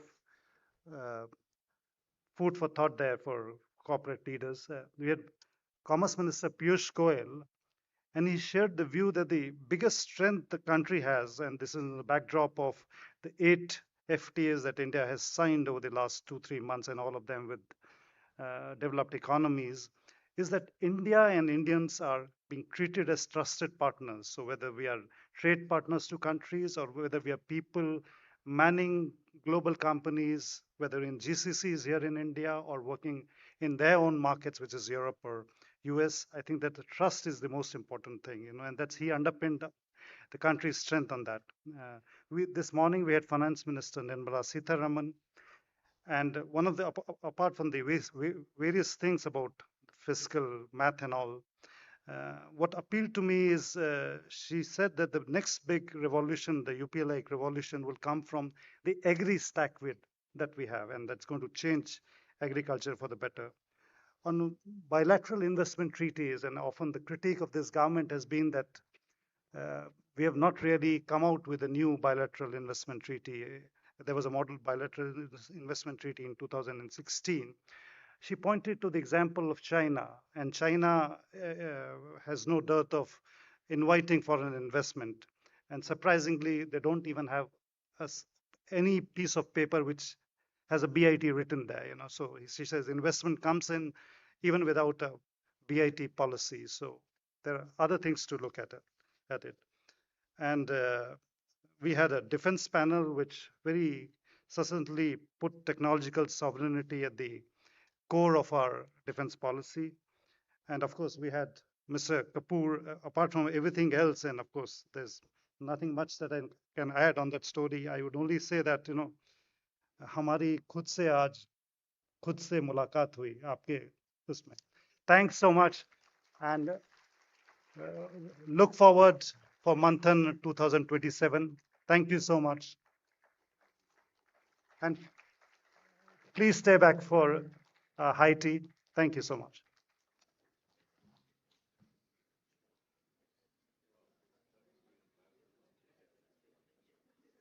आराम से सामान देना भैया अब आगे क्या करना है वो बिट्टू की पर्ची भी देखो कहाँ गई पर्ची नमस्ते जी मुझे पता है वो पर्ची में क्या लिखा है आप चलिए मेरे साथ व्हीलचेयर